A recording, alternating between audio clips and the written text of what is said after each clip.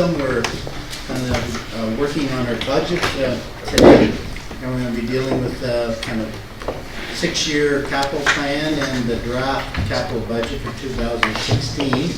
Just want to note that this is not a council meeting, so when it gets to asking questions, we can do it directly. It does not have to go through the chair. We're simply sitting up in our usual spots for convenience and the use of the microphone. And I'll turn it over to our Director of Finance, Jeff Schmidt, to kind of start us through the process. Good morning. Thank you, Mr. Mayor, members of council. Yes, so as the Mayor mentioned, today's discussion is more to start the conversation about the Township's 2016 budget, and more specifically talk today about the 6-year capital plan and the 2016 draft capital budget. It is, as the Mayor mentioned, we are sitting in this format because, as we probably all are aware, the audio in this room is not the greatest. So for those individuals that may be online listening to us, welcome, as well as, we do need the mics in order for you to hear us, so hence why we're sitting in the format we are. However, it is to be an informal discussion. We may have members of the public come into the meeting throughout the day and may want to ask questions, so the intent is that we would allow that.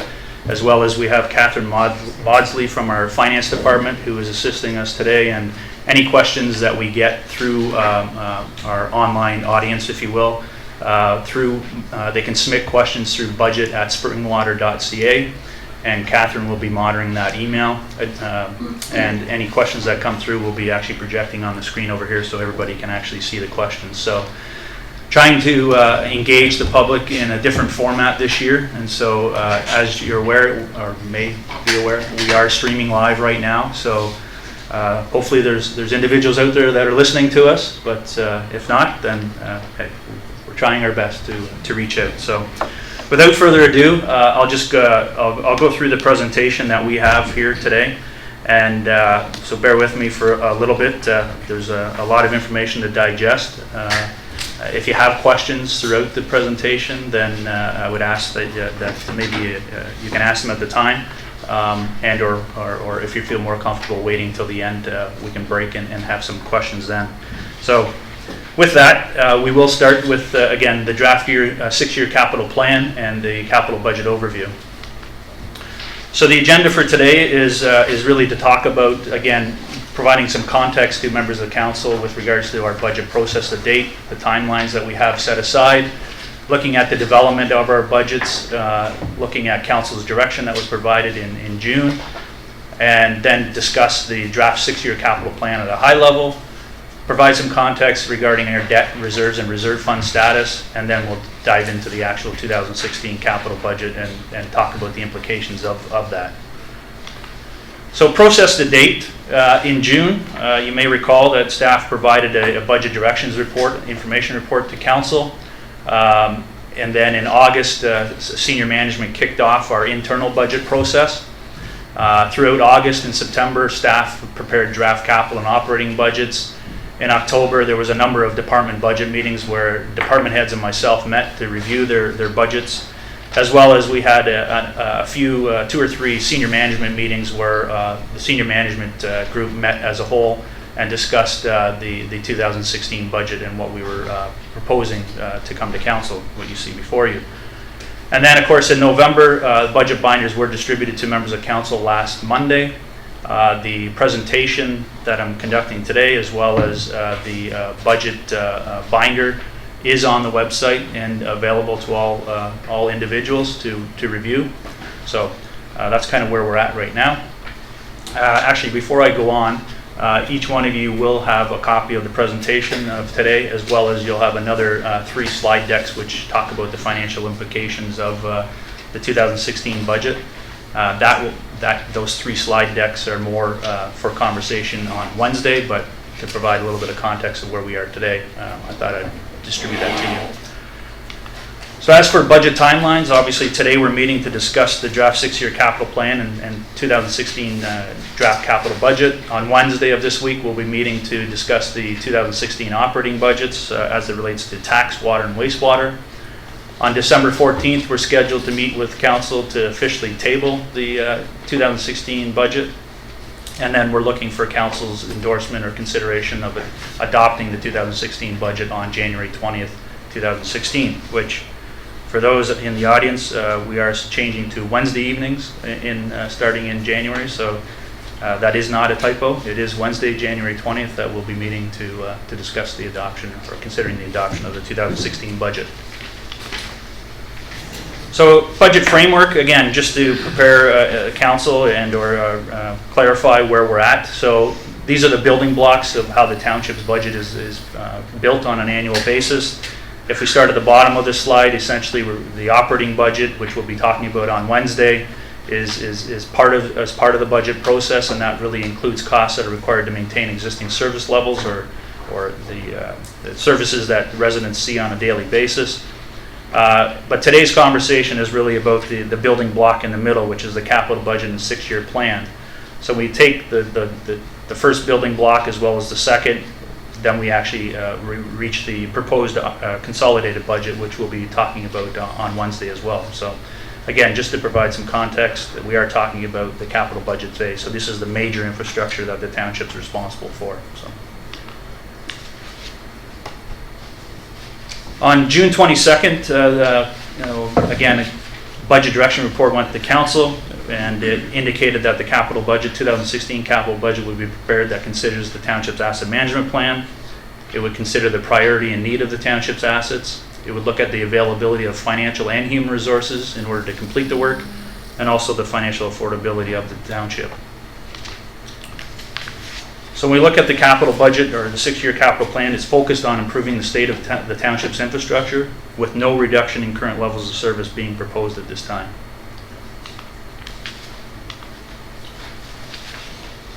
So the 6-year capital plan is really for information and planning and funding purposes only. Staff reviews the 6-year capital plan on an annual basis, and we're seeking council's approval of the capital budget, which is really the first year of the 6-year capital plan. So what's the draft 6-year capital plan look like? We're asking for or considering an investment of $72.8 million in gross expenditures. Essentially 48% of those expenditures are going towards or being proposed to go towards municipal buildings. The biggest projects in the 6-year capital plan in that area are the multi-purpose recreation center, the Midhurst Library branch, a curling rink, as well as Fire Station 2. In addition to that, there's 28% towards roads and related infrastructure, 10% towards wastewater infrastructure, 9% towards fleet and equipment, 5% towards parks and rec infrastructure. This also includes investments at the Elmville Arena, 1% towards water infrastructure, and then the balance towards information technology. Similar to the the gross expenditures, we have funding sources of $72.8 million being proposed, as you see on this slide here. So taxation accounts for about 11%, and when I say taxation, it's the funding from the office, 6% as well. Gas tax is 5%. Wastewater reserve fund is 3%. Water reserve fund is 1%. Parkland reserve fund is 1%. Contributions, which is $200,000 proposed here. And then the largest percentage is actually debt. And so 60% accounts for debt. And why this is that more significant projects such as the multi-purpose rec center, the Midhurst Library, the curling rink, and the Fire Station 2, they are all eligible for development charges. However, staff is proposing that these projects would be funded or debt financed until such time as DCs are actually collected. As DCs are collected, they would be going towards paying the annual interest and principal on the debt. Councilor Ham? Thank you. So are we to assume then that assumptions being put in there in the event that maybe we do approve the following assumptions being put in there in the event that maybe we do approve the following recreation master plan? Thank you, Councillor, for the question, and it's a good question. So basically the 6-year capital plan right now, we're only asking for council to approve obviously 2016. The outer years are essentially for planning purposes, and so things can change year over year. The way the plan has been set up is that you'd mentioned the Parks Recreation Master Plan as well as the long-term financial plan are all kind of intermingled with the capital budget. And so right now, staff are proposing that some of these projects would move forward, and you'll see in 2019 is the majority of these projects being proposed. However, those will be reviewed on an annual basis, and to the extent that things need to shift, then obviously those changes will be made at that time. But we are not asking for council's approval to build a multi-purpose rec center in 2019 at this stage. That's what we're proposing, but the plan can change, and it's simply that, a plan at this stage. So. Thank you, because I'm sure you're aware a lot of our residents would not support a new master recreational facility, pool, arena, and so on. And I don't want people that may be sitting at home watching this to think that we are going forward and improving that. So I appreciate your answer. Thank you. Yeah, just, I guess, for further clarification, this basically 6-year capital plan is taking all the master plans and whatever proposed facilities are within them and putting them into a budget, not approving them per se. That's probably the best way of Correct. summarizing it. It's based on plans, and you'll see on November 23rd, so next Monday, I believe the Parks and Rec master plan is coming forward to council, so you will see some similar proposals as well within that, as well as the long-range financial plan does consider these projects in it as well. Again, there are assumptions at this stage. We are planning based on these master plans, but again, depending on timing of development, if you will, and growth, things can change. So. Historically, and again, I'm pleased that you're on board, but historically when I would ask questions about why we're going forward with certain expenditures, the response would be that they were in our master plan. And I just want to make it clear that while they're in that master plan, it doesn't mean that they're binding and that we are committed to those expenditures. Through you, Councilor Hanna, correct. And even then, by approving, so even if you were to approve a project in the 2016 capital budget, let's say, staff, there is still a procurement process that staff has to go through. So depending on the significance of the project, if it's $50,000 or more, then the project still has to come back to council for adoption. So even though the budget is approved, there is still always the chance where council may say, when we bring back the actual award of tender, there is obviously a chance there where council could still not approve the project, if you will. So there is still a process to go through in that regards. Mr. Mayor, I have a question if you made for Councilor Hanna. Just picking up on something that I thought I heard you say, I just want clarification. With reference to future projects such as a proposed big recreation center in Midhurst, did I hear you say that residents are opposed to that? Yeah, I don't think we should be having that debate at the moment. Okay. I mean, it's a comment, it's a fair comment, and I'll let him respond. But, Thank you, Mayor. No, I wasn't referring to, I think, the pavilion you're talking about. I'm talking about the new recreational master plan. I believe then you're going to see from the RAC committee, I believe you're going to see a proposal on there for a new arena, maybe a double arena, $27 million. And a lot of the residents that I hear from are not totally in agreement that that expenditure is something that Springwater Township can afford. Thank you. Yeah, Councilor McConkie, we don't have to go through the chair, just go directly, because this is not a council meeting. Okay. So my question would be for taxation. It's $8 million. I know you drew attention to the debt being the highest, but taxation is the second highest. And I really have concerns because when you take the taxation number and the debt, like the debt's also going to add to the taxation, correct? Through you, Councilor McConkie, the intent is that, as I mentioned, yes, you are correct. It will, the debt will impact the taxation number. However, a lot of those projects that are proposed to be debt financed also are eligible for DCs.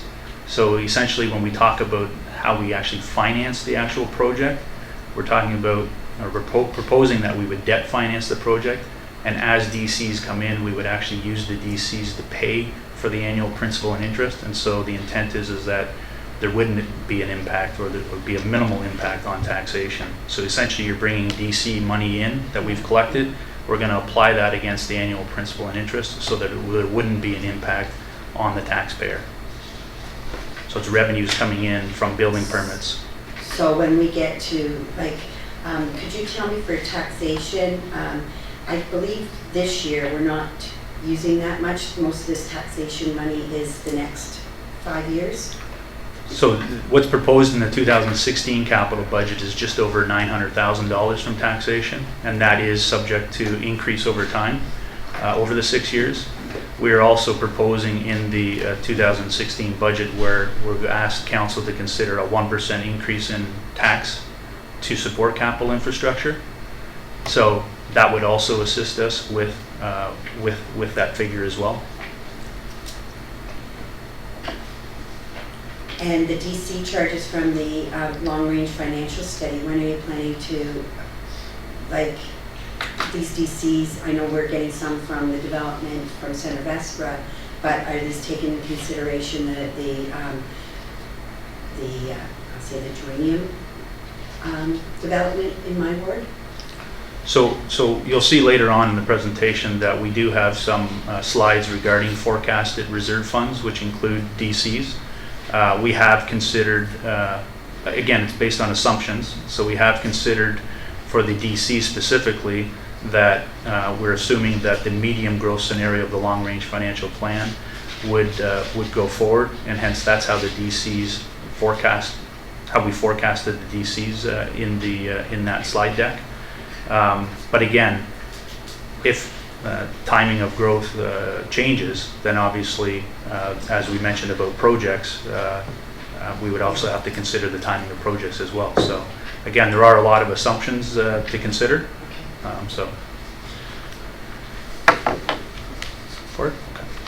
So the next couple of slides, we just wanted to provide some of the key projects that are being proposed for each of the years. Again, these don't include all of the projects. We will get into the more specific projects for 2016 a little bit later, but we just wanted to highlight some of the key ones for each of the years. So in 2016, the first item is the Elmville wastewater system upgrades. This includes the lift station. This has been deferred since 2014. There was some work done in 2015, but the majority of the work is proposed to happen in 2016. The Amelia Street Phase 2 project, we're looking at moving forward in 2016. There's been obviously the Fire Station 2 temporary expansion. That's being proposed for 2016. The pumper addition, which is another item that was deferred from 2015, is being proposed in 2016. A steel roof retrofit at the Elmville Arena is being proposed for 2016. And also some work on St. Patrick's subdivision first phase. Again, that was deferred from 2016 or 2015. So again, this doesn't include all the projects. We will discuss that a little bit later, but those are just some of the bigger ticket items, if you will.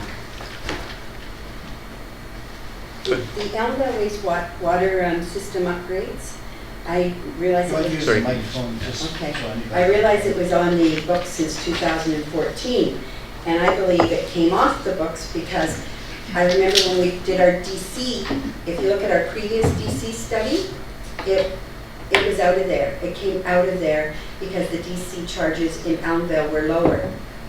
Now I want to know, has that been put back in to the DC study?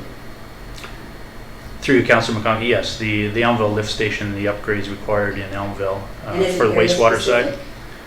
There are, yes, it's identified, it's area specific. So it is included in the wastewater charge that we're collecting in Elmville. Okay, And we have collected over $1 million in that DC. okay. That project also, I believe, one of the items to consider is that we are trying to acquire the land for that property. And so obviously that process takes a bit of time, and that has come forward to council for consideration. So hence some delays in the project. CEO Brendan wants to comment also. To council, this project is actually different than the one that was removed from the budget earlier. The previous project was for capacity, to actually build capacity of the plant. This project is just for the lift station. Okay, thank So I'd you. have to, our treasurer wasn't here when that was Yeah, done. okay. So we're not asking for money that we took out from before. Okay. This is a different project. Thank This you. is just for the lift station. Okay. So for 2017, again, you'll see here's the key projects, and again, our infamous Elmville wastewater system upgrade project. So this one here is actually the project that we submitted to the Small Communities Fund for consideration. And so this is 100% dependent on getting grants from the Small Communities Fund. So if the township is not successful in getting those funds, which as of this morning, I haven't been told otherwise, we are still in the running. If we don't get approval though, then this project, to the extent and scope that we've proposed, would not be happening. So we'd still be going ahead with the lift station. However, all the other upgrades that are proposed in Elmville would not necessarily be happening in the time frame that we're talking about. And what we've done too is that some of these projects we phased over a number of years, considering when we actually assume the work to actually be completed, as opposed to having council approve a $5 or $6 million project in 1 year and it not actually happening, all money being spent in 1 year. We are trying to phase out projects. As well, it also allows council to consider, for example, let's say a road project where we're designing a project in 1 year and then the next year we're looking at construction, or 2 years of construction. Council could always approve the actual design, and then next year they may not actually want to consider the actual construction. So we are trying to phase projects accordingly. Sorry, there's a question. Thank you. We've talked about the 6-year capital plan, and once the rec master plan and once other plans get flushed out and clarified, then there'll be some major chunks in the future years that will significantly change potentially. What's going to be the mechanism? I understand we approve next year's capital budget and it's a rolling 6-year, but we look at the other 5 years as well. What's going to be the mechanism to actually change the look of the future years in this next year for some of these things, as we as a council decide based on these master plans to fine tune the types of things we spend and maybe the numbers? Good question. I think essentially we have to set a line in the sand, if you will, to be able to prepare a capital budget for council. So I think any changes as they occur throughout the year, and then to the extent that it impacts future years, we are developing the long-range financial plan, which will have a model where we can consider different assumptions and changes in assumptions. So the intent is that the long-range financial plan model, although not fully developed today, the intent would be is that we'd be using that on a go-forward basis to consider changes in assumptions as we move forward on an annual basis. So to the extent that even tax impacts, whether it be a 1%, 2%, or whatever the case may be, we will be able to provide those scenarios through this model as well. So even changes in capital projects, we'll be able to provide what those implications would be to the township financially. So as that happens during this next year, you would see us as a council reviewing that, making a determination about something, for instance, splash pads. I just picked that. If after we review the rec master plan, we determine, splash pads happen in different years, maybe they don't happen at all. What will be the mechanism to get that list changed so that the rolling 6-year that we're looking at is the most accurate document going forward? Good question. I don't think the intent would be is that we'll be coming back to council with revisions to the capital plan every month, if you will. I think it'll be basically an annual update to council as to here's the changes that have happened in the year. If council so wishes to continually change the capital plan throughout the year, then that's something we would have to consider. But yeah. The only reason I say it is that I asked council to consider that we consider doing something along those lines, because whenever the public or anybody looks at a rolling 6-year, if we haven't fine-tuned it for the most accurate information, then people ask questions similar to what Councillor Hanna did. If people are worried about something that we've already maybe decided as a council, here's the updated picture of that. So I think we have to have a mechanism to keep the rolling 6-year budget as current as possible. I don't think it would be onerous to review it on a quarterly basis or something so that we have a fresh picture of the rolling 6-year. Good question and comment, Deputy Mayor Allen. I think maybe kind of thinking out loud, maybe that's something that our F&A committee could maybe take a look at, to where any updates that are required could come to that committee, and then obviously ultimately come to council for their review, if you will, or at least for information. So something we can look at. Any other questions? The splash pad started off at 200,000 and now it's 400,000. I'd like to know how that got jumped. And the addition for the, let's see it on there, there was the addition. The this temporary expansion. temporary addition for the fire at 750. At first, we were talking under 200, now it's up to 750, so I'd like to know where these numbers have come from. If you could share that with me. Sure, through you, Councillor Ritchie, and maybe I'll at this time maybe pass this on to our Director of Parks, Recreation and Property. Obviously, I think most of the projected costs are looking at a square footage component, so price per square footage times the actual square footage, but I'll allow maybe Director Belcourt to provide a little bit more input on that. Thank you. With regards to the splash pads, $200,000 would get you something about the size of a postage stamp these days. Based on current pricing and systems that are going in, $400,000 is the starting block for a splash pad. With regards to the proposed addition to the fire hall, as Director Schmidt mentioned, we looked at square footage, and based on current construction costs and not knowing exactly what it was going to cost, so we put in a conservative number of $750,000. If we go back to the original, the time when we looked at putting an addition on, it was over $350,000 at that time. So that was 10 years ago, yeah, at least 10 years ago. So we're going through the process now to get the costing for it. Excuse me. I guess I have questions similar to the deputy mayor. Like, these projects came on for 2017, and I really don't know how. Like the splash pad, yes, I've heard a councillor speak about it, but I mean, as council, we've never really discussed it and saw whether it's supposed to, you know, so I imagine it's staff that produces this, but, you know, is it one councillor that, can I come to you and say, hey, I want my new pavilion in Grenfell, and you just put it on the budget, or how does this work? The other thing is I don't even understand this Elmville Arena addition to Access Washrooms Hall of Fame. Is it just for the Hall of Fame, or is it the accessible washrooms for the whole arena? I'm sorry for my ignorance, but I really don't know. So if you could explain that project to me, and explain a little bit of how some of these projects get on there.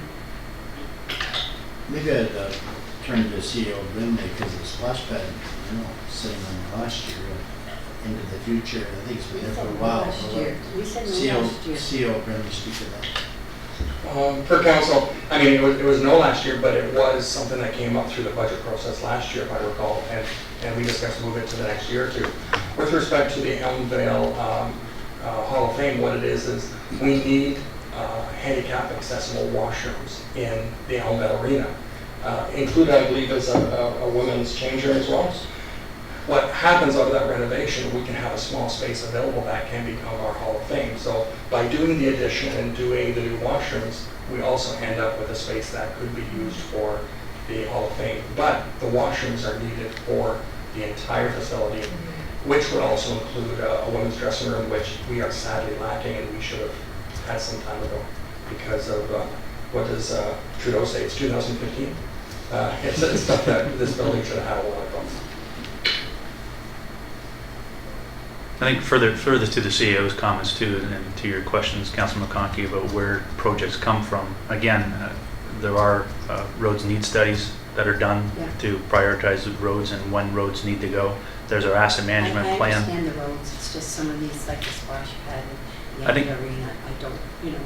I think some of that, and I stand to be corrected, would also likely be, maybe we're ahead of the game in the sense that the Parks Recreation Master Plan is going to be discussed next Monday. Okay. And so the likelihood is that, I would hope, is that you'll see some synergies between what we're proposing today as well as what's in the Rec Master Plan, so. Well, then maybe we should defer this until we discuss the rec master plan, if it's coming in late. And I guess I want to make it very clear today is that we held this budget meeting, and I'm pleased that Councillor Hanna was able to make it, but I understand that it was difficult for him to make it. This is a very important meeting, and all of council should be able to attend, and I don't feel that we should be driven by dates. I believe we should be driven by needs and being able to look through this budget. It's not to tick off and say we were the first ones to do our budget. I think that we have to take the time, and whatever time we need to take it. And if we had to delay this meeting so that Councillor Hanna didn't have to go out and change things, then I would have appreciated that. I think we have to respect and make sure that everybody can attend a budget meeting, and I don't want to be driven by a date. With all due respect, we do have to have a timetable, and we'll never find an appropriate time that we're all available. CEO Goodman. We don't have to complete it this year. Just that splash pad was in the development charges bylaw, was in our background study, DC background. So, and also, once again, a lot of these things, for example, with the Hall of Fame, the work to the Elmvale Arena has been in our work plans. And there's actually a resolution on file from the previous council speaking to the commitment towards the Hall of Fame and those kind of things. So trust us, this isn't something driven just out of whim. This is actually in established studies and things like that. That goes to my point. So I think we'll have the Rec Master Plan next Monday, and we won't be finalizing this until the dates we saw earlier. So maybe as part of the finalization of the capital plan, we will have received the Rec Master Plan, and we as a council can review the results of that and then fine-tune the 6-year projected out and adjust some of these things before we finalize the capital plan. So it'll look much more accurate and reflective when we finally approve the capital plan. Thank you. Thank you, CEO Brinley and Dr. Schmidt,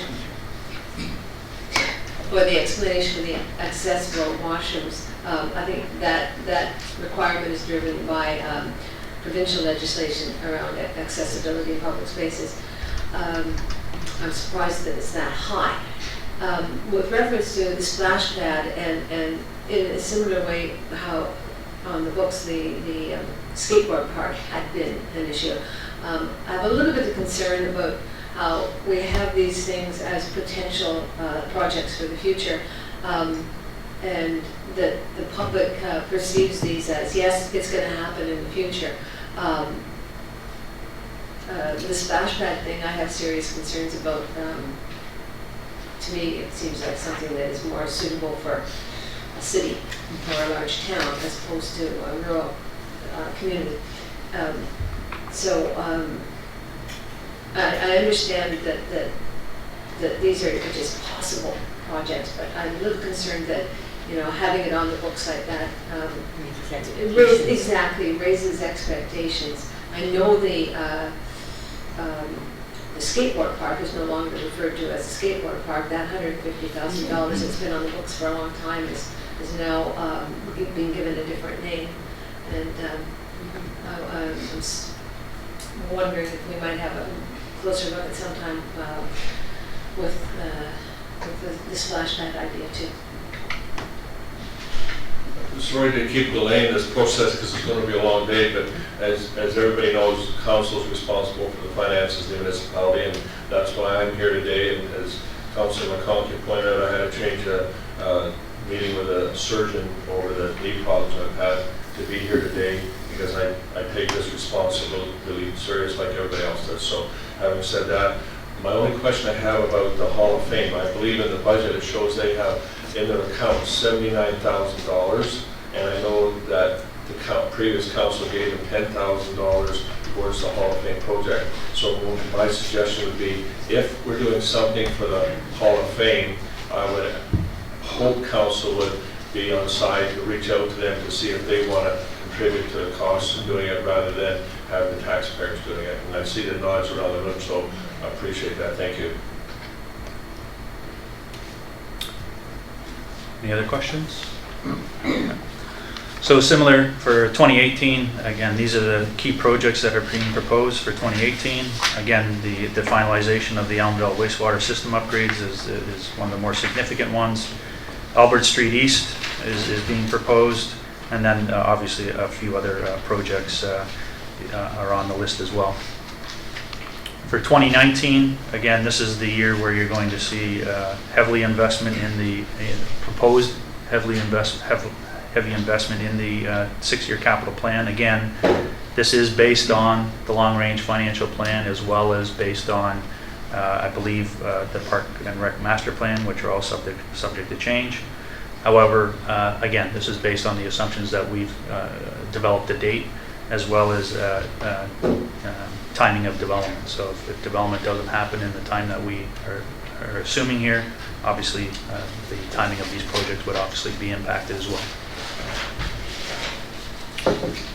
Sorry, I'm not going through each one of them unless members of council have specific questions on each of those projects, but the intent is if you have specific questions, then by all means we can address those. I was trying to ask about earlier. Can you give me more information about the possible proposed Elmdale wastewater system upgrades? I understand about the lift station, but what are the other possible? You said that they're dependent on funding, but what are the possible upgrades? Correct. I'll pass your question on to Director Archer to maybe provide a little bit more specifics as to what the project scope entails. Thank you, Director Schmidt, and to Councillor Austin. One of the biggest items I think that we are hoping to accomplish through the SCF funding would be the backup force main from Bishop's Park to the wastewater treatment plant. As there is no backup now, so we only have one force main. If that were to fail, then we would be, I guess, subject to all the effluent in the Wye River at the park. Other bigger components of that program would include the roofing of the clarifiers that are at the wastewater plant. So outside now exist our clarifiers that are subject to freeze, and so the new roof would be a structure over each of the clarifiers. So those are the big ticket items. The upgrading, of course, of the lift station is part of that program as well. So we've budgeted two ways. We've budgeted for the SCF funding, and that would incorporate the lift station, which is currently showing at 1.2 million. That runs. Do you know when you anticipate hearing one way or another about that, or is there?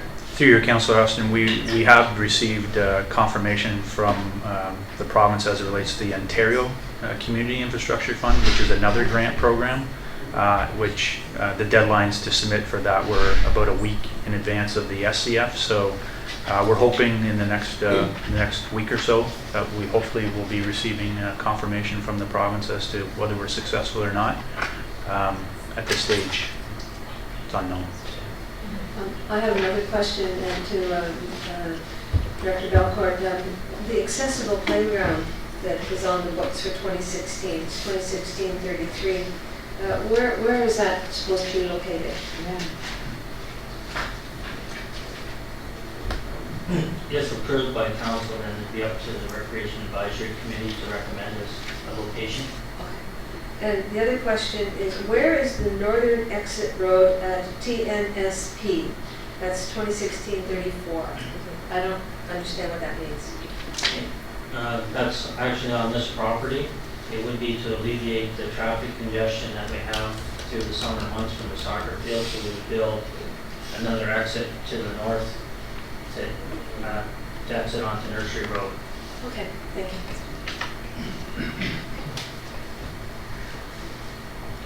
We look at this 2019,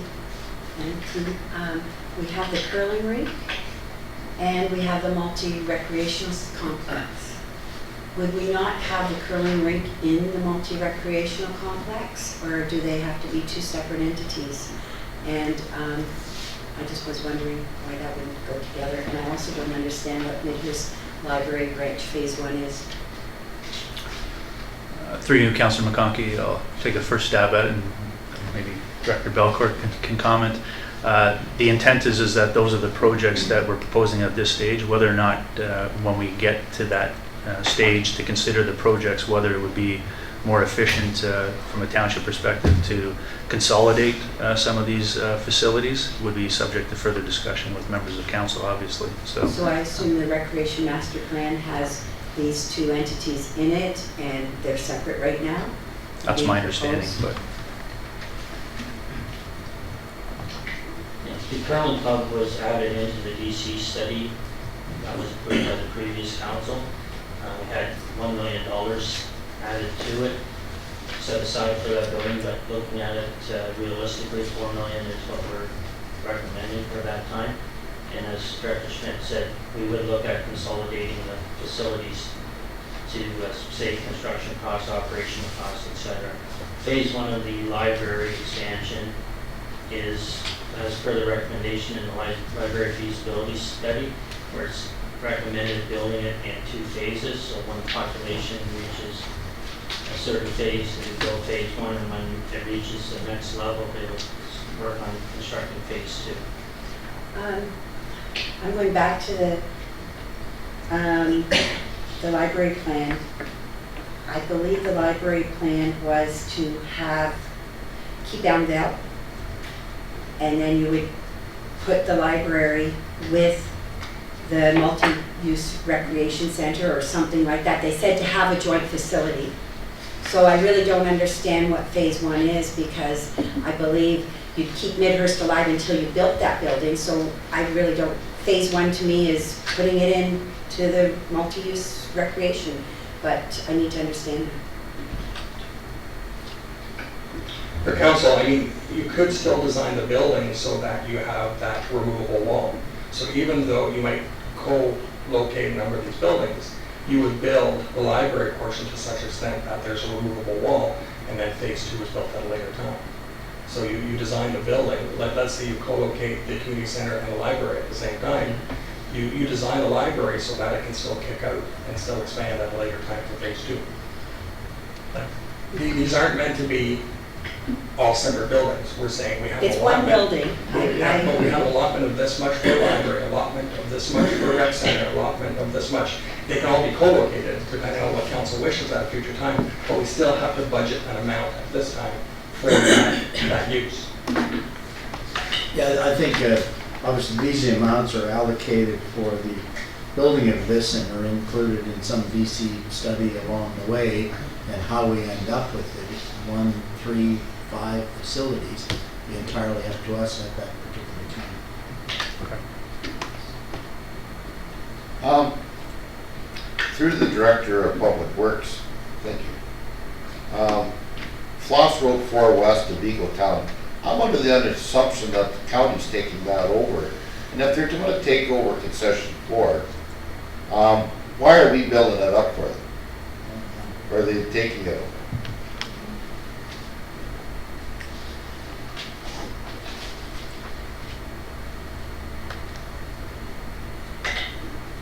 I'll answer part of it. I haven't seen anything on the county plan yet taking over Floss Road 4, so I'll allow our Director of Public Works to speak to that. There's been discussions. Well, example, the bridge is the county bridge. Yeah. So the county has that project. My note is down here, I actually have coordinated with the county project in terms of the bridge, because that bridge is going to be rebuilt in the next number of years. I know that there's been talk with the county, but I don't have a sense of any plans, and even discussed with their head of engineering, Deborah Corlett, and I get a sense that it's something they want to do, but I don't necessarily know what the time frame is. Unless our Director of Public Works has a different answer.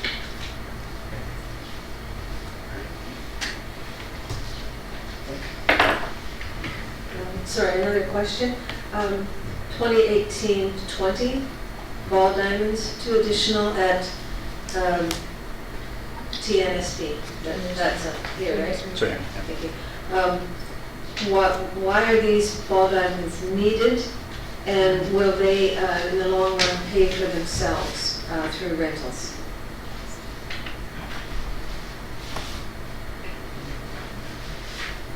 They would be constructed if demand warranted additional diamond space.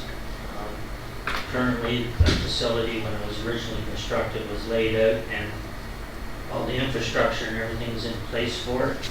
It's just a matter of fencing, lighting, and creating the infield.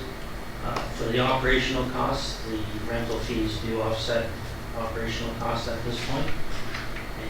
And if we did have the space, we could rent more diamonds right now, but that would be taking people to Barrie to fill our schedules. But as the community grows, the requirement for additional playing fields, not only baseball, but additional soccer fields is going to be required as well.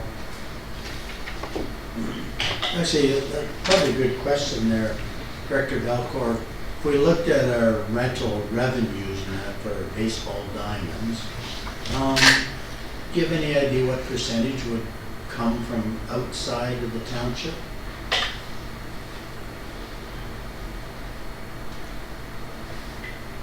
Roughly speaking,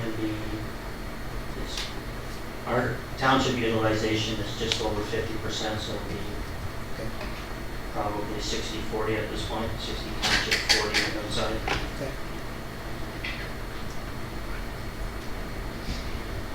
Okay.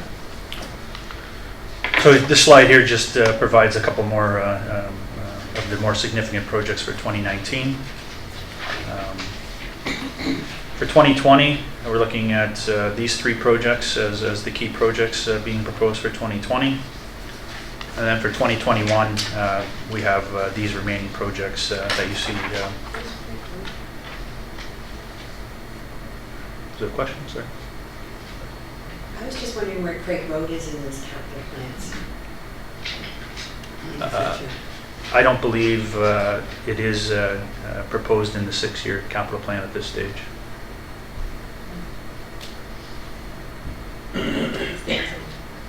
Well, right now with the EA study, I understand that it's not, it's going to be funded through DCs, but it's a big project. And it's, right now, I think the residents see it as a requirement. So I know these are just forecasts, but it's just something that I don't think we shouldn't lose sight of. Thank you, Councillor McConkie. I'm not sure that we've lost sight of it, to be honest with you. I think it's just not in the 6-year capital plan. I believe, and I'd have to check, and maybe we can do so when we have a break. I believe in the long-range financial plan it is scheduled. I don't recall the actual timing of when it is. I believe it might be in the next 10 years, but not within the next 6 years, if you will. But I don't know if... CEO, Brindley, comment? Council, until the EA predicts, actually approves the EA, then this council will determine timing. So, because I think we're seeing a sense of we need that road quicker than probably we thought in the past. So once the EA, the environmental assessment, is to the point that's approved, then the council will slot when that road is constructed. So in fact, that road, EA, that road may be constructed next year. But then again, we have to fund that road as well. But the EA will be determining funding and also the timing of that road. Agree and disagree. I agree because the EA will determine it, but it's a study, just like the Recreation Master Plan study. And we seem to be looking at those studies, and we seem to be putting placeholders. To me, it's just another placeholder. The EA study is going to proceed. We know when, I haven't been at the meetings, but we've been at the long-range financial plan. We've determined when development's going to start. So just like we're planning a recreation facility, if we have a recreation facility before we have a major road, I have a problem. So like I'd like a placeholder in there. The only thing is, it was my understanding that Craig Road was way down the road in the development, after even 3850 CO Brindley. I think we're all saying the same thing. If it's past the 6 years? The reason why it became a DC road as opposed to their road, because it was way down the line. Right. The council wanted this road sooner than later. But what we can do is, after today, consult with Mr. Mullen Yes. and get a sense of what he would think is better timing. So Correct. yes, Thank you. let's look at that and we can do that. And I'm sorry, but I have to comment as well, because being on the EA study, we're got some new information in our recent meeting, as you're aware, and I would suggest that Craig Road's going to be sooner than later, going to need to be sooner than later. So again, I'm not sure how, it would be a lot of money. I don't believe it's all DC covered, so it's going to be some impact on us or our taxpayers, and I think we need to identify it, as Councilman McConaughey is pointing out. I think it's going to be a big issue. First of all, it's an entire town DC road, so there's no taxpayer money in that road. But at the same time, okay, an example, we were going to discuss payment options as part of long-range financial plans. So there are ways that this road can be paid for, example, through DC credits and other methods. But we'll work on timing first, because I agree, it's sooner than later. At the same time, we can start working on how it's paid for. Ultimately, it's a development charge, a town-wide DC road. But we have to look at how we can make that happen sooner rather than later. I think all these comments are very, very good, because I think to Deputy Mayor Allen's point is, yeah, we probably do have to, because everything's in flux in our township, and there's so many outside influences with studies and development. It is probably appropriate to review it on a 6-month or quarterly basis going forward, so we don't have as much discussion maybe on an annual basis, because there's a lot of things that should be in or should be out, and we'll need to decide that.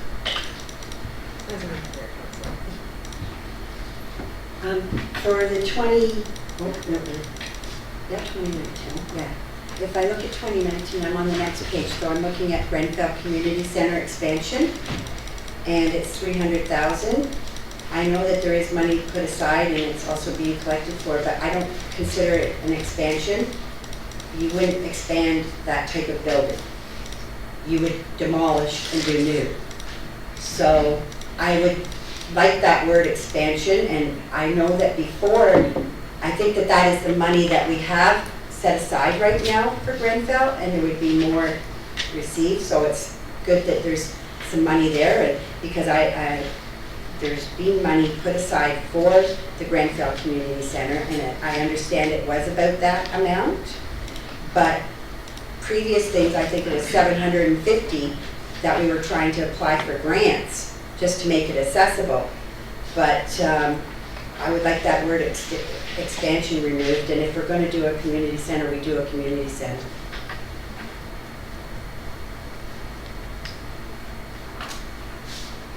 Through you, Councilman McConaughey, obviously we can change the wording. I'm just trying to look through our actual DC background study to see what the naming of the project was, but essentially that's what's driving it, is the DC background study, and there are funds Already allocated.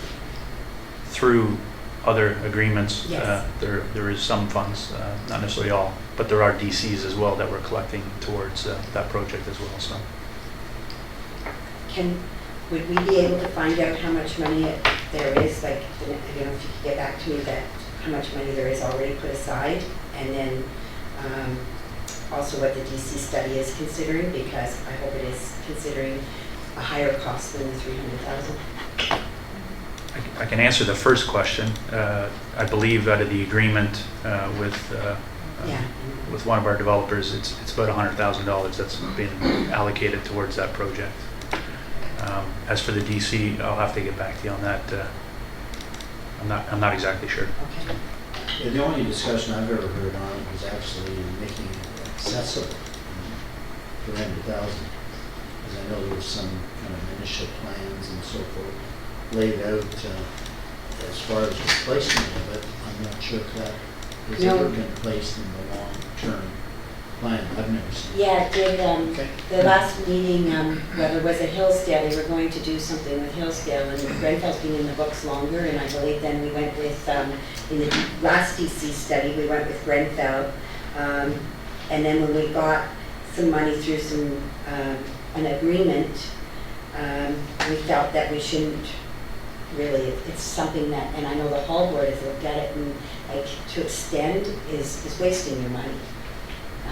So I think that project, whether we go forward or not, we have to look at the costs of it and the real costs. It's not 300,000, or is it, you know? So we have to know, are we demolishing and building new, or if it's an expansion, I don't. Through you, Councilman Conkey, I was able to find the DC, so it does state in the DC, current DC, under the indoor recreation component, Grenfell Community Center expansion of 1,500 square feet for a total cost of $300,000, of which 90% would be eligible for DCs, and hence the 10% reduction, mandatory reduction, would be an impact to the existing taxpayer. I have a question for Director Belcourt. Is there a deadline for that we have to meet for making community halls accessible? So, because I think that would put some pressure on a decision around the Grenfell Community Hall.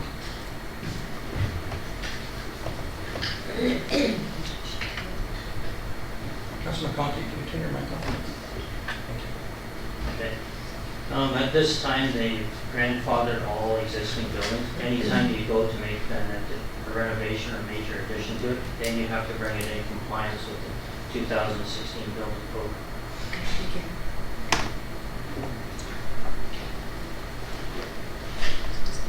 Oh, I guess since we're looking at expansion in the DC study, and I know we can update a DC study later down the road, but I'd really like some proper thought put into this, because I believe as council, you've all been at the Grenfell Hall, including the mayor, and I really don't see a feasible project to expand on that building. So I see a net new building. There's lots of property there, and I like, you know, it's just like the fire hall. Some people are saying expanding on what? You know, or are you doing net new?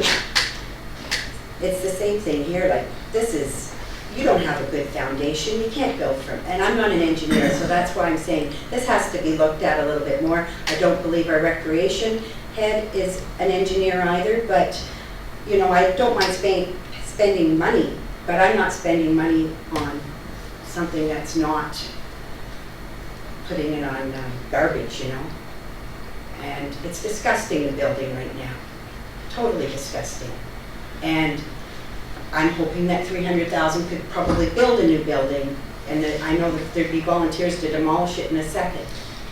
But expansion is a bad word. I'd like a study or somebody to look at it a little bit closer and see, because that's a waste of money.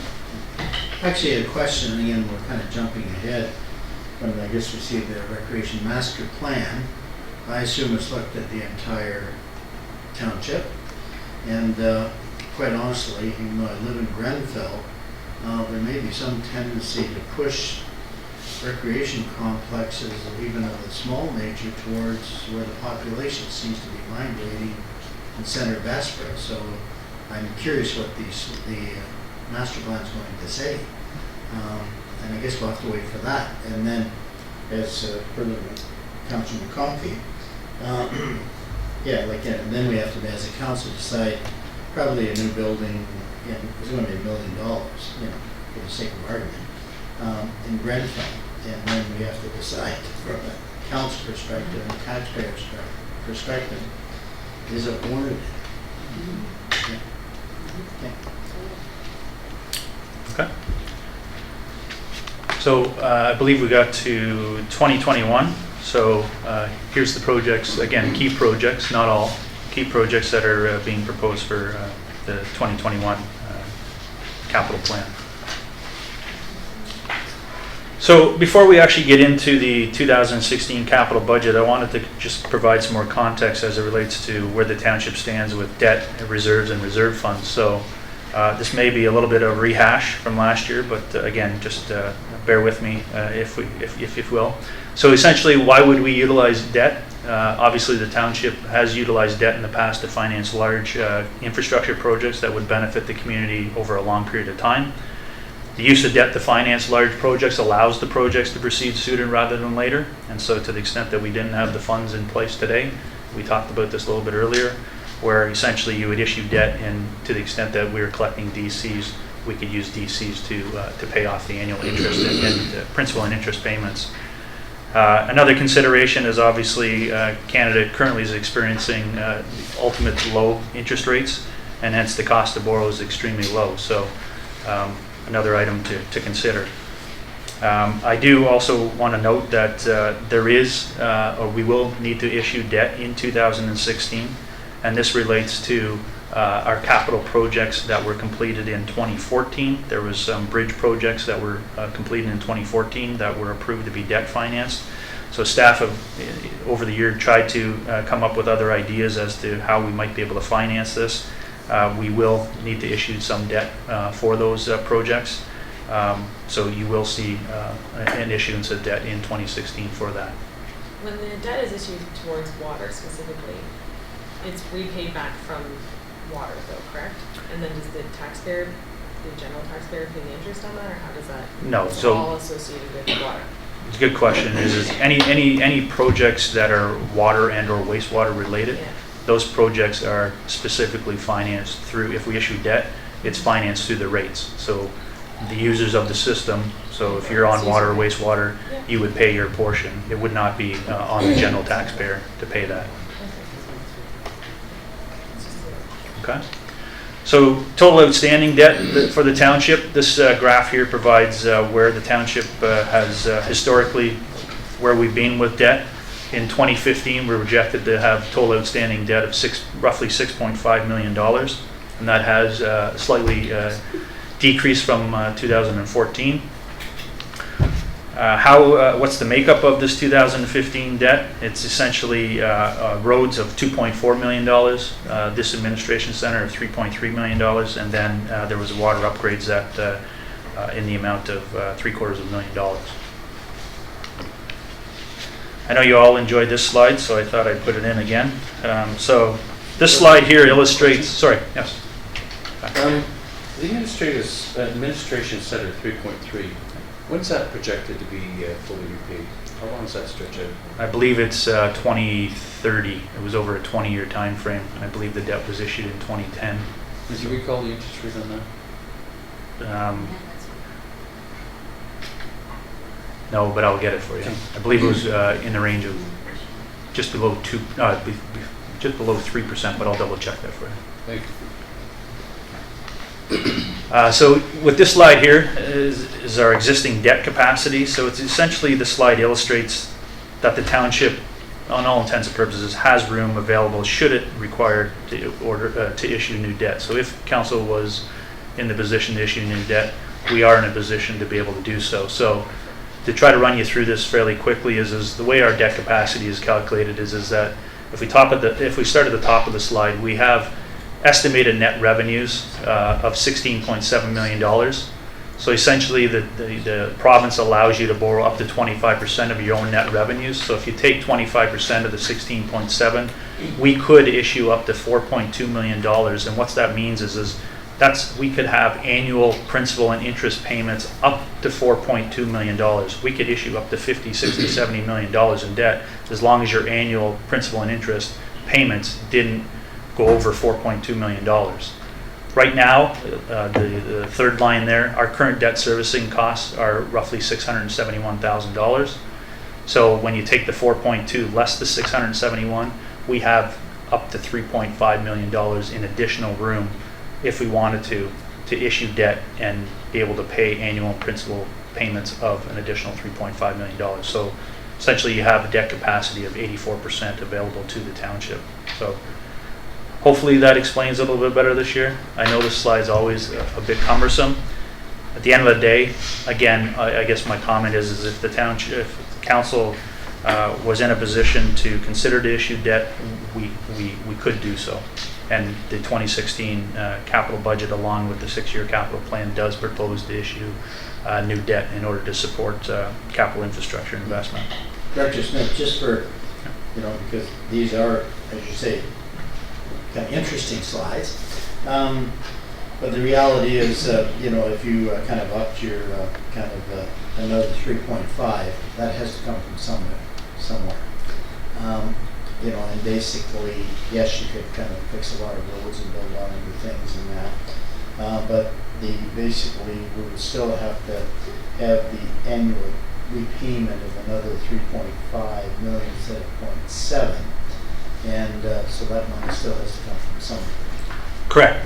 But so, in order to clarify, I guess, I'm not recommending that we would issue another 3.5 of annual principal and interest. I'm simply here to provide council with your options. But if we were to move forward, obviously, my recommendation would not be to issue another $3.5 million in annual interest and principal. And as a further point, I know some municipalities are concerned because that's such a huge amount of your basically revenues you would actually pay for debt servicing. I think it's Barrie basically trying to move towards that those payments are no more than 10% of their, is it their net revenue or the tax revenue? Their own net revenue, and to your point, Mr. Mayor, is through our long-range financial plan as our base parameters. We did discuss those, and as part of the long-range financial plan, that was one of our indicators, is that we would not exceed 10% of our own net revenues. So again, providing the information, but again, doesn't necessarily mean that I would be recommending that we would issue that amount of money. It's just simply, there is some room there. It's a question of how much room do we have from what we are today versus not exceeding 10% of that. So Right. We could go on a hell of a shopping spree. there's consideration. It's all said. If you wanted to invest in your infrastructure, there is some options That's available. around right there. So, Mayor French has pointed out that Barrie is around 10%. Currently, where are we? What percentage are we? You said we don't want to go above 10%. Where are we right now? I'd have to come back to you and provide that answer to you. I believe the last time I checked, it was around 3 or 4%, I think is what we're at. Okay. Ballpark figures. Yeah, I believe so, 3 or 4%. So this slide here just provides a little bit further breakdown of what our current annual debt servicing costs are, principal and interest. So we do have $76,000 for the water upgrades, which is funded 100% from the Water Reserve Fund. The administration center is about $280,000, which is funded out of taxation. And then we have roads at $315,000, which again is funded directly out of taxation. And just as a note, Deputy Mayor Allen did a quick calculation for Councilor Austin is 4%. It was so far. Sorry? Too many numbers. So this next slide here is our forecasted outstanding debt. And again, this is based on assumptions as it relates to what was being proposed in the 2016 capital budget as well as the 6-year capital plan. So again, subject to change. However, the 2014 number and 2015 number are concrete numbers. So at the end of 2014, we had roughly $6.9 million in outstanding debt. In 2015, as I mentioned before, we're looking at 6.5. In 2016, we're looking at roughly 7.1 because that includes the additional new debt that will be required, as I mentioned, for the 2014 capital projects. 2017, we're looking to bump up to about 7.2 million because that includes roughly $790,000 that's being proposed in the 2016 capital budget. And then in 2018, we're looking at 8.4 million, which again includes new debt that's being proposed in the 2017 capital budget. Roughly 1.1 for roads and related infrastructure, and again, additional 750,000 for the Elmville Arena expansion. So again, subject to change, but based on our assumptions to date, this is where we could be going. If I may, before we get too far down into the financial indicators, which I believe are coming up to next, we currently know that as of December last year, we had 18,646 population in Springwater Township. And because we have the fire chief, the deputy fire chief sitting here, I thought maybe they'd like to let me know, if you like, for our financial indicators, should we be concerned that once we get to that 20,000 population, my understanding is we now have to start, or we will have to start replacing our equipment instead of a 20-year index, we'll have to start replacing them at 15-year. What, if that's accurate, what impact is that going to have on our financial indicators? Because that sounds to me like there'll be a lot of equipment that we're going to have to not only purchase new, but for growth, but also have to replace stuff that's no longer approved under the fire underwriters, because it's no longer at the 20-year benchmark, or it will be down to 15. So if the fire chief, the deputy fire chief could let me know, if you like, if that's going to be a concern. I know come 2018, some of us here will just be fond memories, but I do think it's something if I'm accurate, I think it's something we have to be concerned of. Correct. So as it relates to financial indicators and population, obviously that'll have an impact on what those indicators will look like in the future. To the extent that how we actually fund those expenditures in the future, if it's from reserves, obviously that'll have an impact on the financial indicators, and or if it's funded from other sources, it may or may not have an impact on the indicators that are on the next slide here. So sorry, go ahead. No, I was going to say, because I think it's realistic to agree that we're going to get another 1,500 people with the growth that we have in Yorkwood, with Midhurst Secondary Plant coming on. We're going to be over that 20,000 population, and that threshold is going to be here within the next couple of years. And if we do have to upgrade or change that fire equipment that we currently have, that will be older than 15 years, that's going to be a lot of money that we're going to have to put out. And I'm just curious if I'm accurate, and if I am, how do we pay for that? Because that's not going to all be DC eligible.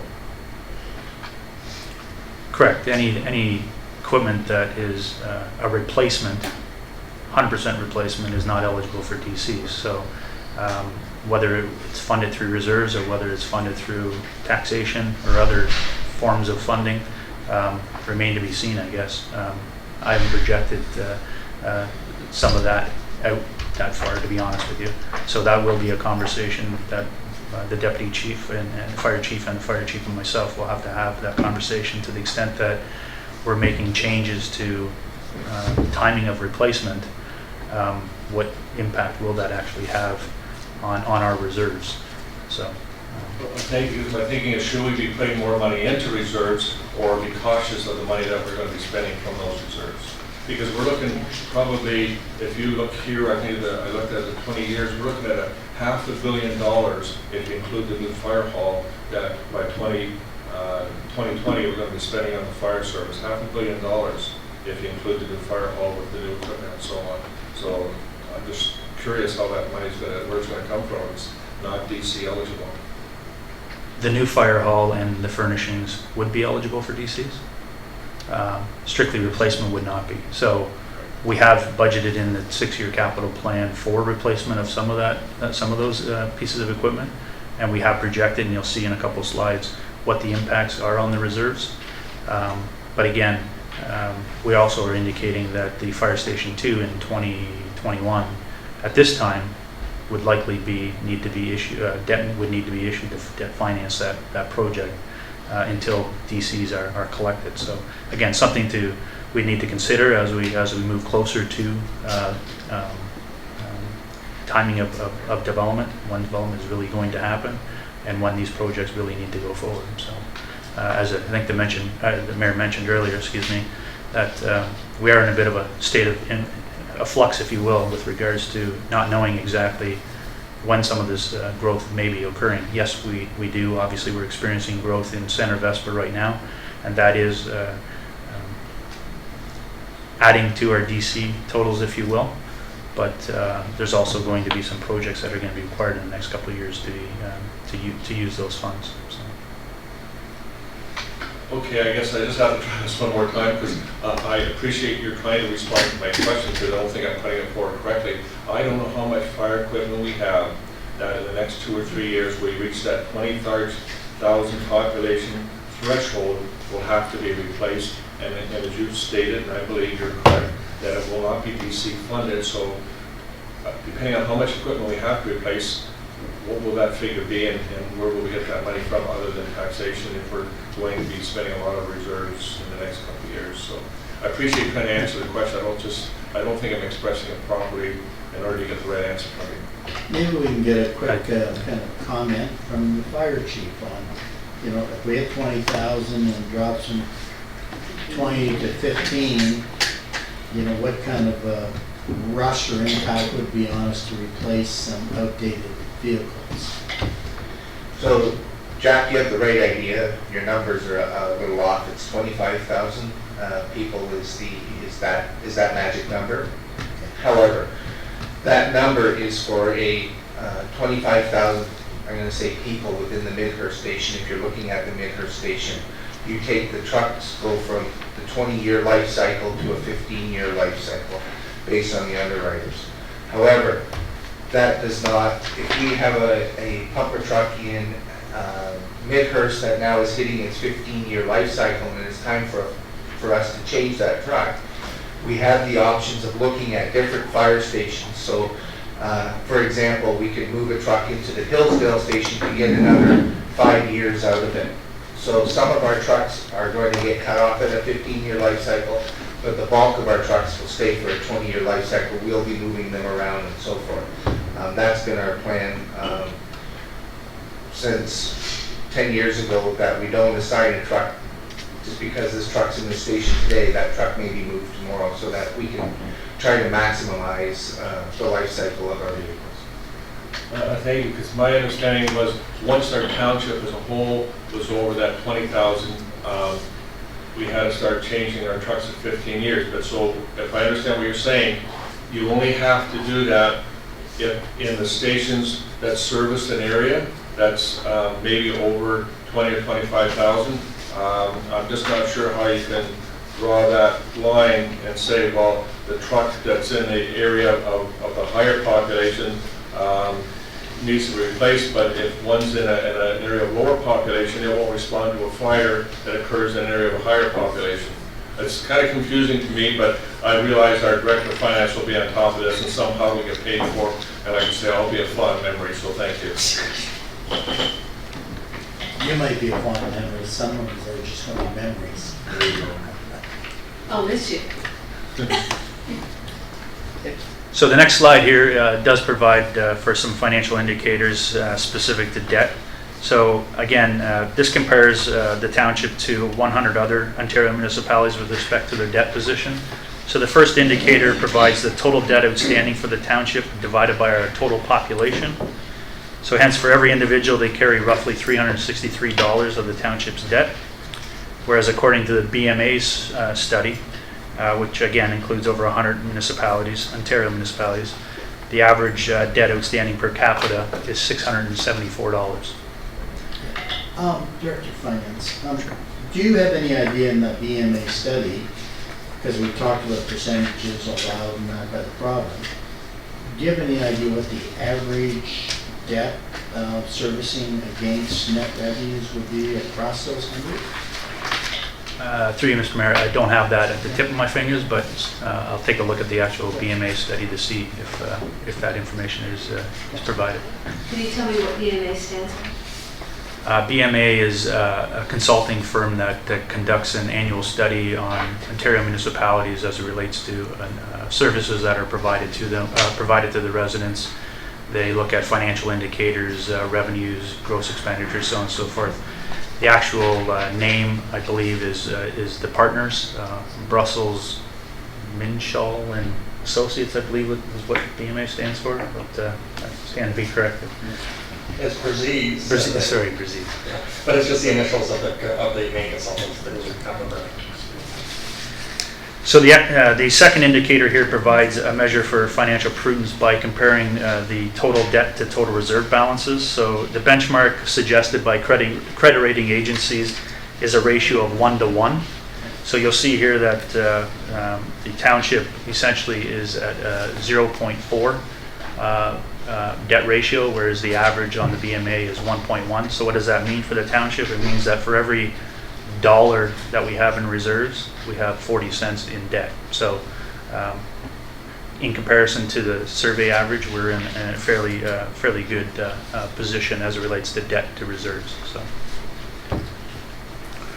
So that concludes the conversation for now on debt. The next section here, we'll talk about reserves and reserve funds, and then I'm just waiting for Catherine to come back because I believe we'll be pausing around noon for lunch. 12:30? Okay. So it's going to be 12:30. Do you want to just do it? Does anybody want a 5-minute comfort break or whatever? Just grab a coffee? Let's just take 5 minutes, not 15. Thanks.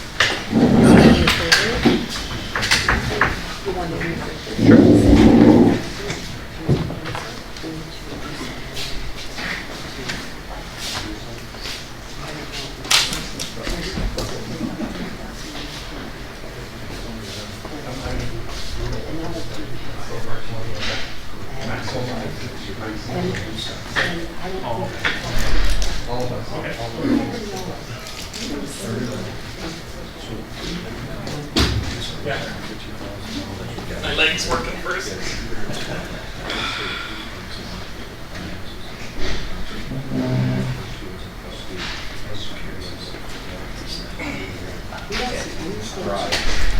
Hey, Robert.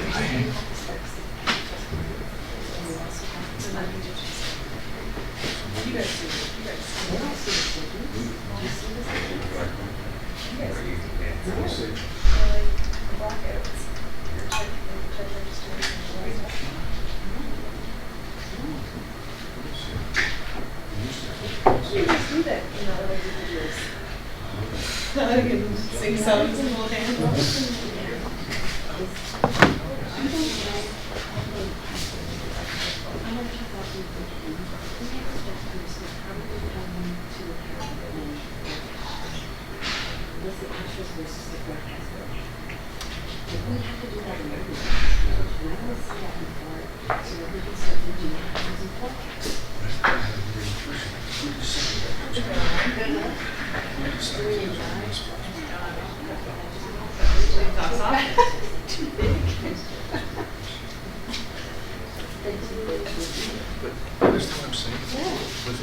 Where were you? 2 years. Yes, I'm Korea. It's confidential, I can't tell you. Yeah, Santa Cruz. Yeah. It's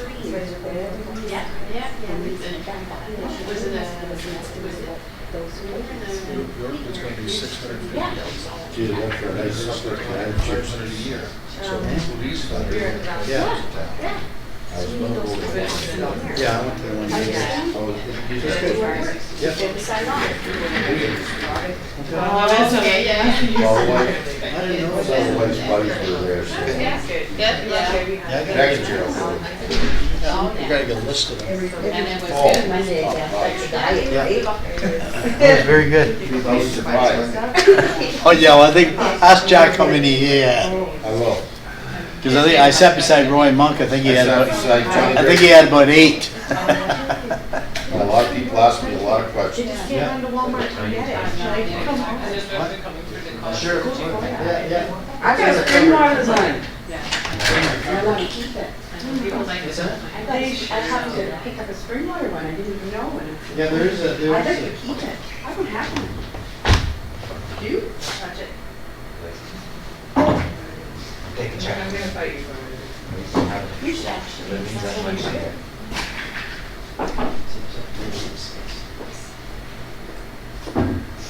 Which resort did you stay at? Valentine for the lunch. Nice and tan. The causeway. So you go to the causeway and no kids. The very first time that it's all on at the resort, it's like, no kids anywhere. And then we were Cuba. Mommy? Mommy? I'm very cute. I'm here to work for a week.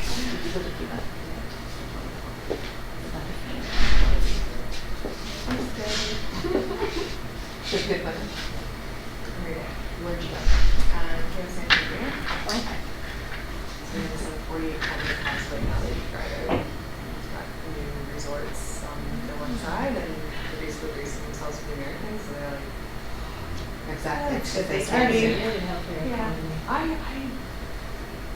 yeah, it's still gonna be, I mean, I hope it does, but I think that we're just gonna expect more, right? So, yeah, the embargo's gonna be lifted, but I mean, people were like yelling at this lady at the gas station because they went to Sad about what's going on in You talk about Tulsa. like, you know that you went to Walmart, and get you more No. done, right? Well, it's it's five-star, Everybody's third saying- world country. I don't understand. Where do you, how do people just This decide? 25,000, seriously, like, we want to bring in And they're 25, no very problem, nice. but it should But be it's for like, people the thing is, waiting with the for person 15, that's 20 bringing years. you, like bringing you ice strong, Because so it's it's just just a hundred screen, people, just don't let it's anyone five, in your six, house, you know, neighbors, that whatever. easily. And then you I'll tell you, them like there's they're going to be third a world ton country. of infiltration. How of dare you? 25,000. We went to these Olive Garden and went, or they didn't have bread. We just didn't have bread on the resort, so there was no fun. And this funding.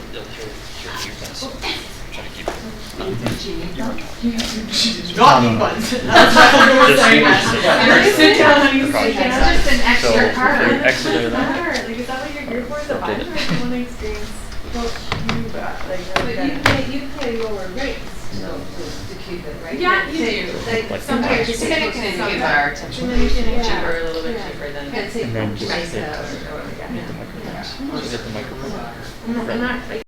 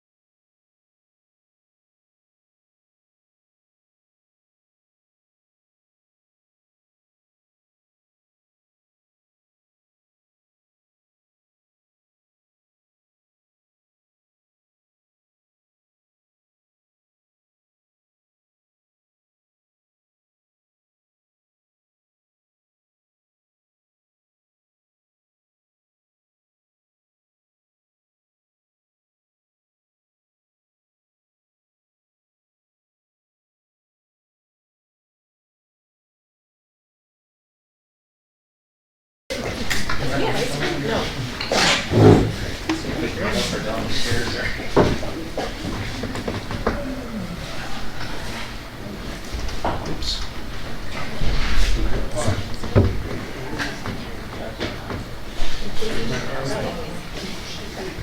still work 6 days, but then some people in long days. She is. Councilor Hannah, how many pieces of pie did you have in Sarah? And everything but apple. Oh, so you had 7. Where was that? At the United Church. St. John's? I was at the Bible House. Yeah, and I think Roy had one of every plus a couple. Okay, carry All on. right, so I think we're gonna carry on here, and again, to our online audience, we haven't received any questions thus far, so again, it's budget@springwater.ca if you're interested in submitting a question for either council and or for members of staff to answer. So again, we reach out to you, and if you have questions, by all means, please ask. Actually, I'll just add something to that.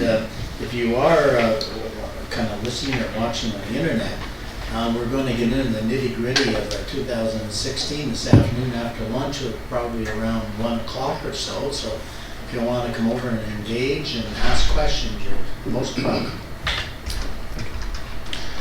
So wanted to provide some context as it relates to the reserves. So this slide here provides some historical information on the township's reserves, both from a capital and general purpose perspective.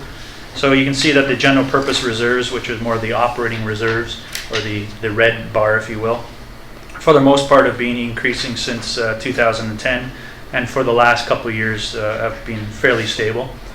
And then on the capital reserves, we saw a major decrease, which is the blue bar. We saw a major decrease in 2010 to 2011, and we spoke about this last year, but this is mainly due to the change in reporting as it relates to water and wastewater reserves. So in 2010 and prior, water and wastewater were treated as capital reserves. However, in 2011, these reserves were actually converted to discretionary reserve funds. So you'll see the opposite effect when we talk about the reserve funds in a few slides. So forecasted reserves, again, this is based on what we're projecting in the 6-year capital plan. And so that dictates where some of these reserve balances are projected to land, as well as also to the extent we're using reserves to offset some of our operating expenditures. You'll see the impact here as well. So for general purpose reserves, again, the blue line, they are forecasted to remain fairly stable over the next few years. However, the capital reserves are, as I mentioned, influenced by the draft 6-year capital plan. So they are forecasted to have a slight or a significant decrease, if you will, from 2015 to 2016. And this is mainly due to, again, some of the projects that we're proposing in the 2016 capital budget to be funded from reserves. And those, a couple are the Fire Station 2 temporary expansion we're proposing to fund from the fire reserve, as well as some fleet replacement and for fire, as well as the tandem vehicle, as well as the 1999 backhoe for public works we're proposing to fund from reserves. As it relates to reserve funds, so again, reserve funds being obligatory, which are the development charges for the most part, as well as gas taxes, gas tax and cash in lieu of parkland. Those are the green bar here. So you'll see that they have fluctuated from 2010 to 2015, and these funds are highly dependent on growth. And so, you know, that's one of the reasons we collect these funds through DCs, and as projects are proposed to be funded, we draw on those reserve funds. Sorry, there's a question. Can we maybe have a look at, for 2015 at least, the actuals for each versus the forecast? Like, how are we coming with our capital? Like, we had a capital plan in 2015, and how are we doing with what we forecasted in 2015 with our actuals? Like, So through you, Councillor McConkey, you're a couple of slides ahead of me. So okay. when we get into the 2016 capital budget in a couple of slides, we do have information as it relates to where we stand with capital expenditures as of the end of October, Okay. as well as in the budget binders. There were, I believe it's under tab 2, I believe. There was some information regarding, or maybe it's under tab 1, where it projected where our reserves and reserve funds are as of October 31st this year.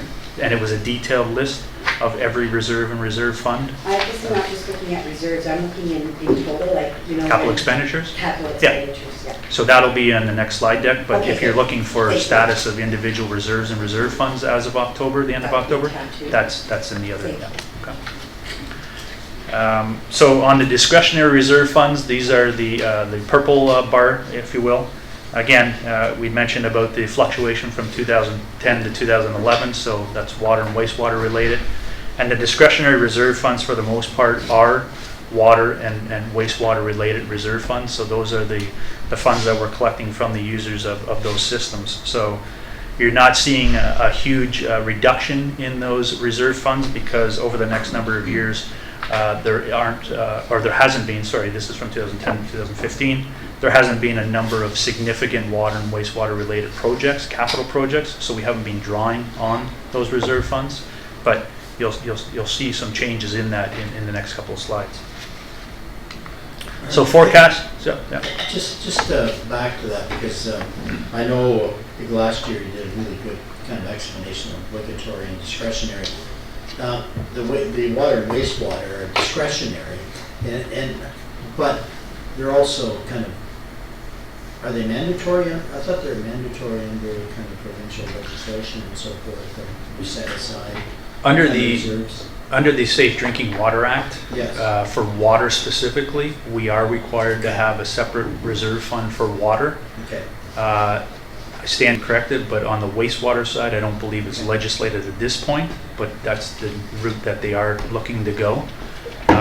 Simply, we segregate all of our water and wastewater, so anything that goes into the reserve fund is essentially funds or revenues collected from the users of the system, and to the extent that there's expenditures, whether it be operating and or capital related expenditures, those are funded directly out of these reserve funds. So the intent is that nothing from a water and wastewater side of things would be funded from taxation. Right. Okay. But a discretionary reserve by its name, how discretionary can it be used? Well, again, discretionary in the sense that council has the option as to how to use those funds, but again, discretionary in the sense for water and wastewater. Water is specific to be spent on water-related items. Could council borrow from these reserve funds to fund other potential projects? Yes.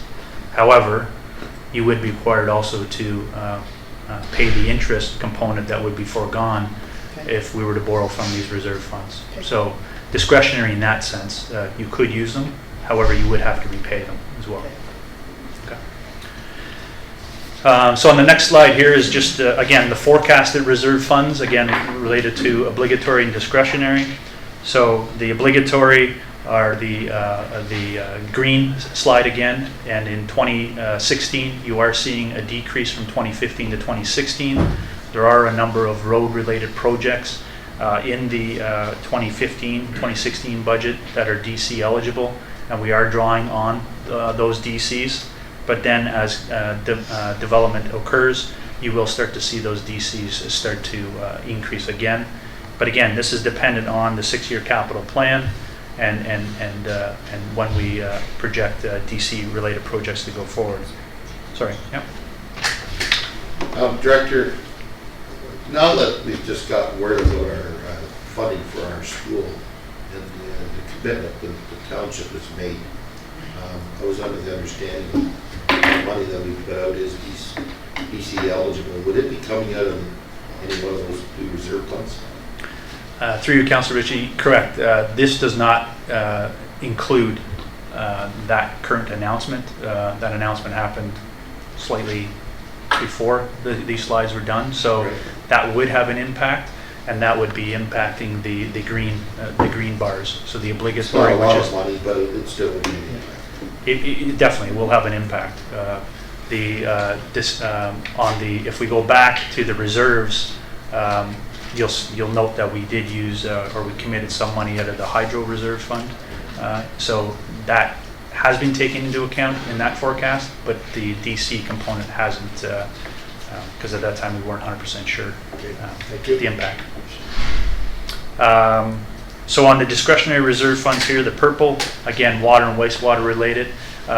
You see and maybe it's not portrayed too drastically here, but from 2015 to 2016, there is a decrease projected in the discretionary reserve fund, or discretionary reserve fund, sorry, and budget cut.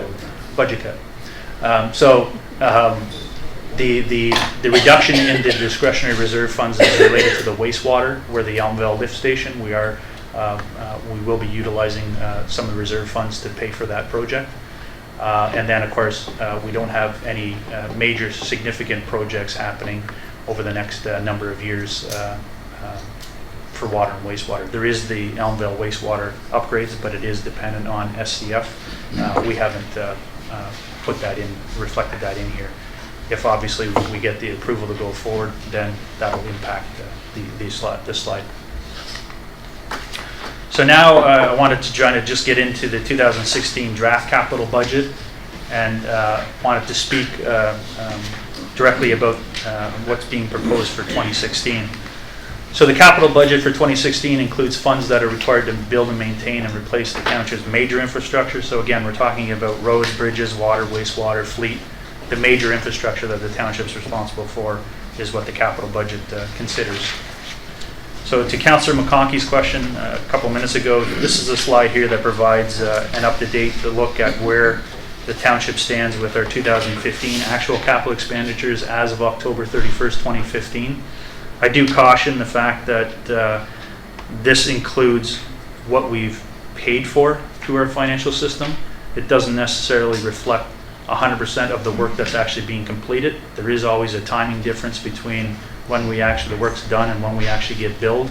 So, for the roads and related infrastructure, some of the more major infrastructure projects, there is usually a delay in timing of when we actually pay the bill, just due to when the work gets completed versus when they actually bill us. So, with that said, we did make some revisions to the 2015 budget, where essentially the revised budget was $9.9 million. Actuals at the end of October are $3.8 million, and hence we have a variance of roughly $6.2 million. Of that $6.2 million, the 2016 capital budget includes a carry forward of 2015 capital expenditures in the amount of $2.4 million. So of the 6.2, we're carrying 2.4 forward. Specifically as it relates to some of the variances that you see there. So for the municipal buildings, $2.1 million is the variance, and that for the most part relates to the Fire Station 2 deferral, and hence that project was budgeted in 2015, but expenditures to date have not been spent, so we're looking, that's the major variance there. For fleet and equipment, the variance accounts for the tandem truck. So there was a tandem truck that we are expecting delivery, I believe, in early December or the next couple of weeks. So that hasn't been reflected in those numbers. As well as you'll see in the 2016 budget, or 2015 budget, there was a budget for a tractor for around $90,000. That is being moved forward to, or deferred to 2016. So that will not be happening in 2015. And also, the staff has also been able to render some savings as it relates to some of the equipment or fleet that we purchased in 2015. We actually got some deals, if you will, and so there are some savings there that have been generated. Roads and related infrastructure, for the most part, again, I talked about this already. We have some major road projects: Mill Street Phase 1 and 2, Curtis Street and Lawson Avenue. My understanding is they're all scheduled to be substantially completed by the end of 2015. There are some dollars being carried forward into 2016, more for the statutory holdbacks that were required on those projects, but essentially, for the most part, those projects should, for the most part, be completed by the end of 2015. Water infrastructure projects, again, there's some projects there that are still scheduled to be completed before the end of the year. Wastewater, again, the main variance here on the wastewater is the Elmville Lift Station. As we talked about earlier today, the township's still in a position to try to acquire lands there, and so that obviously has deferred that project, and that project has been moved to 2016. And then, of course, we have some Parks and Rec projects where there was the Midhurst skateboard park that we talked about, where we've changed the wording of that project. However, there's about $150,000 there that has not been reassigned to anything. As well as there's a couple other projects where they are being completed as we speak, and expenditures are expected to happen before the end of this year. Does that 150 go back to the Recreation Advisory Committee, or how did when it got renamed from skateboard park to Midhurst Recreation? I think we have it in there as just a Midhurst provisional item at this stage. We haven't identified it as anything else. So I think. How did that? So in the 2016 capital budget, we have $150,000 being carried over for 2015, just simply identified as Midhurst Recreation / provisional item. So it's subject to further discussion as to what those dollars would potentially be spent on. Mm-hmm. So my question is, when it was skateboard park, Yep. and then how did the word skateboard park change to what it is now? I believe through discussions to the 2015 capital budget. So the same thing could be done for the word splash pad is what I'm asking. If council so wishes to change how funds are allocated. I'd like to see a further breakdown. I'd like to understand from the 2015 budget what was taxation, what was reserve, and what was, how the money was good, where the money was coming from, and then in the actuals, what was it spent on and how was it spent, and what's your forecast for the close at 2016. So then I think it's a good news story to say, hey, Fleet saved so much money. That's a good staff story, and also I see our CAO's hand up. I just wanted to add, as the treasurer has gone through, a number of these will be coming close to the totals by the end of the year. The one with Recreation Council can remember is that a majority of the infrastructure dollars were held in abeyance pending the completion of the recreation plan.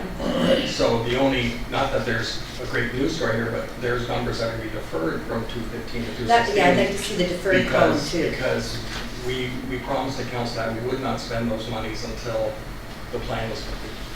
Correct, but I'd like to see it, knowing that we committed as a council, this is what we're going to spend on capital in 2015, and I haven't seen it in the past, and I'd just like to see it more in the future. I know that when we're managing projects, with IT projects, we do the same. We have to see how are we meeting to our forecast to our actuals, and I believe that we should be able to forecast for the end of the year and see now what money do we have left over, and is it going back into reserve?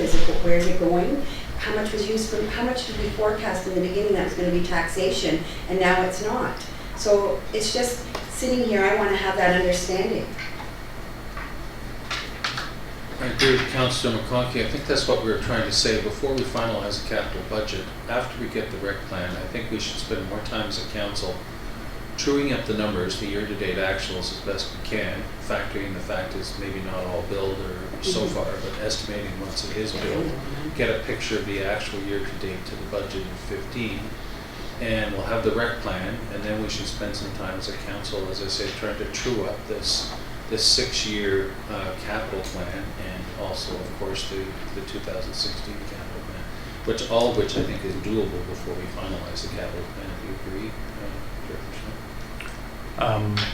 Through you, Deputy Mayor Allen, typically what we've done in the past is we've provided a quarterly variance report to members of council. So now the process has been to go through F&A or Finance and Audit Committee with that report. We haven't done one for the third quarter as of yet, but definitely I think we could do that, and we could true up some of the numbers for the end of the year, with the understanding that they are estimates. So, but the information that you would have received as it relates to the reserves and reserve funds, the actual, the chart. We did provide for some estimates in there as to where we thought we were going to be at the end of the year, but, or I guess beginning of 2016, but again, we can provide a little bit more information on that and expand not just the expenditure side of things, but the actual funding side of things, how we project it versus what we are truly, what we've truly funded to date. Any other questions? Yeah. On this page for information technology, I think I understand, do we get the money, he likes to order the servers or he likes to order the stuff at the year end, or is there a, like, what's the variance here? Do you know what the reason is? There's, for the information technology, there's approximately $15,000 to $20,000 in there that was originally slated for, actually we had the conversation at the beginning of today, the council AV replacement, the audio visual in this room. They saved us money. So that's Well, they haven't, interesting. the project hasn't moved forward yet, and so it is being deferred to 2016.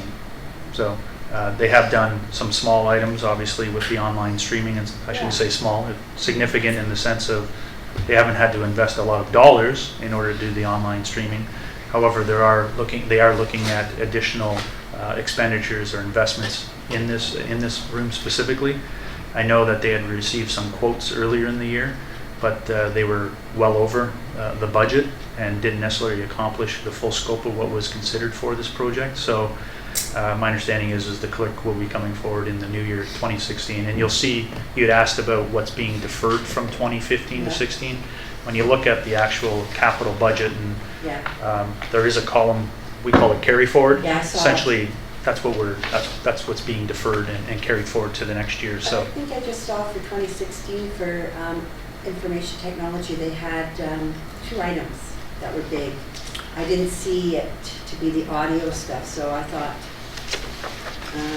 anyways, we can look at that when we look in the detail this afternoon. We can just see what it is. Sure. Because I'd like to capture that audio. Like, maybe we think that we've done enough for audio video, and they've done a wonderful job. So, I want to make sure, is it that part of those 2 projects? That's all. Council, I just have to excuse myself for a couple of hours. I have a governance meeting over at county, but I will catch up when I get back.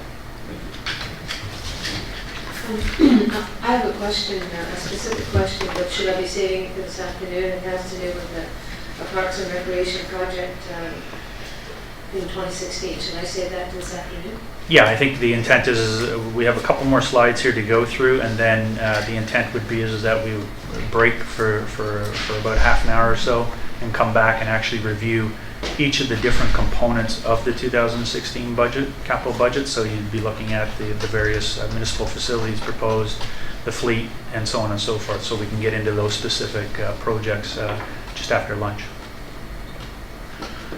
Okay, so at a high level, the 2016 draft capital budget proposes investments in the amount of $7.5 million. Essentially, the roads and related infrastructure, there's an investment of $2.6 million being proposed. Wastewater infrastructure, approximately $1.5 million. Fleet and equipment, approximately $1.3 million. Municipal buildings of just shy of $1 million. Parks and Recreation, $787,000. Water infrastructure of $300,000, and then the information technology, in the amount of $70,000. Similar, we have sources of funding of $7.5 million, so making sure that the budget is balanced. Funding sources comprised of roughly $2.7 million from reserves, $1.4 million from DCs, the issuance of debt, approximately $790,000. Wastewater Reserve Fund, a contribution of $621,000 from that reserve fund. Gas tax of $435,000. $310,000 from the Water Reserve Fund. $180,000 from the Ontario Community Infrastructure Fund grant that we are getting. $75,000 from the Parkland Reserve Fund, and then $911,000 from taxation, or from the operating budget. So this is where I wanted to pause, but I believe we were looking at breaking around 12:30. So if we wanted to, we could get into the capital projects as they stand right now. Or I could jump to our next slide, talk about the financial implications of the 2016 budget, and then we can actually get into the specifics of the 2016 budget. Maybe we should look, because we only have another half hour, because we probably really want to take this apart. Maybe jump and talk about kind of tax impacts and that, if you want to do that. Sure. Now, because that way at least we'll stay focused on the capital projects as we go through it once we pick up again. Sure. It's up to everybody. Would you like to do it that way? Okay. So the next slide here just talks about the financial implications of the 2016 capital budget, specifically just the 2016. So in 2015, the budgeted gross expenditures that were approved by council were $9.9 million. As I mentioned, we're looking at a carry forward of projects from 2015 to 2016, the amount of $2.4 million. And then the draft 2016 gross capital expenditures, new expenditures of $5 million. So if you take the 2.4 plus the 5 million, we're looking at $7.5 million of capital expenditures being proposed in 2016, which is a reduction of roughly $2.5 million in gross capital expenditures. Further to that, in 2015, when we look at funding sources to support our capital budget, in 2015 we approved, there was approval to fund $903,000 or $904,000 out of the operating budget to support capital. In 2016, we're looking at increasing that to $912,000, if you will. So essentially an increase of just under $8,000. When we look at what impact that would have from a tax perspective, it would cost basically, or it would be a 0.8% increase in taxes related to capital, the additional investment in capital from taxation. Are there any questions on that? Any clarification required? Okay. Okay, so we're not taxing again for the second item, 2.4. Like you've included like the 5 million, the 2 million to make your 7.4 for the total draft. Correct. But we've already taxed for that, so we're not taxing for that again, right? No, so essentially what we're doing is when you look at the $7.5 million, we have a number of different funding sources. So the $2.4 million, those funding sources would be moved over to 2016. I don't see that on the- So the 2.4, we're carrying over projects, right, from 2015? Yeah. And so depending on how those projects were funded in 2015, those same funding sources would be brought forward in 2016. So, for example, the fire station. So we had $2.1 million for the fire station projected in 2015, of which 78% was proposed to come from DCs and the remainder from reserves, from the fire reserve.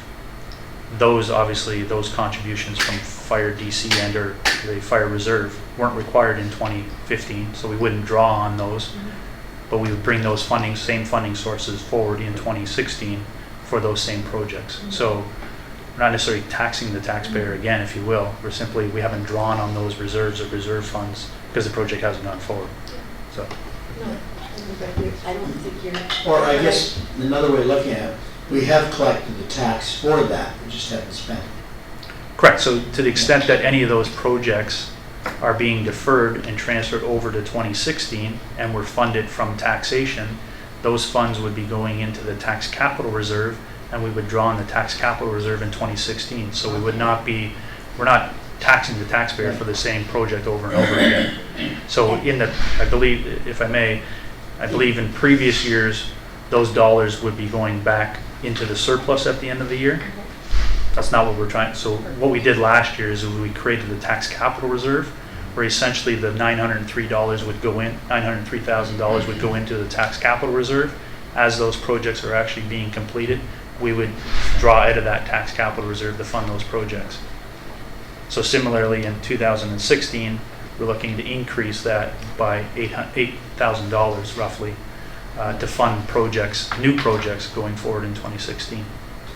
So in that breakdown that I previously asked for, Correct. we will end up knowing how much tax capital reserve Correct. will be going in, so Correct. that's good. Okay. I'm not- Yeah, right now, the estimate is 903. thousand of tax So what- money is being used because it's obviously being transferred into your tax. Yeah, so the account. 903 was transferred into the tax capital reserve. Right. And so to the extent that those projects are completed in 2015, we'll draw on that tax capital reserve.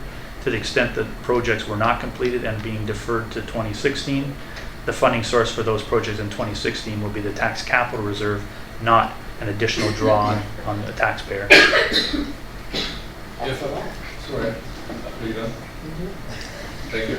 I appreciate your patience, because it's important that we ask these questions. Absolutely. We don't know the answers, and we appreciate that. So going back to previous expenditures for fire equipment, I think it was $2.1 million for new tankers and so on, not counting the aerial truck maybe, but my understanding was with the new fire hall, we did not have enough money in reserves or in DCs to pay to build a new fire hall. We had to do some debt financing.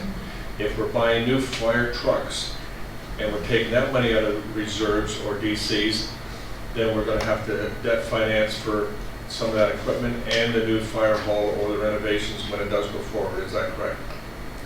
Through you, Councilor Hanna. So originally we had projected that again, there's sources of funding and there's actual financing. And so sources of funding relate to what funding sources are eligible for a project. So for the fire station specifically, I believe it was around 78% of that fire station is DC eligible. So from a funding perspective, we're eligible to collect 78% to fund the project. In reality, we don't necessarily have the dollars. So from a financing perspective, how do we look at actually paying for that project if it was to go forward? We would potentially look at borrowing from the fire reserve to pay for it, and the shortfall could be debt financed, and or we could borrow from other reserves with the intent of repaying.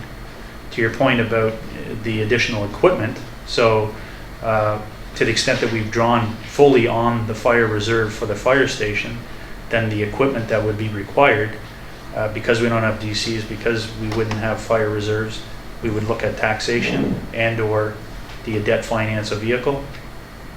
We could have that debate. Not sure I'd want to do that. That wouldn't be my recommendation, but it would be taxation as a default. That's the only other funding source we have.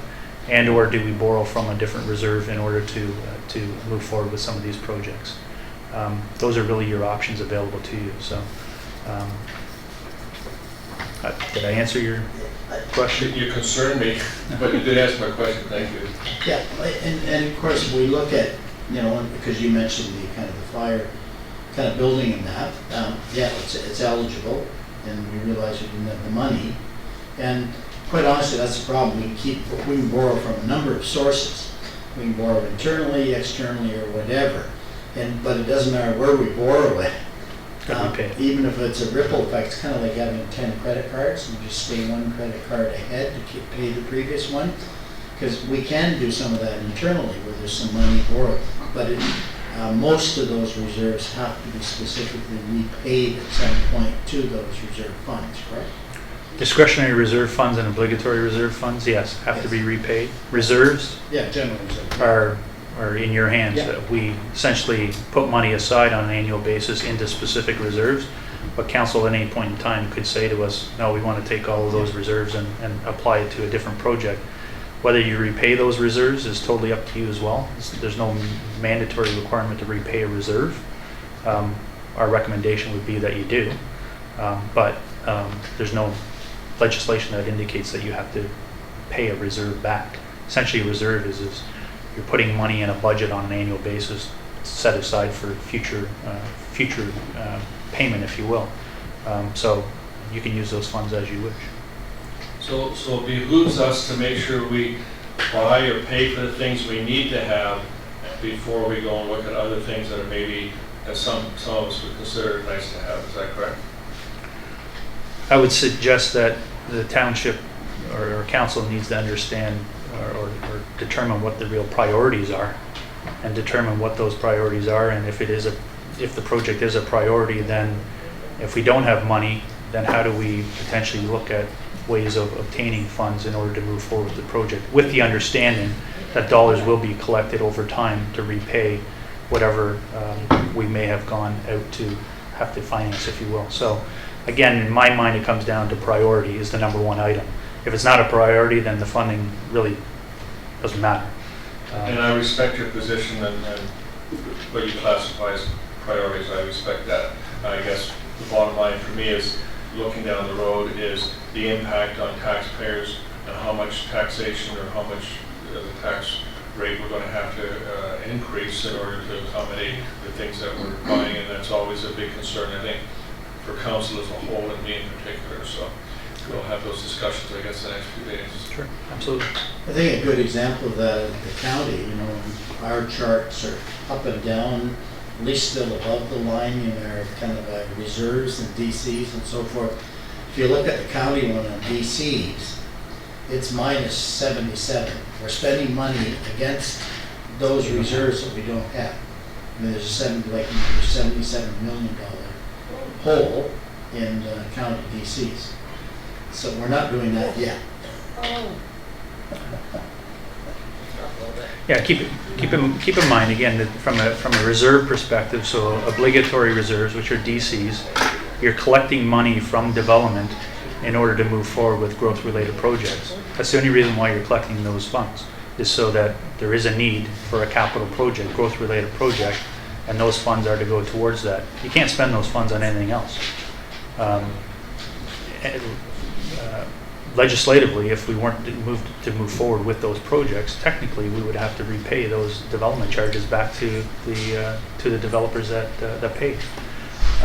From a discretionary reserve fund, from the water and wastewater, you're simply charging the users of those systems for potential projects that we're planning on doing in the future. Those systems need to pay for themselves.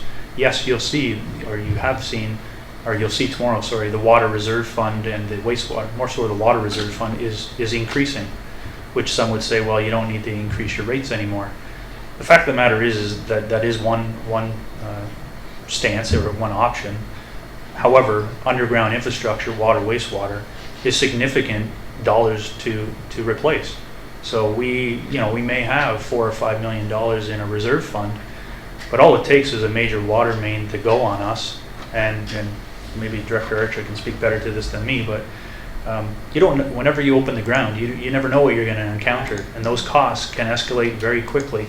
And so it is important for us to make sure that we're putting money aside today for potential challenges, if you will, in the future. So we have to keep that in mind, and you will likely have some of those questions from residents saying that our water and wastewater rates are too high. Well, we are in a position to try to be full cost recovery. We're almost there, and the intent is that users of those systems, to the extent that expenditures are required, will have money set aside in order to pay for those, instead of having to issue debt. That's what happened to us in Mill Street, Millstone. Opened it up, and it was, we started out at 900, and then it went to 1.1. By the time we were done, we were 1.9, 1.8, because everything had to be replaced, everything. And that's one project that had been on the books for over 10 years. So we should just. And it looks a lot nicer now than it's done. A lot nicer. Should. You're welcome. Sorry. So those are the financial implications as it relates to the 2016 capital budget. Did we want to commence discussions? We can start on maybe the municipal buildings and start those discussions. Sure. And break in about 20 minutes or so. So with regards to if you turn to your budget binders, we're speaking specifically to tab 15. And in your budget binders, I provided additional copies, if you will, larger print copies of the 2016 capital budget. So we have a few municipal building projects. What we'd like to do is just kind of walk through the different sections, if you will. So we have municipal buildings and fleet and equipment and roads and related infrastructure and so on and so forth. So I think at this stage we'll start with the municipal buildings, and we can speak to some of those projects on an individual basis.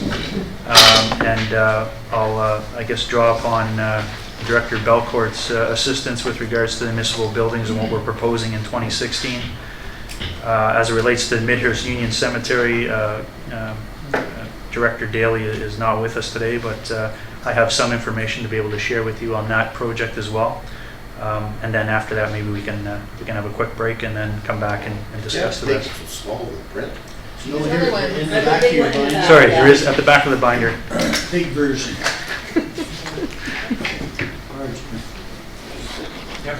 Yeah, that one there. That's the Yeah. very bottom Yeah. one, the next one. Is that better? Or? That's a little better. There's a bigger one here, there's a third Big one, one. there's one more, bigger. Yeah. No, I think that's the, Yeah, that's specific to 2016. That's the whole 6-year capital. So those are the projects that we're talking about right now. Thank you, Director. That's a little better.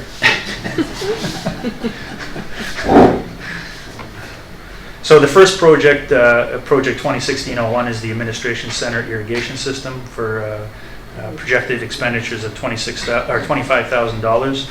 And maybe Director Belcourt can speak to the scope of that project. The scope of the project would be to expand the irrigation system to the grounds immediately surrounding the administration center, the entrance features, and to provide the good growing medium for the turf. As you'll see in the spring when you come in here, we do get a lot of grub damage because of the lack of grass and the sandy soils. And further to that, we get a ton of dandelions because we just can't maintain a good, healthy turf. We end up blowing it all over the place. So we've been proposing this for the last 2 seasons. It wasn't part of the initial project because at that time it would have been detrimental to our LEED certification. But now that they do have LEED certified rotators for irrigation system, you can reduce your water consumption and provide the same coverage with these new type of irrigation heads. So we've been proposing to provide that just to enhance the aesthetics of the facility, and you're not driving into a massive green or yellow patch during the spring. And we've got major sports fields that are lush and green. Any questions on that project? Councilor McConkey? I was just wondering, if we're doing this irrigation system, how are we doing for revenue with the ball diamonds? This is here. This is just here, so we're, wow. Okay. I thought we built it so that we just had to. Any other questions? Yes, Director, through to Mr. Belcourt, the concern that I have is the cost of running this, and also before you go and put all that infrastructure in the ground, would you not be wiser to resod that or like re-topsoil that and grass seed it, because it looks pretty sandy out there, like put a base down that's going to handle and hold the moisture before you can just be running water continuously, and that's a question or concern that I have. Is that been even looked at? Yes, we've been top dressing and overseeding this area for a number of years. And the grass does come along, but during the dry spells, it just dies off, and then we're left with what we have. So it would be, like, it wouldn't be running full time, it would be used as required, the same as all the sports fields here. They're on a water monitoring system. It would be tied into our central irrigation control and only be run when it's absolutely required. Thank you. Perry, if you shut that mic off, then you can hear me better. Sorry. Thank you, sir. Appreciate it. I'll go on the record as saying I wouldn't support $25,000 for irrigation system for the lawn just to make it look nice, given that there's a lot of residents out there that I think that would probably be critical of us for doing that. And I think for me, this is not a priority, this is just as I would put in a list of nice to have, so I'm not afraid to go on the record as saying I wouldn't support it. I really don't understand how we would put an irrigation system out here when you've got pine trees. Those, they drop and they kill what's below. Even if you go resod, you're not gonna get that grass back. So I wouldn't support an irrigation system out here. I'd support someone coming and giving us a plan with rocks or something to make it look more visible, appealing, but I don't know, like, you can kill it. I guess when it comes to this irrigation, we're talking about all the fields or all the sports fields? The lawn. Just the lawn? It'd be the entrance coming in off Nursery Road, out and around the entrance feature, that turf area out towards where our septic bed is, and just around the building. There'd be nothing down out front here, because that's just mulch. I mean, I know there's old tech, but why can't someone run around with a new lawn sprinkler? It's not bad.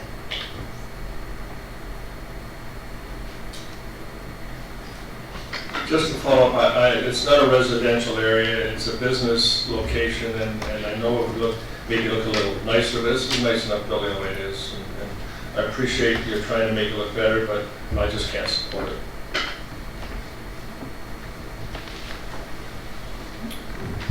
Any other questions or comments on the first item there?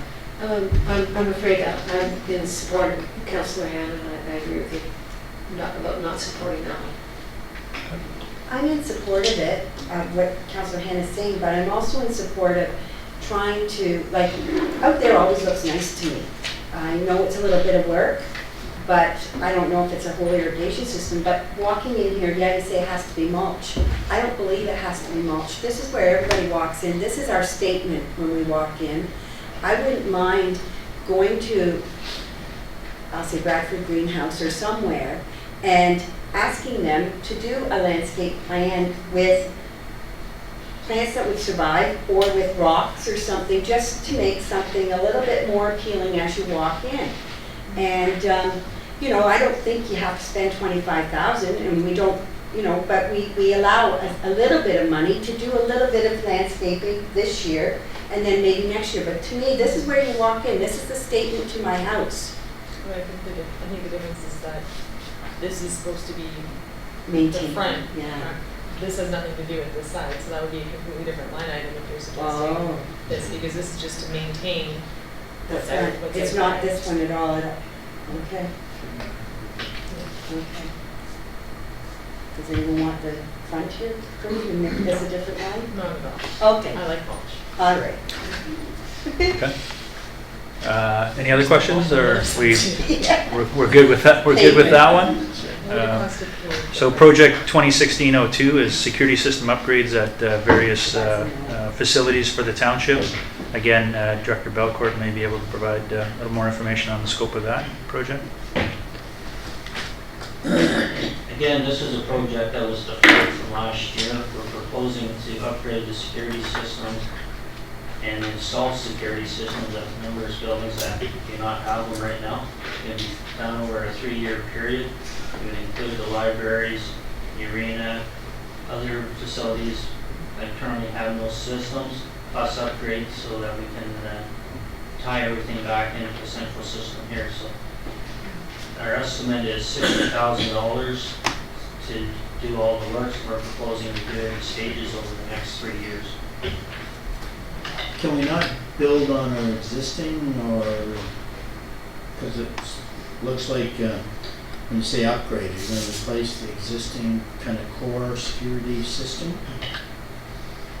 No, we'll be building on the platform that's here now and upgrading those other systems to match it. When it comes to the security, that kind of things, I do kind of support that. So if that's a reasonable price, that's a reasonable price, and it's probably something we need to, because we have a lot of assets we do need to protect. Do we use like a county, do we get a county discount, or is like the county looking at security in that, and do we use the same procurement as they do use? I know they use a different system because I have a totally different pass card system and so forth for the county.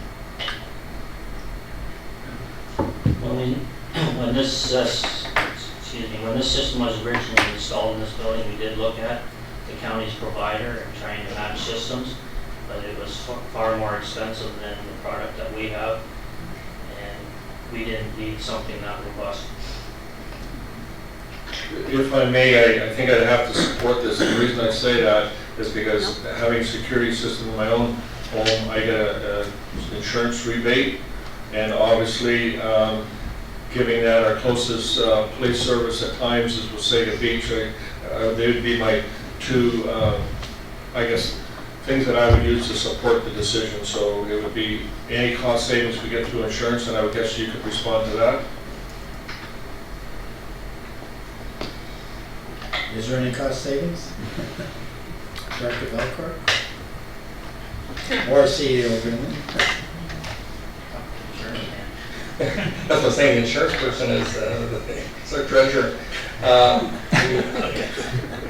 I have a feeling, I mean, it's looked at in our total dossier, but I'm not sure if we get a specific reduction because of it. Can we just make sure that It's, yeah, through Councillor Anna, it's something we can discuss with our current insurance provider. However, I'm not sure that there would be a huge or significant impact. I believe the way they provide for our insurance policy right now is based on insured values of the properties. Whether their security systems included in them or not, I'm not sure that would have a huge impact, but we can ask the questions. I think I get 5%. But Residential. if it was monitored, it would be higher. And I guess we could say it was monitored by Mr. Belcourt. And answer time. Any other questions on that particular project? No? Okay. So 2016-03 is the Fire Station 2 temporary expansion. Again, we had some discussion earlier today about this, but I'll maybe hand it over to Director Belcourt and our Fire Chief to provide a little bit more information on the scope of this project. But maybe we can just start with an update where we're at with RFPs and so forth to know where we might be going and how the 750 number came out. The RFP to retain the consultant to do drawings and work up a preliminary estimate cost of construction was closed last Thursday.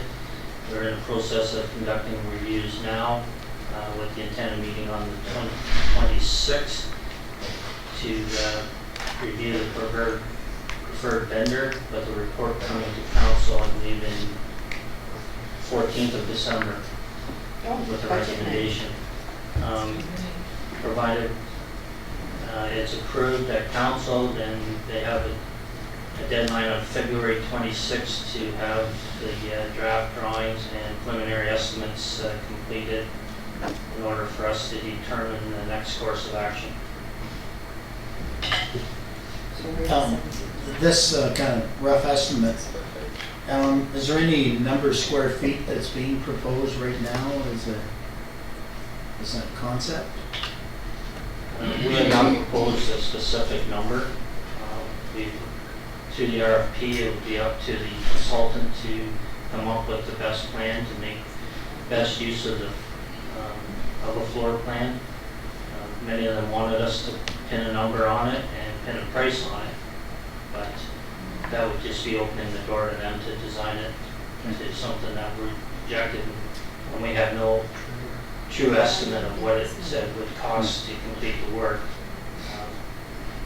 We did not allow that to happen, so they've got to come back with a sharp pencil and a plan, and so that yes, when they do their cost estimate, we'll have a pretty good picture of of the dollars we're looking at. So the 750 is a number we've chosen for the time being, is that correct?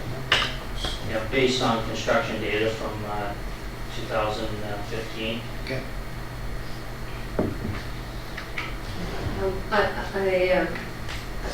I suspect that Deputy Mayor Allen might have some questions on this, because I know he has strong opinions when it comes to the fire station building. So I'm hoping that when he comes back this afternoon, we can review this for his sake. Sure. I'll speak to him to point that out to him. Do we have to say right now whether we agree with it or not, or are we gonna wait until the deputy mayor's here? Because I can't put $750 in a budget for this. Through you, Councillor McConkey, I think at this stage, based on the direction that staff have received, is we're putting a placeholder there for $750,000, subject to the RFP coming forward, or the results of the RFP coming forward on December 14th. I guess that'll be a point where council will need to make or provide council or staff with further direction as to where we move forward with this project. What information will I have on December 14th? I think it sounds like on February 26th, I'll get the preliminary numbers. So on December 14th, what do I have to make a decision? Right now, I'm being told 750 is a placeholder, and I'm sure that you're probably thinking that's light, like you know, otherwise you wouldn't put that much in. And that's a lot of money.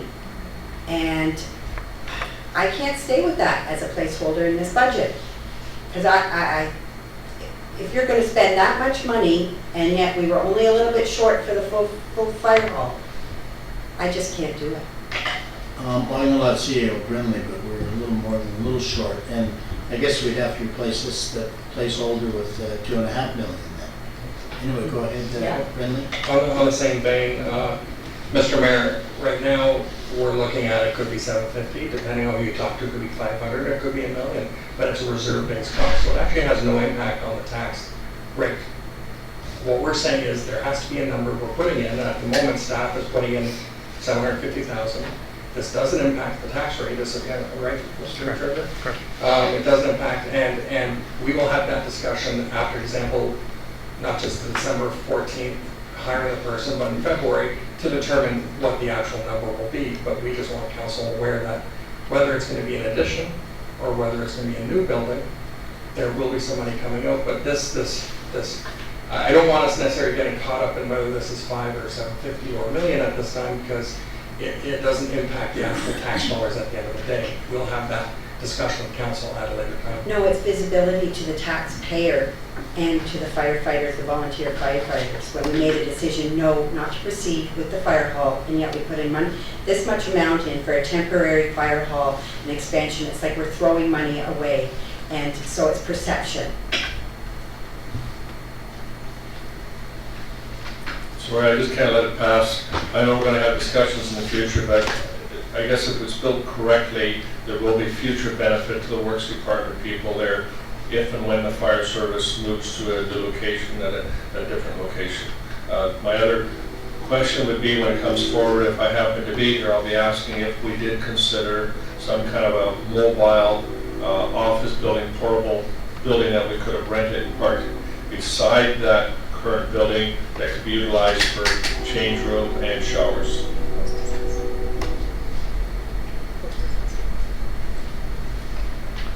Any other questions or comments? As Councillor Austin mentioned, maybe we can come back to that item as Deputy Mayor Allen has some further comments likely on that project. So we can move forward on the 2016-04 project, which is the Grenfell Pavilion and the repainting of the steel structure. Again, I'll defer the scope of the project to Director Belcourt. The steel structure on the Grenfell Pavilion is starting to flake and rust quite significantly. To maintain the integrity of the structure, it does need to be sanded down and repainted. That includes all the columns, all the rafters, all the girts, all the tie rods. So it required all the steel within the superstructure to be repainted. Just a question on that. You know, when it was built, do they simply leave those structures in that red oxidized primer? Because I mean, that's the way Grenfell was left. It was never painted. structures that we have were left in the red primer. That's the way they were contracted to be done. Okay.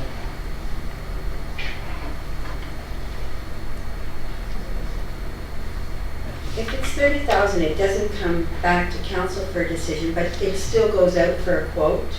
That's correct. All right. Could we be aware when it goes out for quote? Yes. Okay, appreciate it. Last year, did that facility get a lot of rental? Because I've heard that it's a pretty busy place for hockey teams from Barrie. The ice surface was used significantly last year. As far as the actual rentals versus just regular use. I know they had more because they had somebody sitting at the gate manning it and shaking everybody down that went through. That's not going to be the case this year, and it's not the case at other facilities either.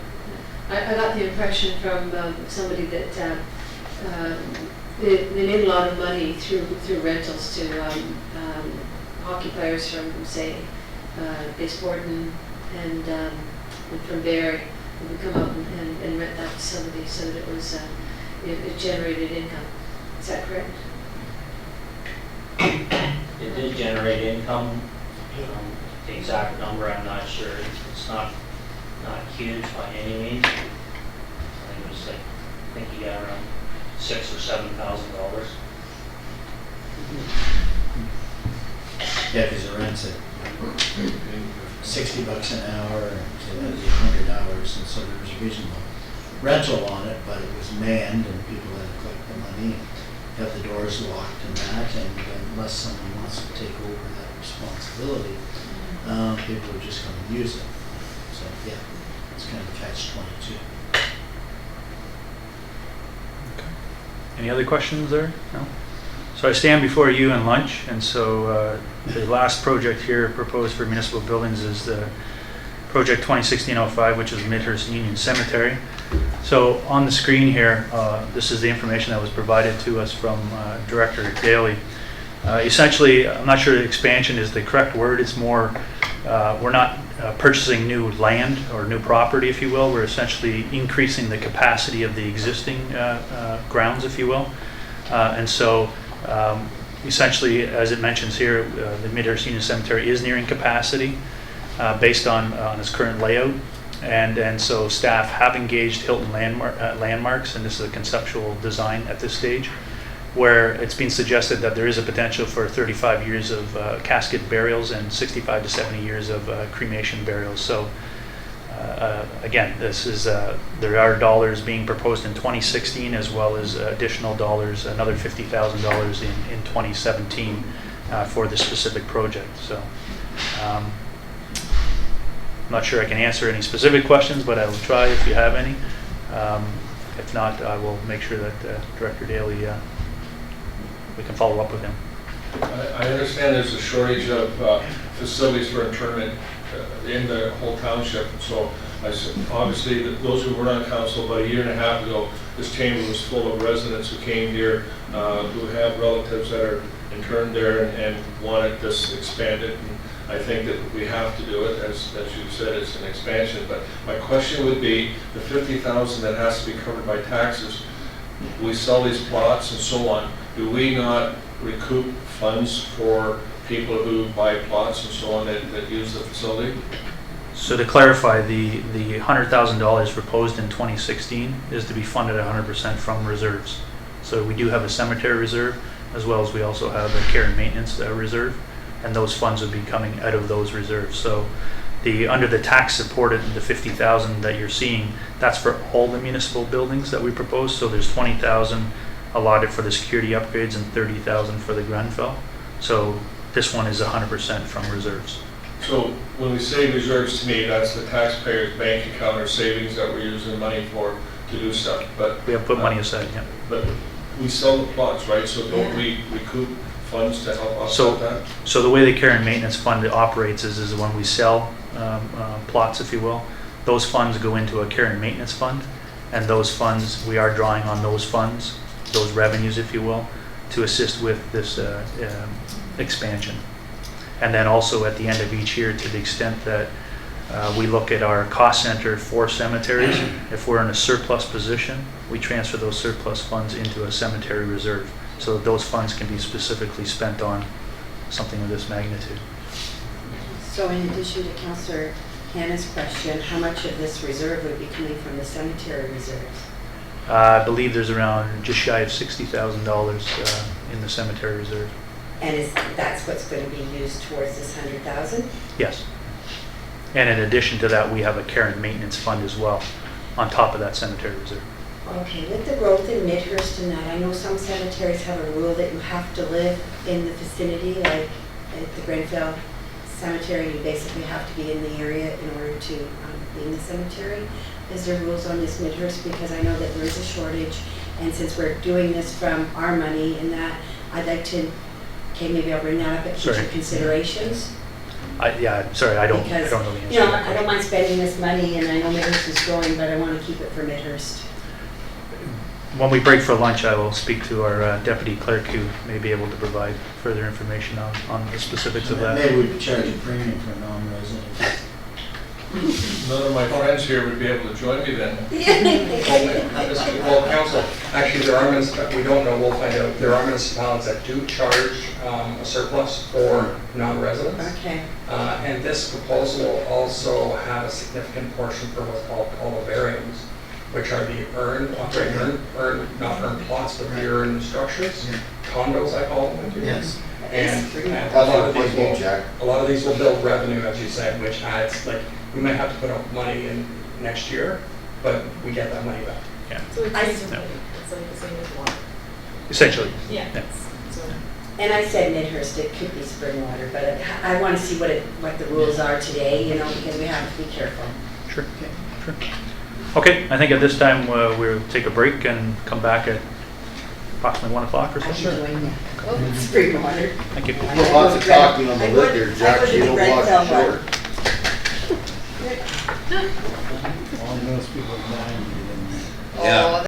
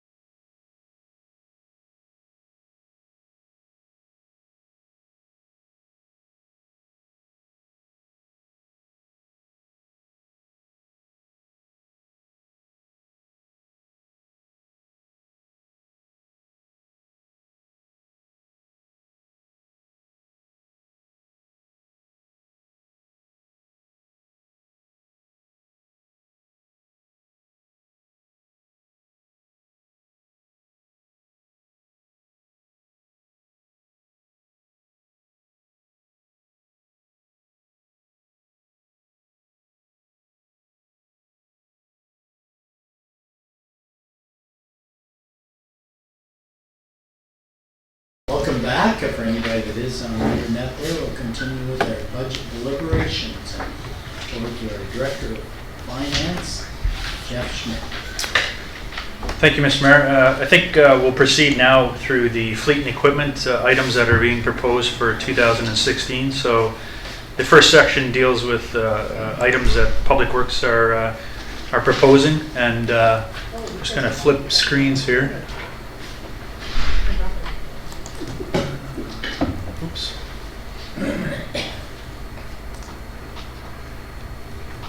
here.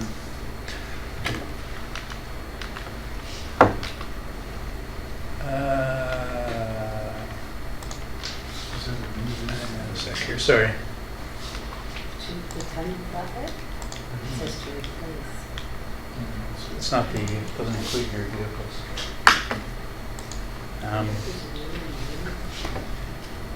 Anyway, let's move forward. So, sorry? If you can.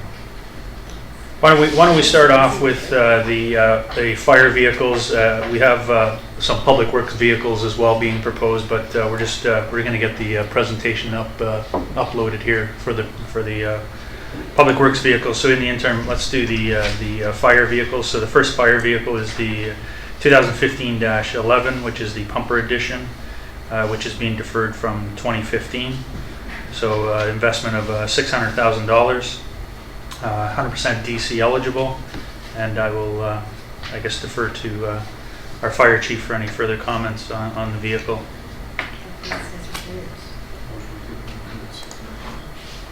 So this vehicle here, pump is to start to facilitate the growth of the Midhurst area, Snow Valley area, and the Center Vesper area.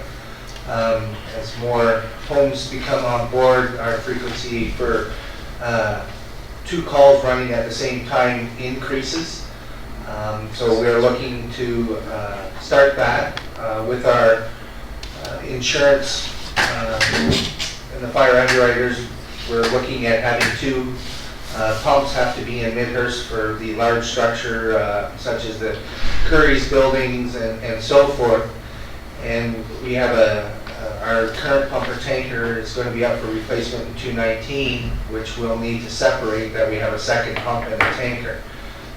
So as part of the development to increase vehicles, we're looking at this pumper rescue to start to go. It was part of last year's budget. We pushed it to this year. And just so council is aware that on last week, I checked on the build times for new trucks, and right now they're telling me that it's a 10-month process to have a truck built. So we're looking at roughly that we won't see the truck in 2016 by the time we would go to tender, drop the specs, go to tender, get the tenders called in, get to council for a report. We're looking at over a year's time. So unless there's a demo unit that's out there that you could get purchased, it's going to take us a bit of time to get that new truck in place as it is. And we're looking at, I believe, we're looking at possible construction starting for the Midhurst secondary plan, starting to move dirt and all that within the next 2 years. So we're trying to get planned and start to look at that. I guess when it comes to kind of the expensive specialized equipment and that, is there any such thing as a used market that's, the vehicles are 5 years old, or is pretty much everything that's out there, not suitable or beyond its useful life? There is a used market that's out there. The only thing I would caution council on is that this is fully DC fundable. So you want to be able to maximize your money, that you're going to get your full life cycle of a truck before the taxpayer needs to pay for that vehicle. So if you bought something that's, say, 7 to 8 years old, now you're only going to get another 7 to 8 years out of that truck before it would reach its life cycle. I guess I hear you on that. The only thing is, a lot of times we don't have the funding, it is VC eligible, we're borrowing the money against future VCs. Anyway, if there's no market out there, and I just curious if there's kind of vehicles that are ordered, that for some reason the municipality gets a tight budget where they have to cancel it, and they've already possibly paid part of it. I don't know what the marketplace is, but I just question, do we look hard and fast to see if there's a more reasonable solution, even though maybe not off the assembly line? I can tell you in the past, Your Worship, that we have looked at used vehicles. Currently, our rescue truck that is in Elmville is a used vehicle that we purchased. And the tanker that was in Hillsdale, which Councillor Hannah was alluding to earlier, was a used vehicle that we had bought from the town of Milton. So, and we got, I think, 7-8 years out of that vehicle. Okay. So we have looked at it. One of the problems that you arise with that is our procurement bylaw is when those vehicles come up, they're up and you need to be acting on them fairly quickly as they're going to auction. So. I understand that it was delayed last year because we didn't have storage for it. It's supposed to be for Station 2, and the issue is storage. So I'd sort of like to leave this pumper addition to discuss until when the deputy mayor comes back and we're discussing about the temporary expansion and everything else. Because in order to store it, I think what my understanding is I think you take this pumper and put it up to Hillsdale. So we still don't end up with 2 at ours. The pumper truck that isn't currently in Hillsdale will be coming back down to Midhurst as the second line vehicle to run the second calls. You confused me. We're buying this one to be So the you have- second vehicle. We're going to purchase a new pump. That new pump will go into the Midhurst Fire Station. Yeah. The current pump that is in the Midhurst Fire Station will move up to Hillsdale. Mm-hmm. The current truck that is in Hillsdale now will move back down to Midhurst to use as our second line vehicle and our reserve pump. So will it be stored outside? No, it'll be stored inside. So you'll have room for the 2 of them? We'll have to make room as we can get a little bit further into the discussion of utility car 22. We have an issue there that we would put that pump in there. Okay, because I can't support it unless we know that there's storage for it. Other questions? Any other questions from council on that item? No? So the next item, fire vehicle, again, apologize, we're still just waiting have some technical difficulties here on some of the other public works projects, but we're working on that. So the second item for fire is the 2016-15 project, which is the support vehicle in the amount of $60,000. And again, I'll defer comments to our fire chief. That vehicle is currently as part of our fleet management program that we currently run that to support the people moving vehicles within the stations, our pickup trucks and support vehicles. That is just a constant that we're replacing one of them after and it moves through the cycle for our mileage and ends up in one of the stations. So for example, our car 5 that is in Hillsdale, or in Elmville, that is a 2002, is due for replacement. So we cycle our vehicles through to replace that vehicle. It's 13 years old now, and that's where we'll be replacing that vehicle. That's what, I'm going to talk with the next one at the same time to try to help the situation here. We've done car 22, we received an email, which is the vehicle that's up on the screen now. Received an email on September the 30th from our mechanic telling me that that truck needs to be seriously looked at because of the amount of money that it's going to cost. So as you can see here on Friday of last week, we put it up on a hoist and had an evaluation done and took some pictures for council. The frame on that vehicle is now failing. It was Z-barred, I guess in 1995 when the truck was purchased, and the Z-bar is hiding a lot of deficiencies. When they took off some of the Z-bar rust proofing, they found some, I'm going to say, some not so encouraging news on our behalf, because we utilize this vehicle as a people mover, and in our winter times use it as a vehicle to gain heat and so forth. If you can go to the next slide. As you can see there's a picture of the frame, holds the cab of the vehicle is now currently rusted out.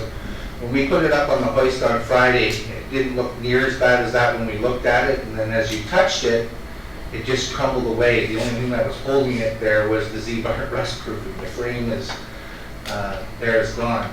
As you can see, just below that is the main frame of the truck, and you can see a hole right in the frame of that truck. And there's a number of spots along that frame where that is going, and our mechanic has advised me that he doesn't believe he's going to be able to safety that truck at its next service point.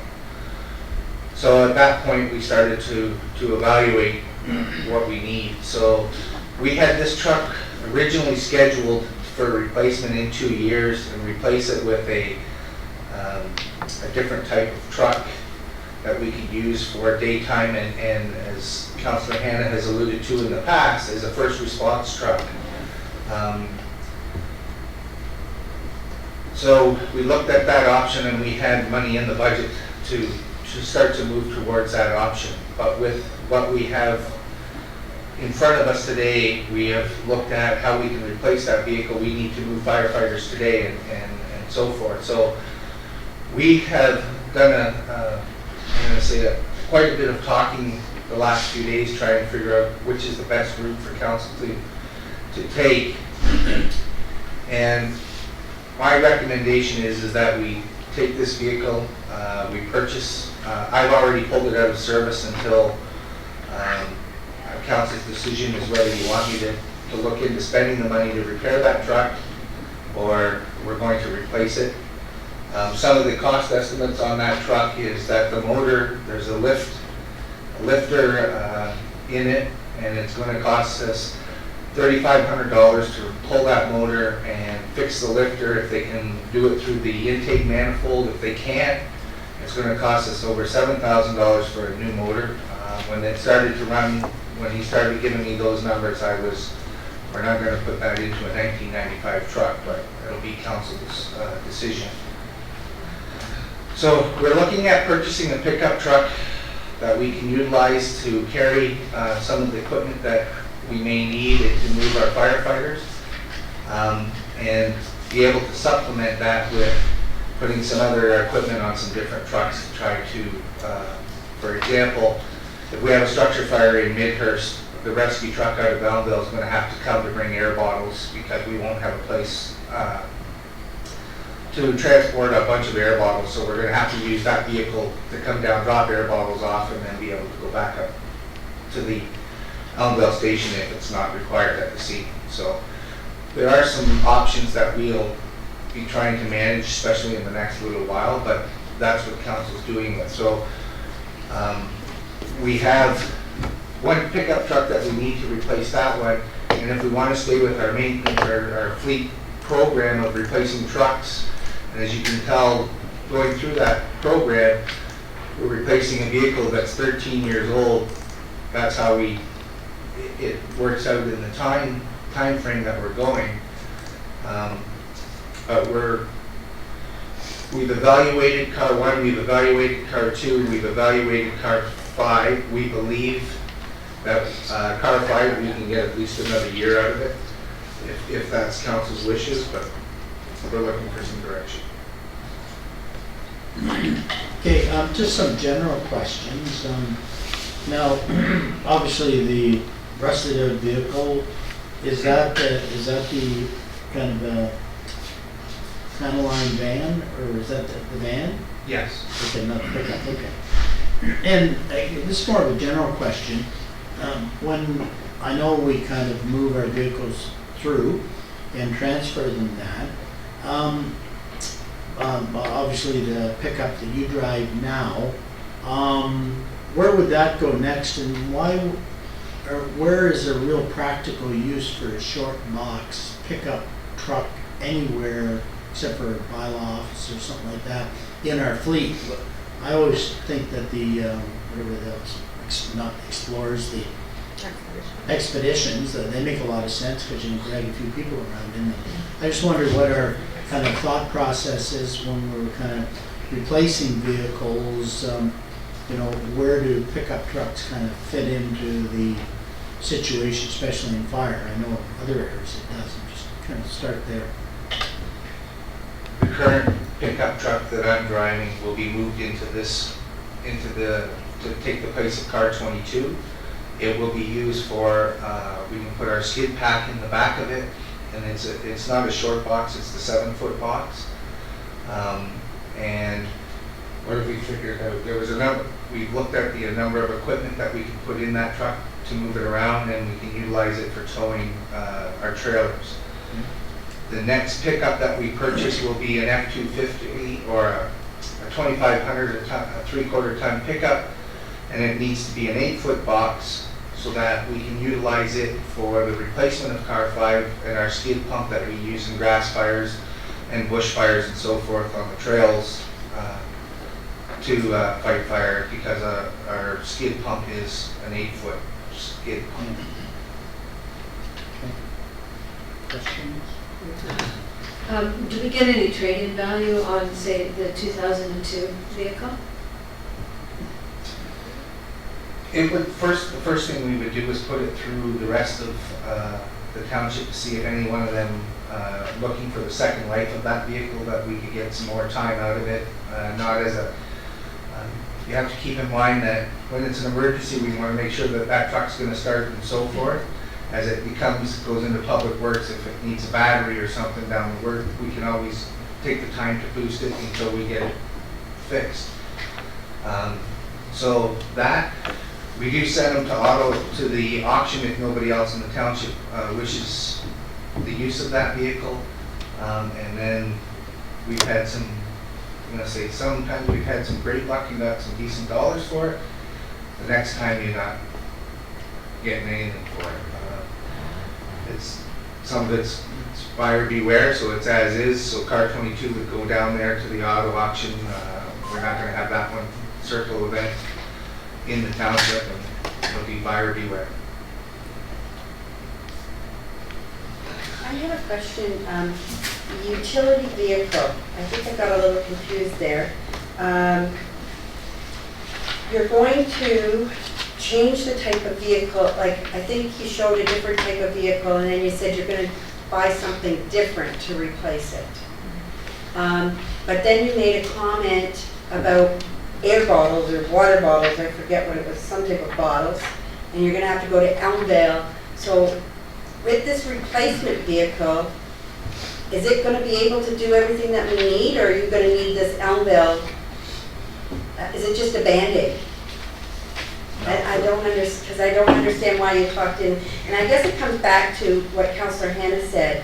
I don't have a big picture of our whole fleet equipment for fire.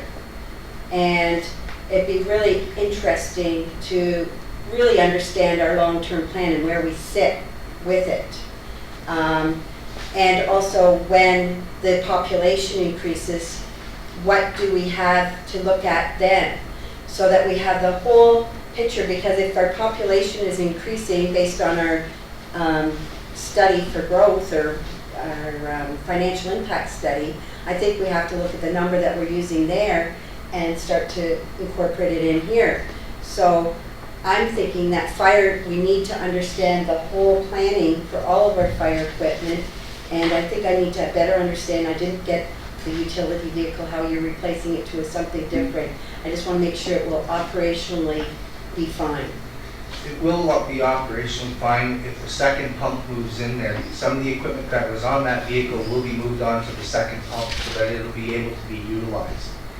And then there's some equipment that will be put onto the pickup truck such as the forestry equipment, and be kept on with that truck.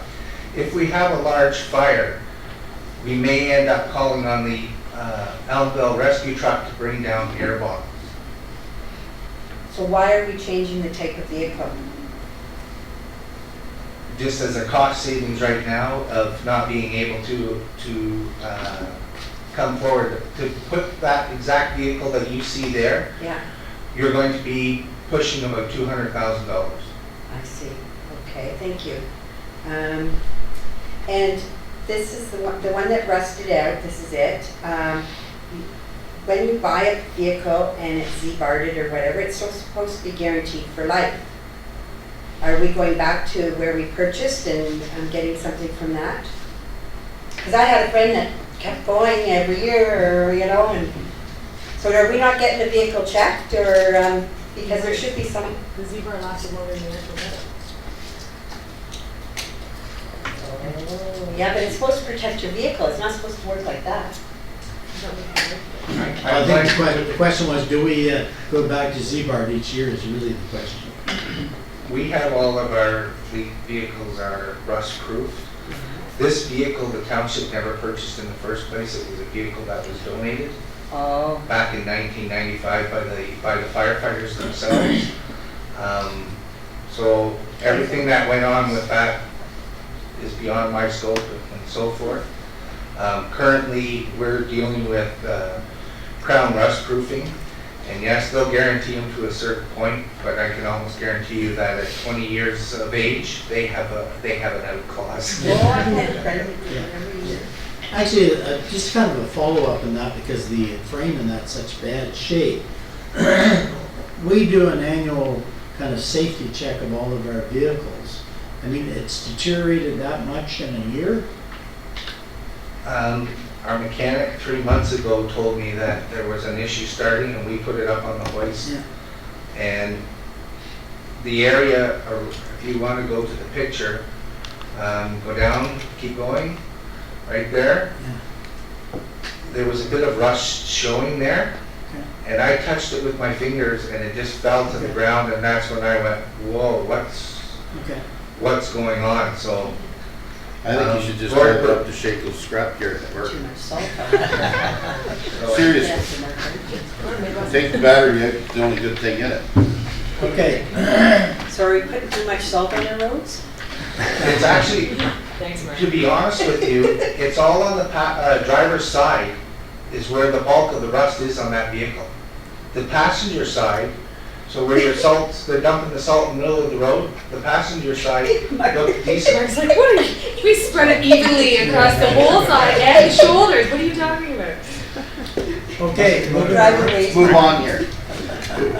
Before we go back to or start with the Public Works, I know there was a comment before we broke about the Midhurst Union Cemetery, and there was a question posed regarding are there the criteria, if you will, as to are there limitations as to who can be laid to rest there, if you will.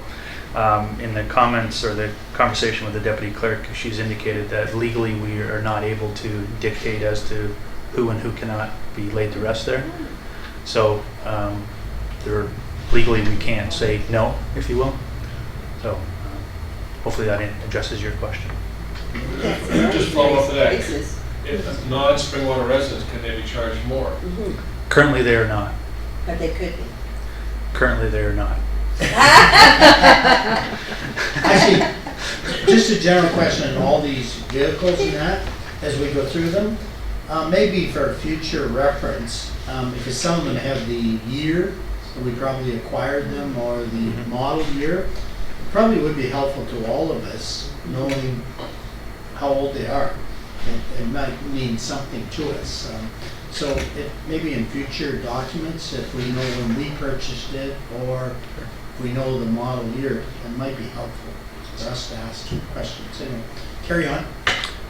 So hopefully here now we have the Public Works projects or fleet that are being proposed in the 2016 budget. So I'll hand things over to our Director of Public Works to walk you through the four projects or fleet that they're requesting. Thanks, Jeff. So the First item is our North Yard 2003 one-ton. This is a second life machine. We took this from the Parks Department 2 years ago. It's nearing 200,000 kilometers, and it's being recommended to replace it with a new truck of 2-ton capability. We find that the 1-ton, we can't load enough cold mix on that truck to do the job in an effective, productive way. And we don't have a truck available in the Parks Department that has run its first life yet to bring into the Public Works. And the second thing is the new truck that we propose to bring in will be equipped with a sign, let's call it a sign installing platform like that. And it's something that we don't have now. When we go to replace signs, the guys are put in a situation where they'll have to remove the sign completely and erect a brand new sign. They can't safely go up on a vehicle and change a sign. So that was one of the things that came through our Health and Safety Committee, that we could, if we could consider that in the new truck design. And it's just not as easy as building something in our own shop and putting it on the truck, because it all has to meet an engineered design. So that's that. Do you have a picture of the replacement? You know, I would just scramble to get all the old ones in on Friday, and I apologize, but by the next slideshow I will.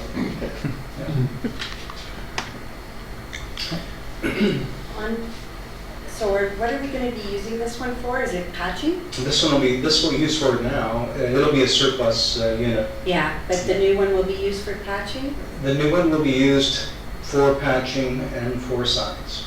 I don't like to have to take a brand new vehicle and put that gucky stuff in it. Don't we have another truck we could use? Trucks. An older one? Yeah, like it's awful. At some point in It's a work truck, time, Sandy, it's a work truck. we design the trucks now that when we bring them in, that the patching material doesn't stick. Like in the back of this truck, it's a metal platform and it's never clean. The newer design is where we'll affix a bottom that's removable, material slides off of. So from that perspective, it's much cleaner and easily maintained. And the products on the market today with respect to the guys getting in and out of the truck, there's all kinds of cleaning material that effectively remove the asphalt from the floor mats inside of the truck.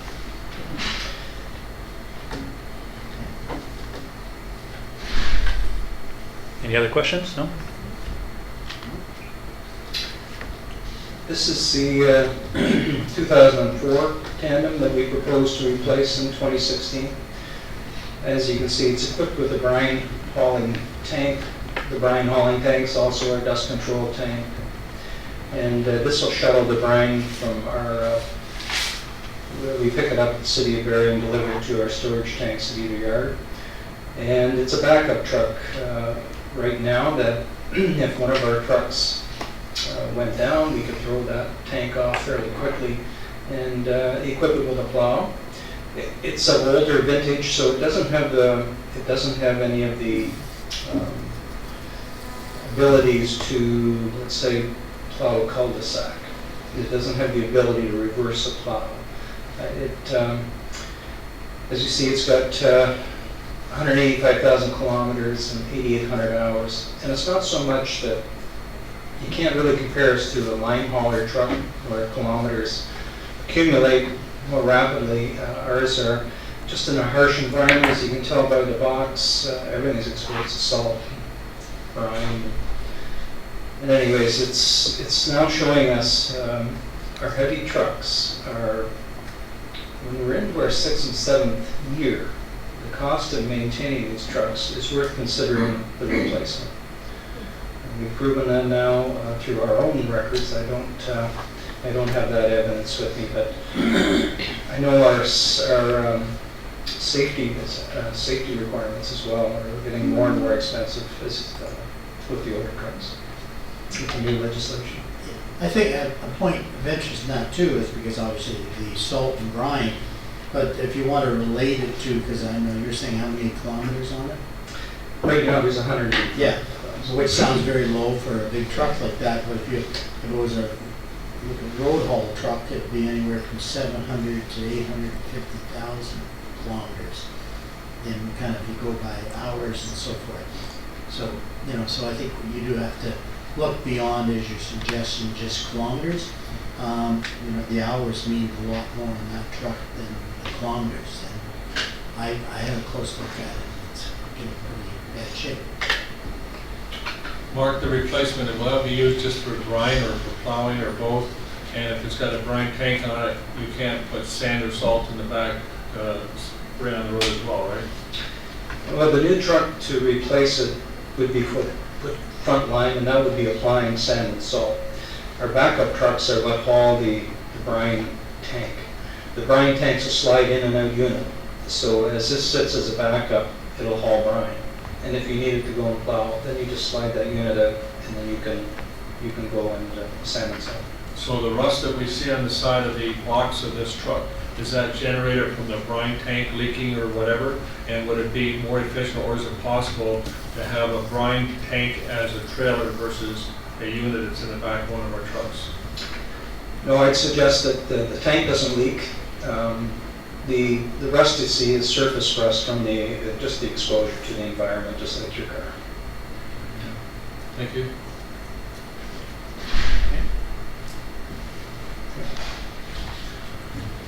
The next item is just another salt brine storage tank. As you see, we have this one at yard 1. We have the twin to it at yard 2. So in the heat of the storm, all of our trucks now are equipped with pre-wetting capability. We also, on the previous truck, with the ice, the brine hauling tank, we were able to anti-ice with that as well. So anti-ice is what you put down before the storm comes so that snow doesn't bond, and the pre-wet is what you use when you spread your sand onto the road. So this storage here fills the trucks. All of our trucks have tanks on them underneath that box that you saw that was rusted. And so they have an onboard tank to pre-wet the sand and salt filled from the brine storage tanks. So our ability to have brine on the shelf as opposed to being caught short sometimes is our objective. And now with all of our trucks being equipped with the brine capability, that will keep us all equipped. Phil.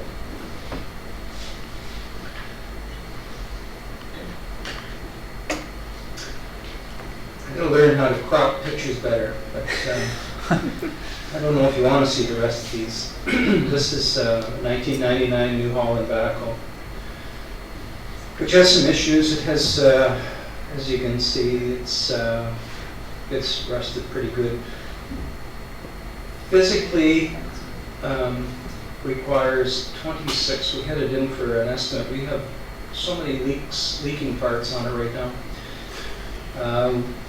I think with the $26,000 estimate to repair from our mechanic, plus a new set of tires on the back, and this backhoe has got some issues with respect to rear tire wear, and we just can't seem to figure it out. We think it's a bad build from the outset.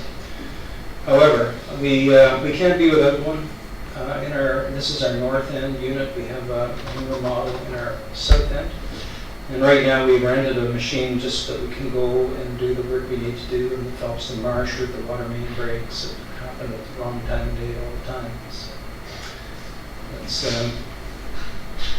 that's the story on that one. It's in 1999. Any questions?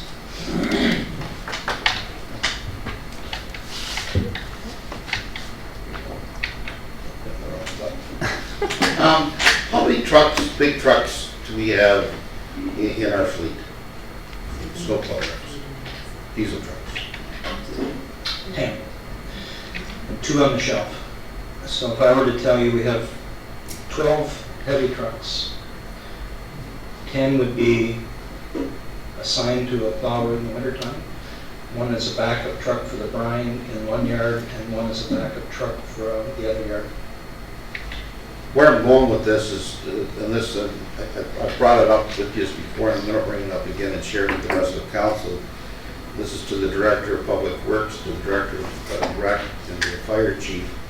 All our trucks that are diesel, I would like us to look into the thought of if and when we put an addition on over there at our yard, the heating of our heating source, could we and should we be going and using it from all the used oil out of these trucks, and see what kind of a cost analysis it would save us in regards to the heating source that we have now.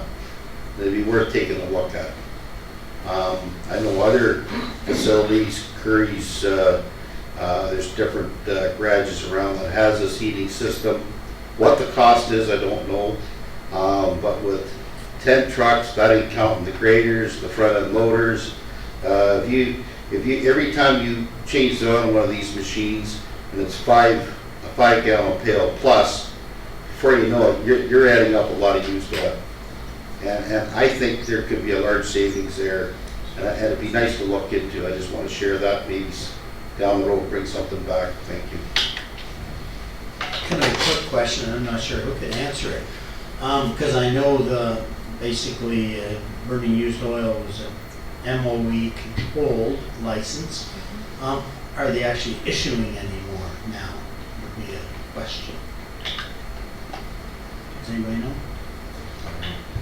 Sorry, I don't know. I think with respect to using it in a furnace, is that what you're?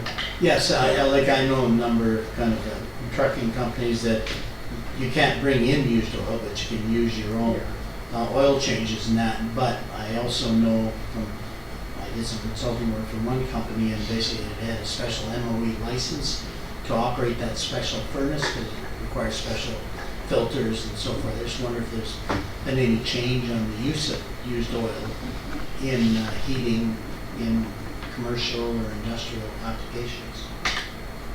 I'm sorry, I don't know that answer, but willing to find out.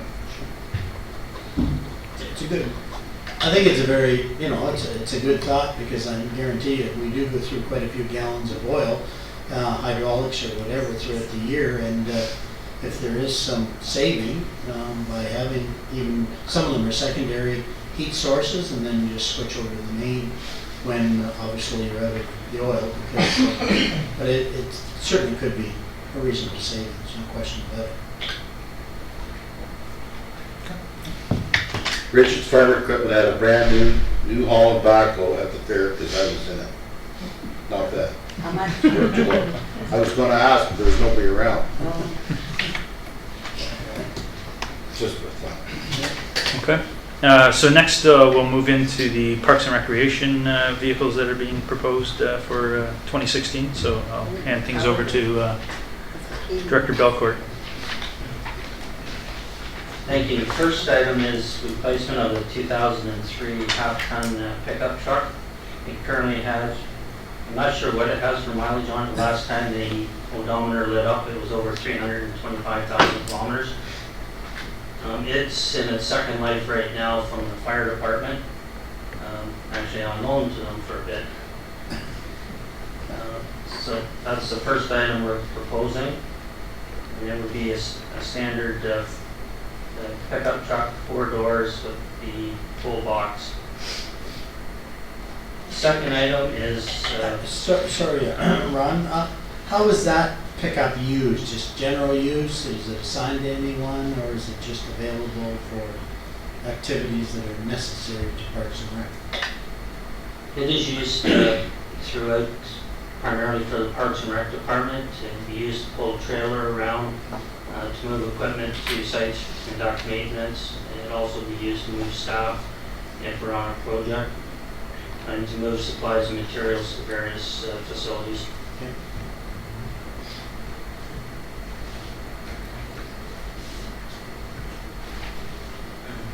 Second item we're proposing is a wing flail mower, which is an attachment to the MT trackless unit.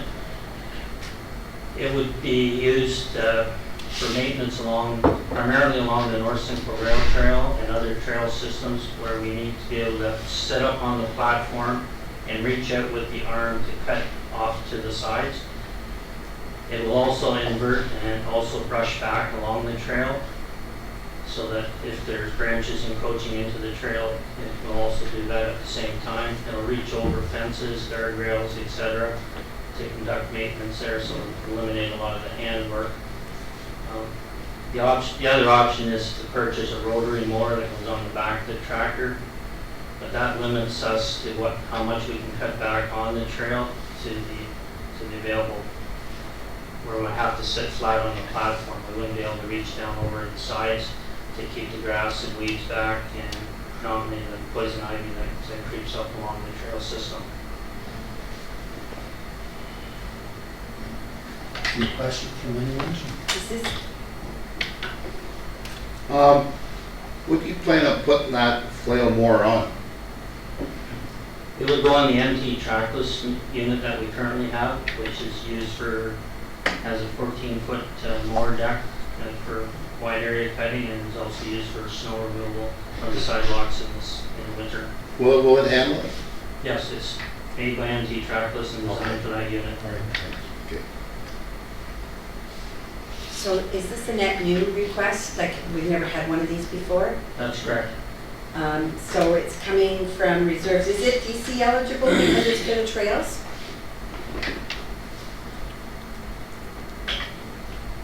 I'll refer that question to Director Schmidt. Through you, Councillor McConkey. We're really promoting trails through our trail network with the new developments. Something we can maybe take a closer look at. Sorry. I believe the roadside tractor, for instance, the DC eligibility of it in 2017 was intended for a flail attachment. So that's just an aside. So based on that, it appears that it could be DC eligible. I'm just not sure at what rate it would be eligible at this stage. We can check that. Yep. Actually, sort of back to that kind of more on that. I know a few years ago, I remember an analysis Director Belcourt did when we were looking at lawnmowers now. You touched on some cost savings, things that might have been trimmed manually. It would be interesting when we have a kind of an additional new piece of equipment that would kind of do some of the recognized savings, because maybe that $35,000 or whatever, maybe as a payback over 2 or 3 years in labor. I don't know if you can do that kind of exercise, but it might be helpful for us as we're kind of approving new expenditures, just as a thought. Yes, it's something I can certainly work on, because I know there will be some cost savings, because now we have to rely on Public Works renting a tractor and mower when they're cutting too, so that extends their lease agreement. So there will be some cost savings from not having to pay rent on a unit, and it will allow us to actually keep the grass cut on a more regular basis too, as opposed to letting it grow up 3-4 feet and then having to knock it down.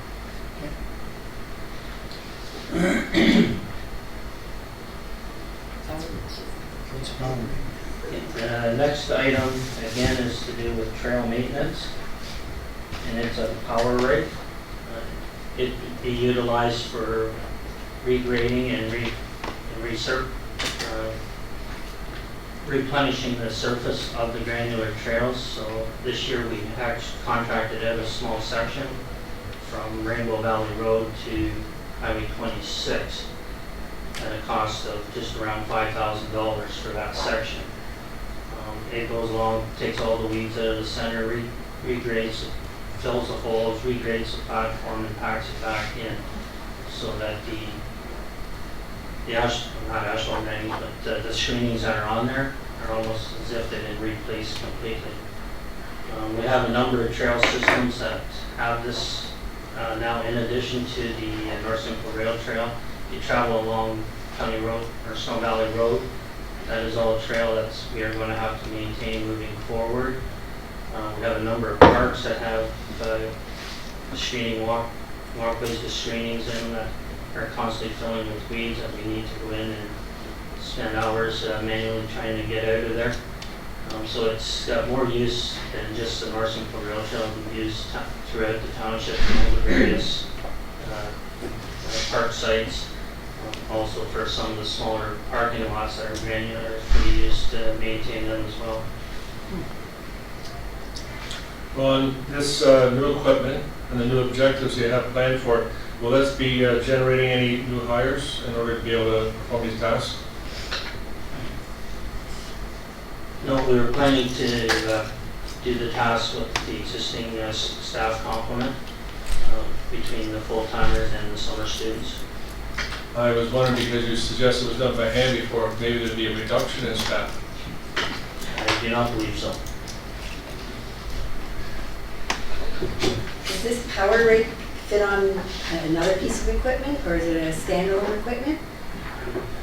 It's but either mount up to one of our existing tractors, or we'll be looking at possibly attaching it to either the MT trackless or the holder unit too. So we'll work with an existing piece of equipment. And will we look into that with the DC eligible as well? Because, Correct. yeah.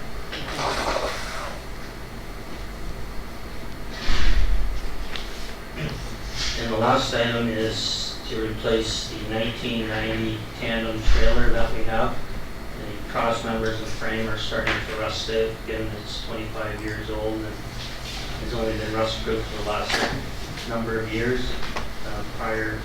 Many years ago, it just sat in the snowbank for the winter, but now we use them throughout the whole year. What weight capacity is that kind of trailer? Just curious. That one currently is 7,000 pounds. We'd be looking at 10,000 pound replacement. Okay, I just wondered, because, 10,000, they would get you 10,000 pound trailer. Thanks. Did you ever find the one that they stole on us? We had a trailer stolen on us there a few years ago. Did you ever get it back?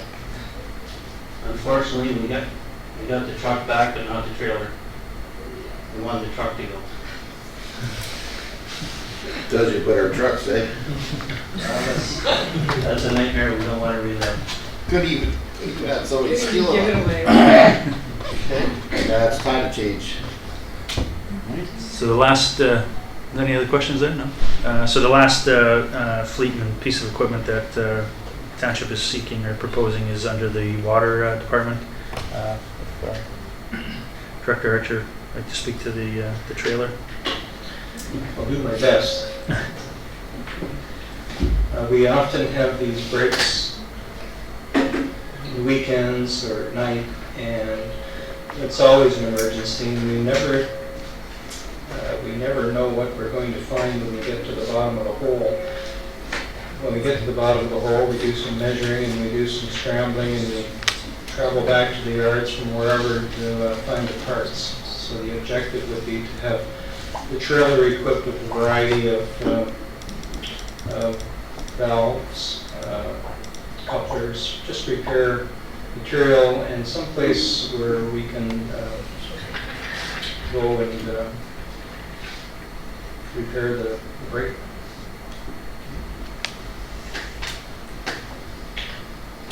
Okay. Any questions there? No? So the next section we'd like to get into is or discuss is the roads and related infrastructure. And I believe we have a few slides here that Director Archer would prefer to go through and talk about the scope of each of these projects. So I'll hand things back over to him. Thanks again, Director Schmidt.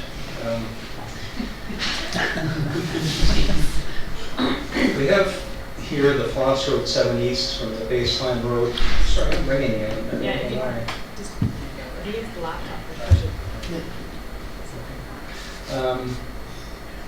So we're going to bring forward again the Floss Road 7 East from the baseline to the old 2nd North. And we deferred this in 2015 to support some additional costs on the First Street project. We were instructed by council to set aside 25,000 of the original 150 and keep it maintained. The picture that I provide for you here is that as we had maintained it. So I don't expect the road to look like this in the spring. However, the patching effort did hold up, and so that's the new look as patched. Partridge Road is from the old second site to the 400, and I happened to take this on Friday when it was rainy, and over the past couple of years, the township has, I guess we've lowered the high shoulders along the side, and we've allowed it to drain a little better, but you can still see that the water lays in the wheel ruts, and it's quite a busy road, and it's served its life with respect to surface.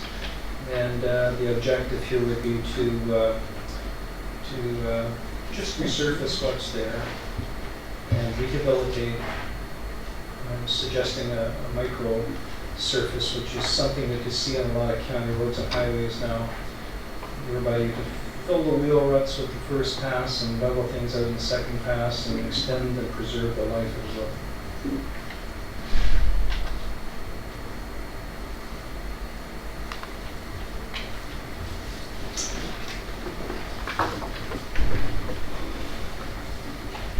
Pools Road. This would be the view south from Russell Road towards Silverwood in towards town. It's almost tough to save that road with another surface treatment. So the recommendation here is to rehabilitate the road all the way from Silverwood out to the old second south. If you want to reduce the scope of the work, I don't have a picture of looking the other way from Russell out to the old second.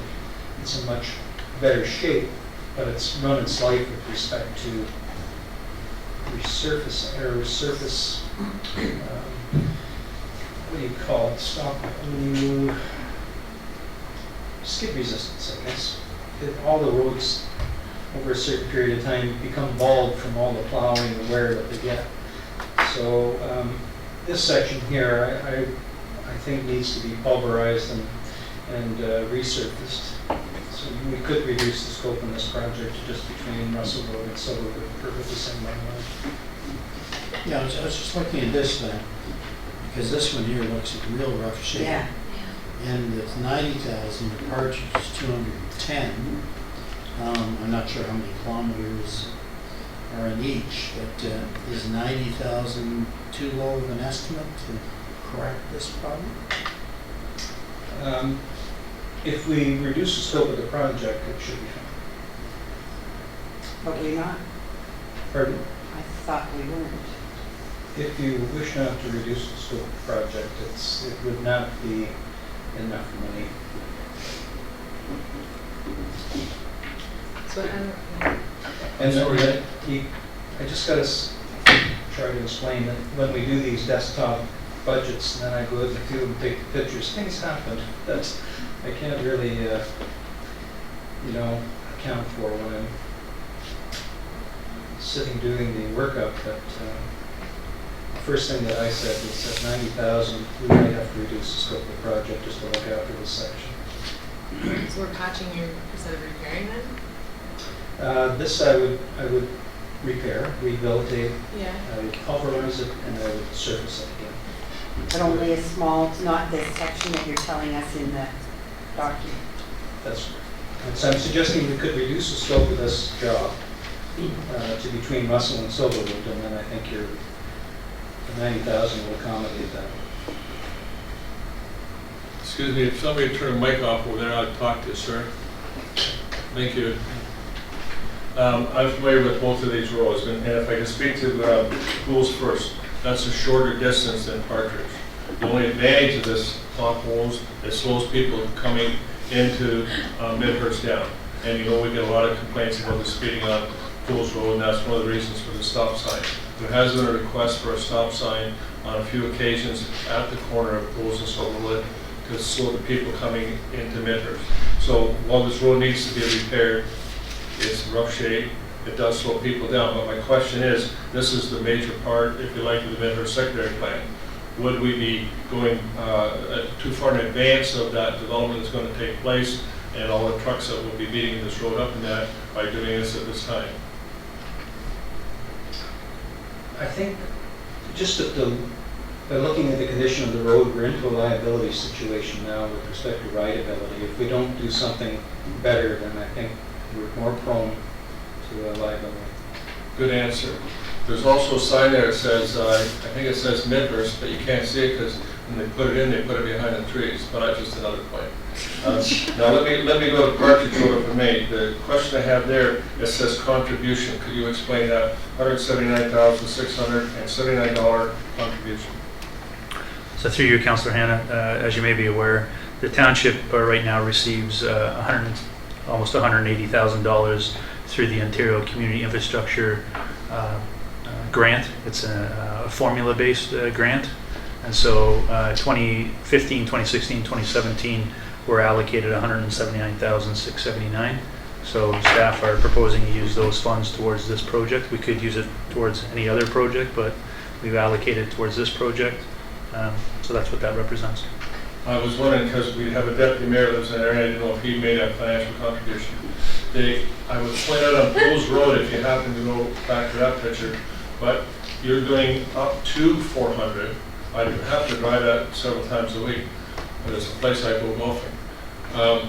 The portion from 400 over to 93, I would suggest is in way worse shape than this portion. But maybe there's another reason I'm not aware of why you need to do this versus the other portion. My answer is just to preserve. So if we let this go another year, then it might end up looking like the section you're referring to. Okay, I didn't know if you were aware, but I'm sure you are, that other section. Now, they did fix the area over the bridge, so it's the only good part of that whole road. I don't know who did that. I don't think it was the township, was it? No, that was an MTO rehab.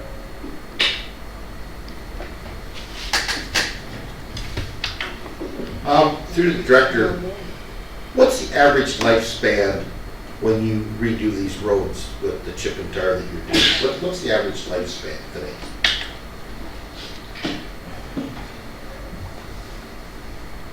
If we were to just overlay a road with a single surface treatment, we hope to get 6 years. If you want to consider the pulverizing of this road and perhaps laying a double surface treatment, they call it, where it's 2 layers, you hope to get 10 and 15. But because your pavements, your chip seal pavements are the flexible pavements that don't give you the life of the asphalt. So I'd suggest to you you're 10 to 15 on a double surface treatment road, and you're 6 to probably 8 years on a single, if we're just overlay. Just to bring back the skid resistance. The reason why I'm bringing it up, like my road's redone and it's great, but there's a lot of traffic on it, like a lot of traffic. More traffic now than there was before. And that's the thing, when you build the roads up and get them better, a lot of traffic coming in out of that Hillsdale area, off the old second. But I don't think it matters where you are, there's just more traffic, period. I think that's a fair statement. Yet when I go out to Ormondonia, and this is why I'm asking, I go up Moonstone Road, traveling east, I come to the 5th and turn left, it's all paved, asphalt. Now, a year ago, it was rougher than a billy goat to get through there, because I had properties down there. And that it's all asphalt. They did the same thing we did, but they put asphalt instead of the chip and tar. Asphalt's more money, but your longevity's longer as well too. So are we better to go with asphalt, or are we better to stay the course? If that's the question. I think the best answer is that the road on top is only as good as the road below. Yes, that's true. Right? So with the flexible asphalt, with the oils and the chip seals, and you don't know in your case where we didn't reconstruct all of the base of the road, so we don't know what's there. We know that it's perhaps subject to some heave due to the frost and whatnot. But in the springtime, the flexible pavements seem to they roll in the winter and then they'll level out in the summer, and whereas the rigid pavements that you'd use on a reconstructed road are much stronger. And you know that you got a good bottom, so you don't expect them to heave, and when they heave, and then they break. Where the flexible pavement almost mends, being that it's oil and stone.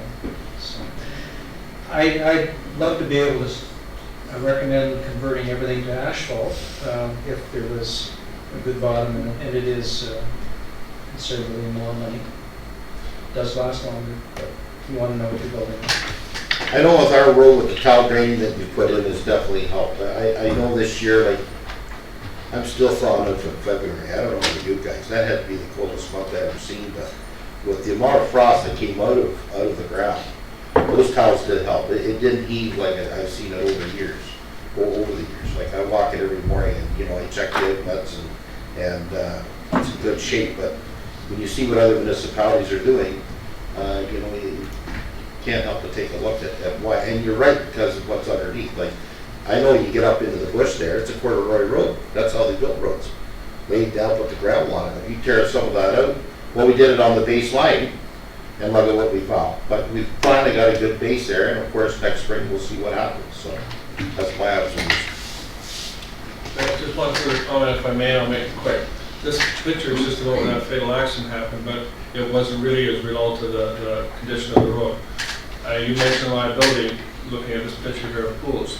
That section of Partridge east of the 400 is probably about the same condition. So if you're working in that area, you might want to think about the liability and consider doing that. A second part of my question is, would it be money in the budget to be able to accommodate a meter on each side? Because both of those routes are major bicycle routes. I guess people riding the bikes from Springwater, Barrie up into Aurelia, they seem to take that route.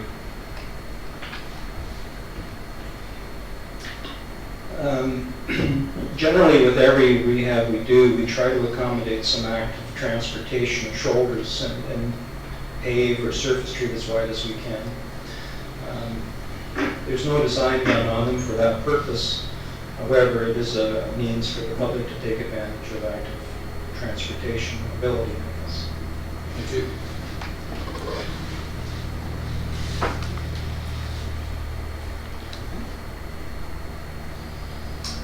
Okay, Rainbow Valley Road West, County Road 27 to Coghlan Road.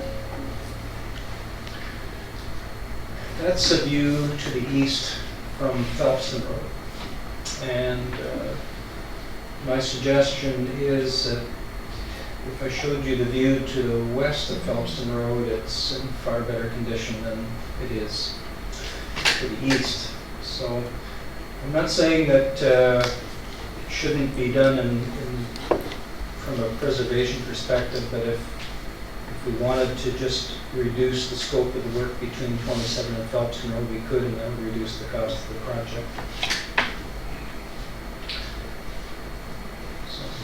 So it's just, I'd like to try and do the whole thing, but if you're looking for a road that maybe you could save some money on, this might be a spot. I don't find that road that bad. Pardon me? I don't find it, I drive that 5 times a day, and I don't find it to be horrible.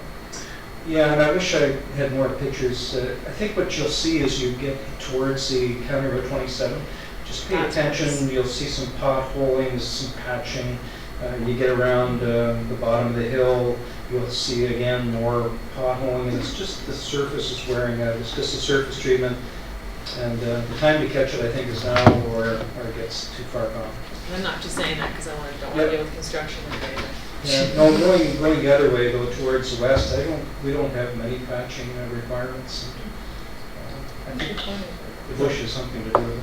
When you say reducing the scope, is that just doing certain sections of it? Is that what you mean by that? That's correct. We could just do from Phelpston Road to 27, and I'd be happy with that if we have to look at a place to cut some costs. you guys are always patching the corner at Coghlan and Rainbow Valley. That's always being patched, like that's falling apart there. Mm-hmm. So that wouldn't be included in that. No, that wouldn't be, but the Coghlan Road is actually, I think, further on in time under a DC eligible project. Oh, well then. I guess in any of these projects, quite honestly, you're charged with ensuring that our roads are safe and not deteriorating at a fast pace, but at the same time, we don't really want you wearing belt and suspenders.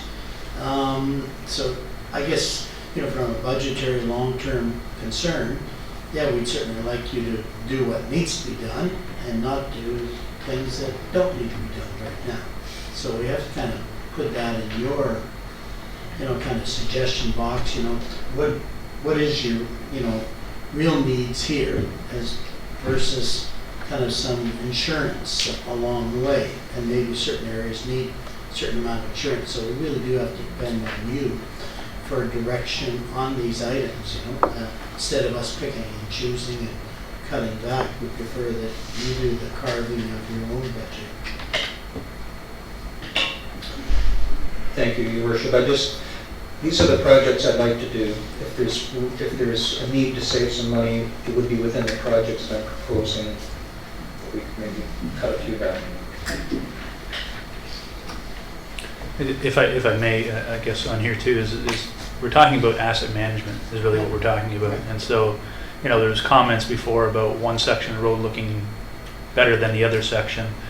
You have to understand too, and maybe I'm speaking out of turn, I'm not an engineer, but from what I know about asset management is that sometimes an asset gets to a point where there's no point in spending any more money on it. You let it go run to failure, and maybe that's what's happening in some cases.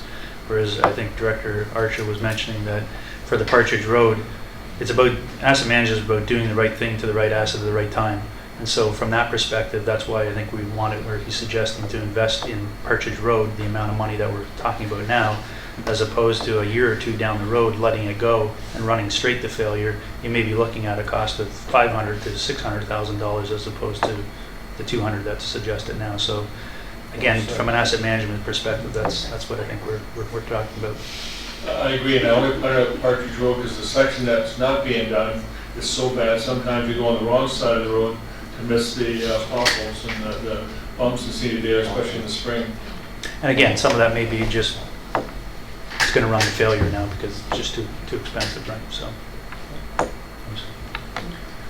Mark?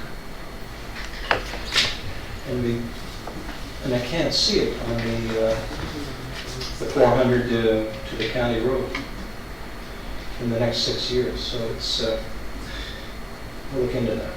I think you'd be surprised, sir, if you take a drive. And I know exactly. I saw it on Friday, and I thought it was in the next 6-year plan somewhere for reconstruction, but I don't see it. Codman Road, by the way, is proposed in 2020, I believe. Then I would suggest that corner be done, like not started at Phelpson Road, started at Codman Road. What was that? We could incorporate it if we go all the distance. That's a little bit of the. Okay, so this is, as Jeff had just alluded to, just an asset management thing. It's Floss Road 7 West from 27 to 29. This is our haul route to Yard 2. All of our trucks run over this road every summer. And you can just start to see on the right-hand side of the photograph where we continue to maintain with the spray patch, and you can see the texture just about mid-lane to the right-hand side of the picture is all a spray patching effort. You can see the water laying in the wheel rut, and our objective is to seal that road off and keep the water out. So we need to invest in an overlay and reshingle the roof, so to speak. That road has not seen any work for a number of years. That's an asphalt road, is it not? Surface treated road. Is it? I thought it was asphalt, but I know. But again, there's another road that gets a lot of traffic. Yeah. And it has stood up very well over the years, very, very well. That's why. It's a well-built road. Yeah. I think that if I could, there would be an opportunity maybe on this road to consider a pavement, rigid pavement, but it's a very long stretch and very expensive. Yeah.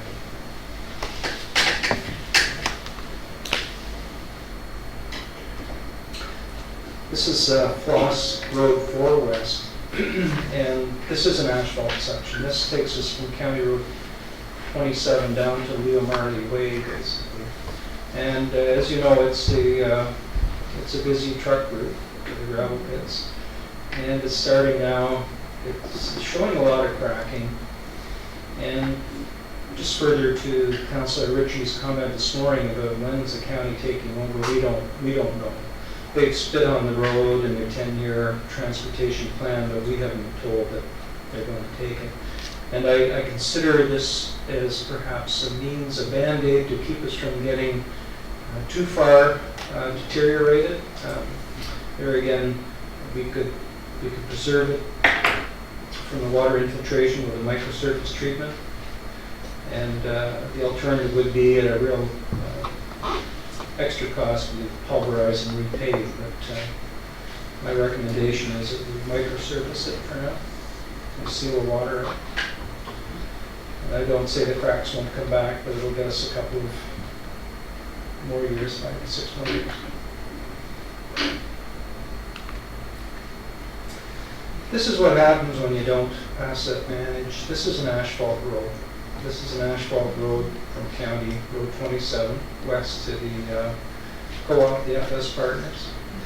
And the rigid pavement life is about 20 to 25 years before it starts to oxidize and harden. And it's not so much that this is a bad foundation, it's when it gets hard and subject to the heavy truck traffic, it begins to alligate. And it's like a puzzle. So there's no recourse, there's no way to preserve this one. It's a pulverize and repave for 600 meters. Not 6,000, 600, sorry. It's only 600. That's quite a stretch you got there. Yeah.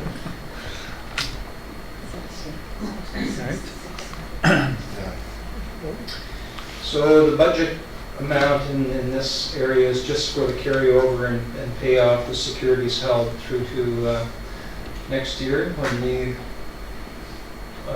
we finally accept it. So this was just Friday again. We haven't. Sorry, this wasn't Friday. We do have sod there now, but this is Mill Street Phase 2. It's looking good. So these next couple of projects are the urban road reconstruction projects. That, again, Mark had mentioned that we have holdbacks and such that would be required to pay in 2016. That's the Kerr Street project and the Kiss and Ride right in front of the separate school. And I've had lots of questions about the hydro pole in the middle of the sidewalk, which we didn't design it that way. And however, Rogers are working with us and they will be relocating that pole.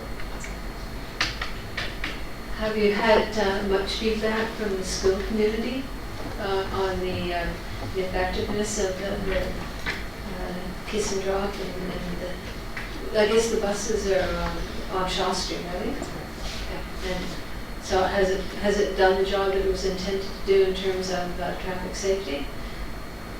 And I know, and also like that whole sidewalk construction on Ritchie Crescent, making it safe for the kids to walk. Any feedback? Myself, yeah. No, but it's been incredible feedback as far as the drop off goes. Sorry, my microphone is right. The feedback has been fantastic as far as drop off goes. It seems that the majority of people will come from the corner, they'll turn around and face back west again.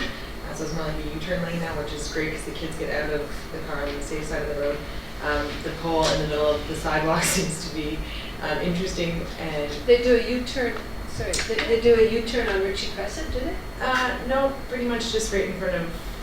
Right where the white truck is. Right where that white truck is. So you come in driving towards me and you do a little U-turn back towards that fire hydrant. Oh, okay. And then they park there. And it seems to work beautifully. Like it just, everybody's kind of goes about it. They're questioning the junior and the kindergarten students go to one side of the school and the rest go to the other side of the school, but there's no sidewalk coming up to the sidewalk. So we're working with the school board just to complete that for us. But other than that, it's working really well.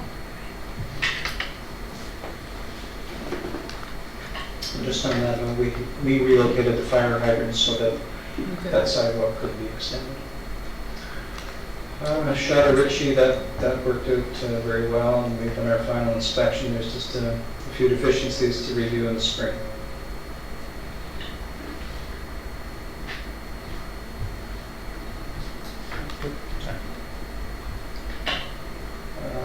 Albert Street East, council has approved the design.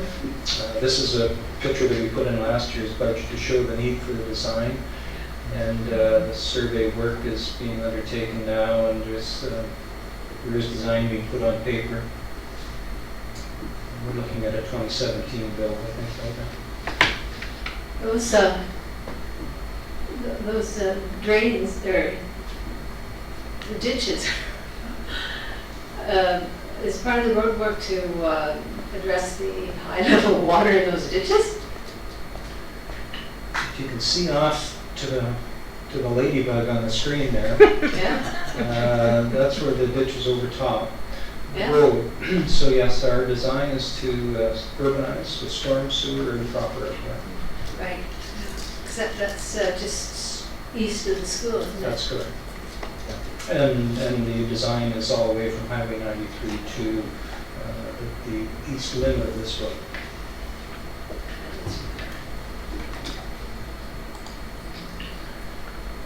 Again, St. Patrick's, I just forward this slide from last year's presentation. Council has approved the design for the subdivision improvement, and that is being undertaken as well. And I think our intent is that we do half of the subdivision over 2 years, or next 4 years. So that the first phase, we figure out the plan, we drain it, we leave it a winter, and then if we're satisfied with our drainage works, and we pave it the following year. So it's a 4-year plan now once the design's in place. This is Phelpston Road just last Friday. It's not getting any better. Looking from, I believe is known as second snow. What is that, Councillor Ritchie? That falls the sidewalk.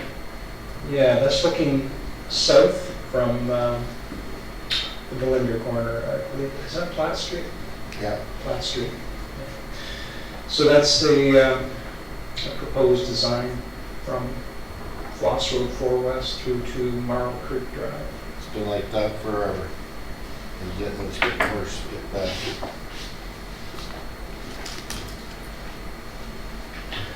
Amelia Street Phase 2, that's the big ticket on your budget for this year, and it doesn't come with a lot of funding opportunities, but we do have the design in place, and we struggled with that. As you know, Amelia Street is the detour from Maple Syrup. And the road, I lost count of the number of bumps that I went over on Friday. But we have some drainage issues. We have some very bad frost heave in the wintertime, and you may recall down towards Bishop Park, it's if you want to take the kids for a ride, instead of going to the park, you take them down the road for a ride. And so the objective is this phase 1, we've replaced the sanitary sewer. Phase 2, we hope to reconstruct right from Bishop's Park up to Queen Street West. We wish to urbanize, we wish to allow for parking one side over curb for the events, and we have the town closed down, and which will allow safe traffic for the big trucks that go through town, and also for fire and emergency response. We put up no parking signs on the west side of the road now every time we have an event. I don't know how many people will be. But eventually we'll have a wider platform, we'll have one-lane parking, and we'll have a sidewalk, continuous sidewalk right down to Bishop's Park as well. We have to replace some sanitary sewer from George Street to Bishop Park, and we have to replace some sanitary sewer from the new lift station to the first manhole north of Queen Street. So and we have to replace the water main. Did I say that? Did you say the sidewalk's going to be on the west side? No, the sidewalk's going to be on the east side. but continuous now all the way from Queen Street to William Street. But the park's on the west side, correct? Yeah, and there is no sidewalk on the west side No. now except for the first 2 lots Okay. north of Queen Street. Interesting. Is Amelia Street used by a lot of trucks coming from St. Midland and heading to Wasaga Beach? Do they detour in order to avoid going through the lights at Queen and Yonge? We have found because there's such a tight corner at Queen and Yonge, and we have lost the traffic light poles on occasion, and so yes, that's one of the shortcuts. But even to widen it, like there is no parking at well, there's parking because people just continue to do it, but I think it's great that you're widening it because it's a great skating right there in the wintertime. There's the exercise there now, like to have a place for people to park so they're off the road. That's, I might have comments stuff. I actually, further to Councillor Coglin's comment, but since you're reconstructing that and the park is on the west side, was there a reason that there wasn't consideration of putting the sidewalk on the west side? Well, everybody else in the town lives on the east side of the park, so there's no traffic generated from the west generally, except for those who live beyond Amelia Street. So that sidewalk would connect Queen Street, Peter Street, George Street, William Street. So you are putting a sidewalk along there? Well, there is an existing sidewalk already there. It would just be to make it continuous, pretty much from George Street to William Street, where it's a discontinued sidewalk right now.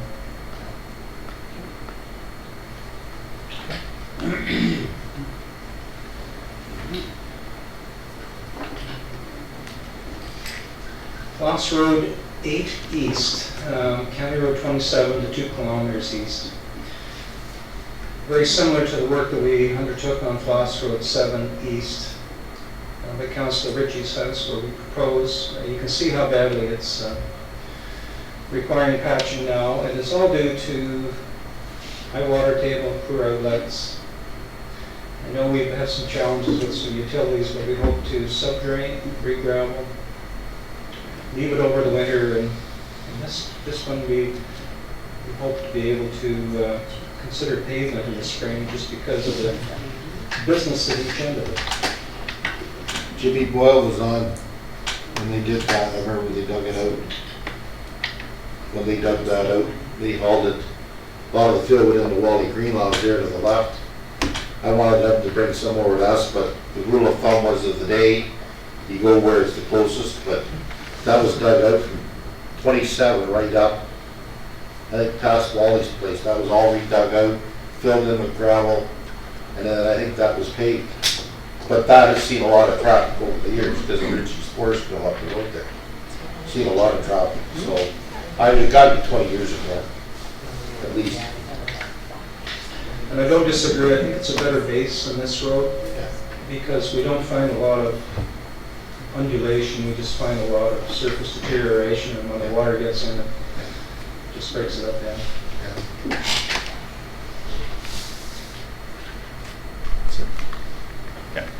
So we have just two miscellaneous. Actually, Sorry. there's one, I think we should move to 2019-23 over a couple columns.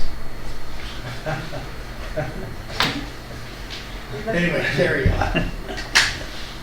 So there's two other miscellaneous items that we're proposing under the roads and related infrastructure. One is for streetlights. It's essentially a provisional item where we're looking at the installation of 2 streetlights if and when required, as well as the last item is guardrails, and maybe Director Archer can speak a little bit more about the guardrail requirement, or guide rail, sorry. I do have something to say. Sorry. Yeah. Yeah, I thought that, okay, are we gonna be looking at the future roads? Because I did see that Grenfell Road was way down the road. I also noticed that I have no infrastructure upgrades. And that road is really bad, especially because of the school bus going up the hill. So if there's any way it can be moved up, it would be greatly appreciated, because it's about the only road left, Mark, in our area. Well, then we've got lots. No, I got Baldwin Everything Lane. else I got Baldwin Lane and some other stuff. No, and the other thing that's missing is, I know we talked about Craig Road, but is there anything else, like Carson Road, or anything that we're paying for as a municipality with the Midhurst development that needs to be in here? But I would like to see Grenfell Road moved up. If it could be on this plan, I'd appreciate it, but if it can't be on this plan, at least for next year. Maybe we could move the Sunnydale to Old Orchard, that's switched off. keep ours the same. Just kidding. Director Etchell, going back to the St. Patrick subdivision, that's the one where I remember you saying like the forecaster, it was budgeted for a certain amount, but it came in a lot less for the design. So I'm just curious, the 45 and the 45, was that the original 90 that was brought forward to us for the design? The original design was estimated at 90,000. Yeah. Yeah, and it did come in for the entire subdivision at 45. Okay. Yeah, so we were fortunate in that regard that we're getting the whole design done now. But the second, okay, so that's St. Patrick's Way again though, for 45. It's being carried forward from 2015. So in 2015, we had budgeted 90, of which 45,000 was transferred to Kerr Street, I believe, to assist with that Kerr Street project, and the 45,000 remainder was not spent in 2015, and hence we're moving forward in 2016 with that, with those funds. I think we 22. haven't paid the bill for it yet. Okay. So it's not here twice. Like, I had 2015, 22, and 23 are essentially one project, no? 22 and 23. Sorry. Yeah. Stop getting that done. 22 is St. Patrick's subdivision, 23 is Phelpston Road. The St. Patrick's Way, is that not the same? How'd you make it? No, it's different. St. Patrick's is the actual subdivision. Yeah, Phelpston Road, to St. Patrick's Way, is that not the same? No, that's, different sections. so Different that's- section, okay. Yeah, sorry, I think I told you Marble Creek Drive. It's Floss Road 4 West, Yep, Thompson Road to St. Patrick's Way is the section we're going to, so that's actually Floss Road 4, nothing to do with the St. no, Patrick's. that's actually Phelpson Road. Phelpson That's all Road. we're doing, yeah. Okay. Not the same. Sorry, I just got my. So I guess the last item that we have proposed here is the guide rails. So Mark, if you wanted to just speak to that. We have a set of guide rails that we could spend all of that money on. But we have on Floss Road 4, east and west, we have several sets of guardrails that require replacement. And we're hoping to, in the new budget, address the need for the guardrails on Floss Road 4 west. There's two sets of guide cable out west of Michael Road. Whether we do the road or not, it doesn't matter. These are guide cable that need to be placed now. They don't exist. They should. If I may, Mark, the mayor pointed out that we're pretty confident you coming forward and tell us what has to be done, and I agree with that. There may be other things we may question you on, and one of my questions would be guide rails. I know in the past, we seemed to do some that a lot of people thought were extreme, but that was a few years ago, and so I trust that won't happen anymore.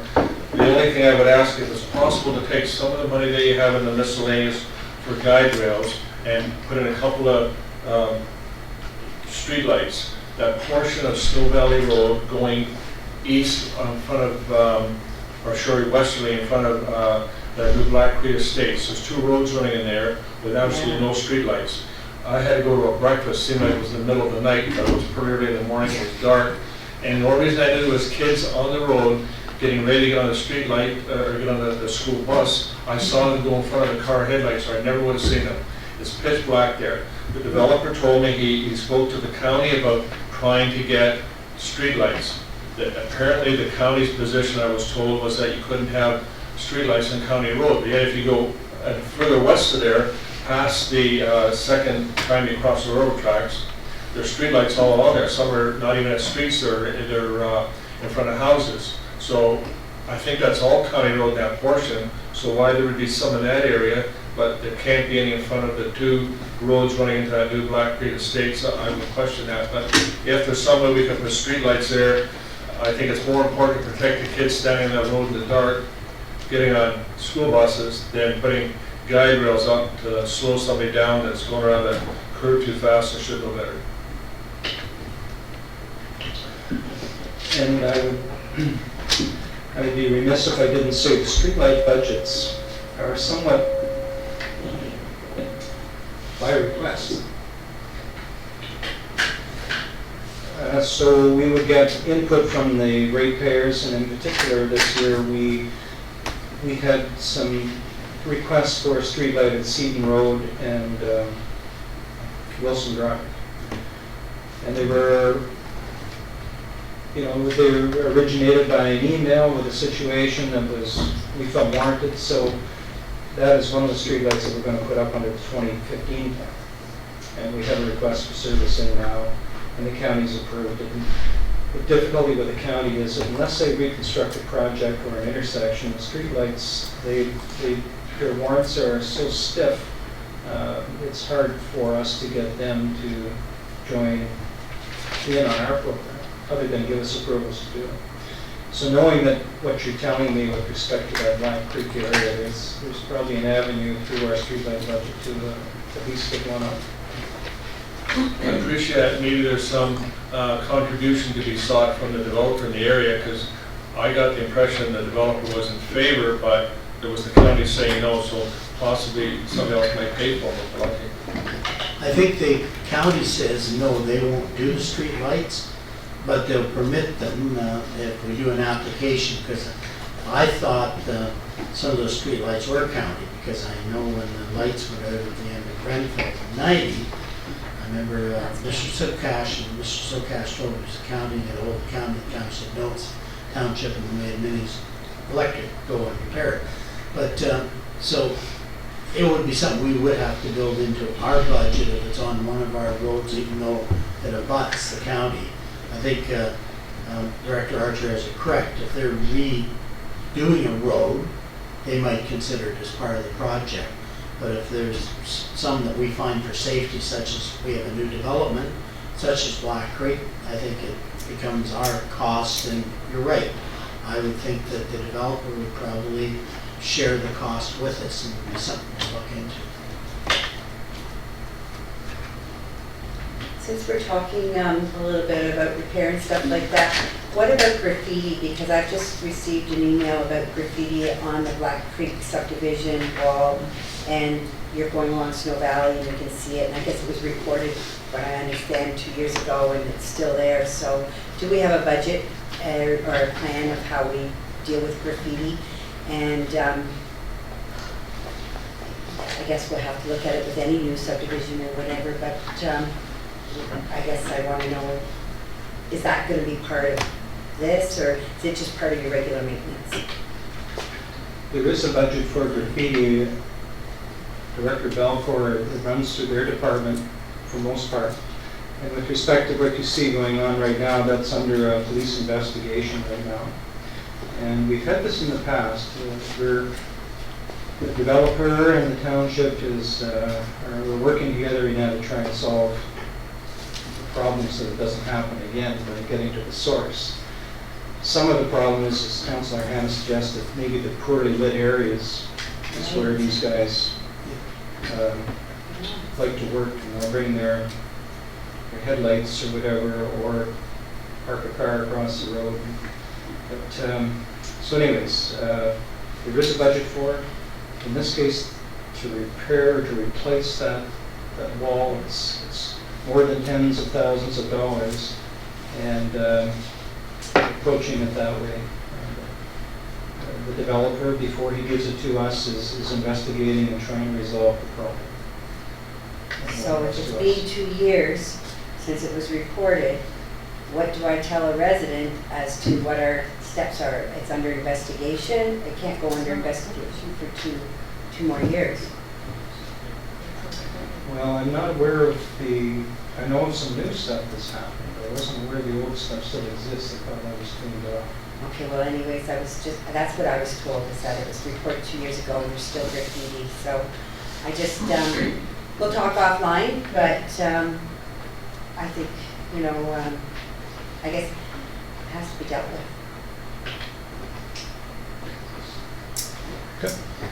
So I guess before we move into the water infrastructure projects, there was some comments earlier today about having further discussion regarding Fire Station 2 and the pumper addition, now that Deputy Mayor Allen is back with us.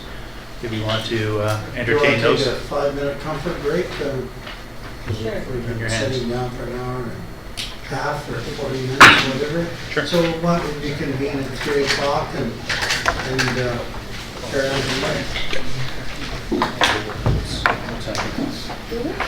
Basically, just chat about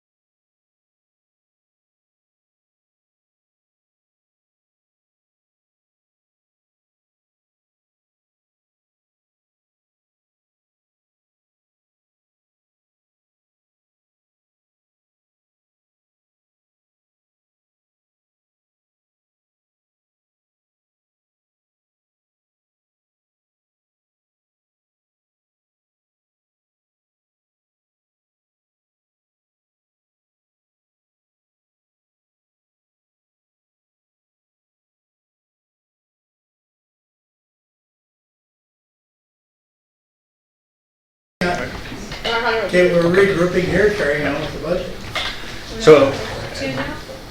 sorry, so before we move to page 2, if you will, or with the water infrastructure projects, as I mentioned before the break, I believe there was some a request that we have some more discussion about Fire Station 2 now that the Deputy Mayor is back with us. And Fire Station 2, I guess, and the pumper addition that's being proposed for 2016. So not sure how you want to approach the conversation, but essentially we're moving back to those 2 items. And if the Deputy Mayor or any other member of council wanted to provide a little more context or ask further questions of staff, then we'll gladly Yeah, I accept those gave questions. Deputy Mayor a little update that we discussed it, and there's a report coming in December 14th for RFPs, and by February, we're expecting an estimate of the cost of the project and so forth, and so that's kind of where we left it off, and then there was the pumper addition that seemed to be fairly well explained. So if there's any further questions from Deputy Mayor Allen, I guess we'll take them, or anybody else.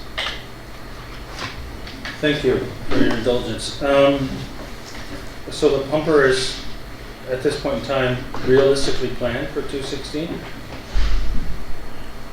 Correct. It is included in the 2016 capital budget to be considered. I think there was one comment, even if it was ordered, probably wouldn't see it until 2017. Yeah, so the actual, I think the comment from the fire chief was that he's been in contact with manufacturers of the pumper and indicated that the lead time is approximately 10 months. So if budget was approved in January, you're probably not looking at delivery. If we're optimistic, it might be late 2016, but possibility, or more likely, realistically in 2017 would be when we actually take delivery of the vehicle. So you pay for it?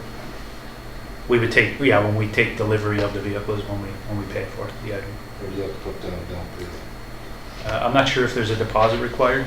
Maybe Fire Chief can speak to that, Ed? Depending which truck manufacturer you go to, if you go, the one that's built trucks for us in the past in Quebec requires that you pay for the cabin chassis when it arrives. Someone down in the States, you pay for it when you receive your truck and everything. So dependable in Brampton is you pay for it how you want to. They'll take a deposit for the truck, and then that saves you money because they finance it. Once they get that truck and it takes them 10 months to build it, they're financing it for that 10 months. So there is cost savings if you pay for your cabin chassis up front.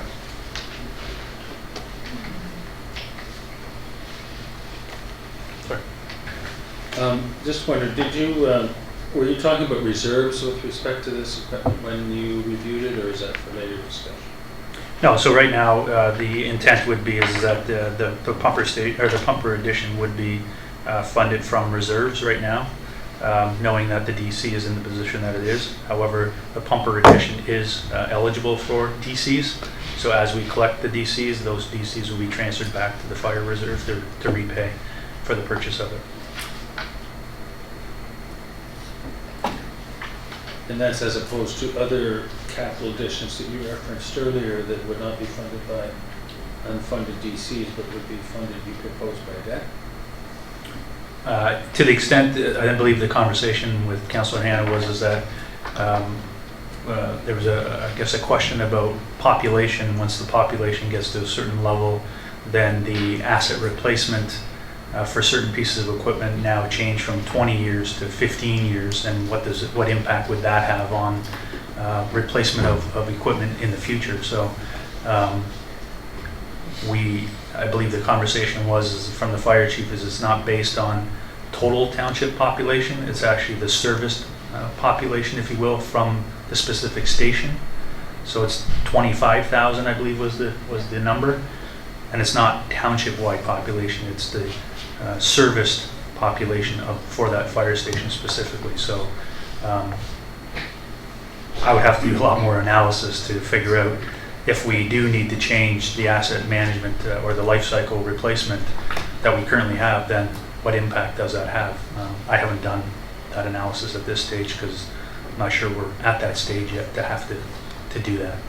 Yeah, I think even in this, even if we look forward to a 6-year capital, it doesn't appear, because of population and that it's going to have an impact falling from the, 20 to 15 anyways, because they probably would have been factored in going forward, so there's no direct impact if there is a Not in the change, 6 year. Yeah, so it won't have any, even on the longer term, definitely short term, this year, no impact. No, that's correct.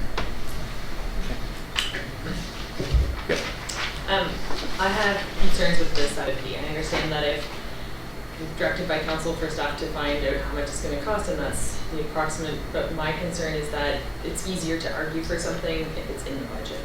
So if you have the money, if the money's allocated towards it, it's easier for that decision to be made.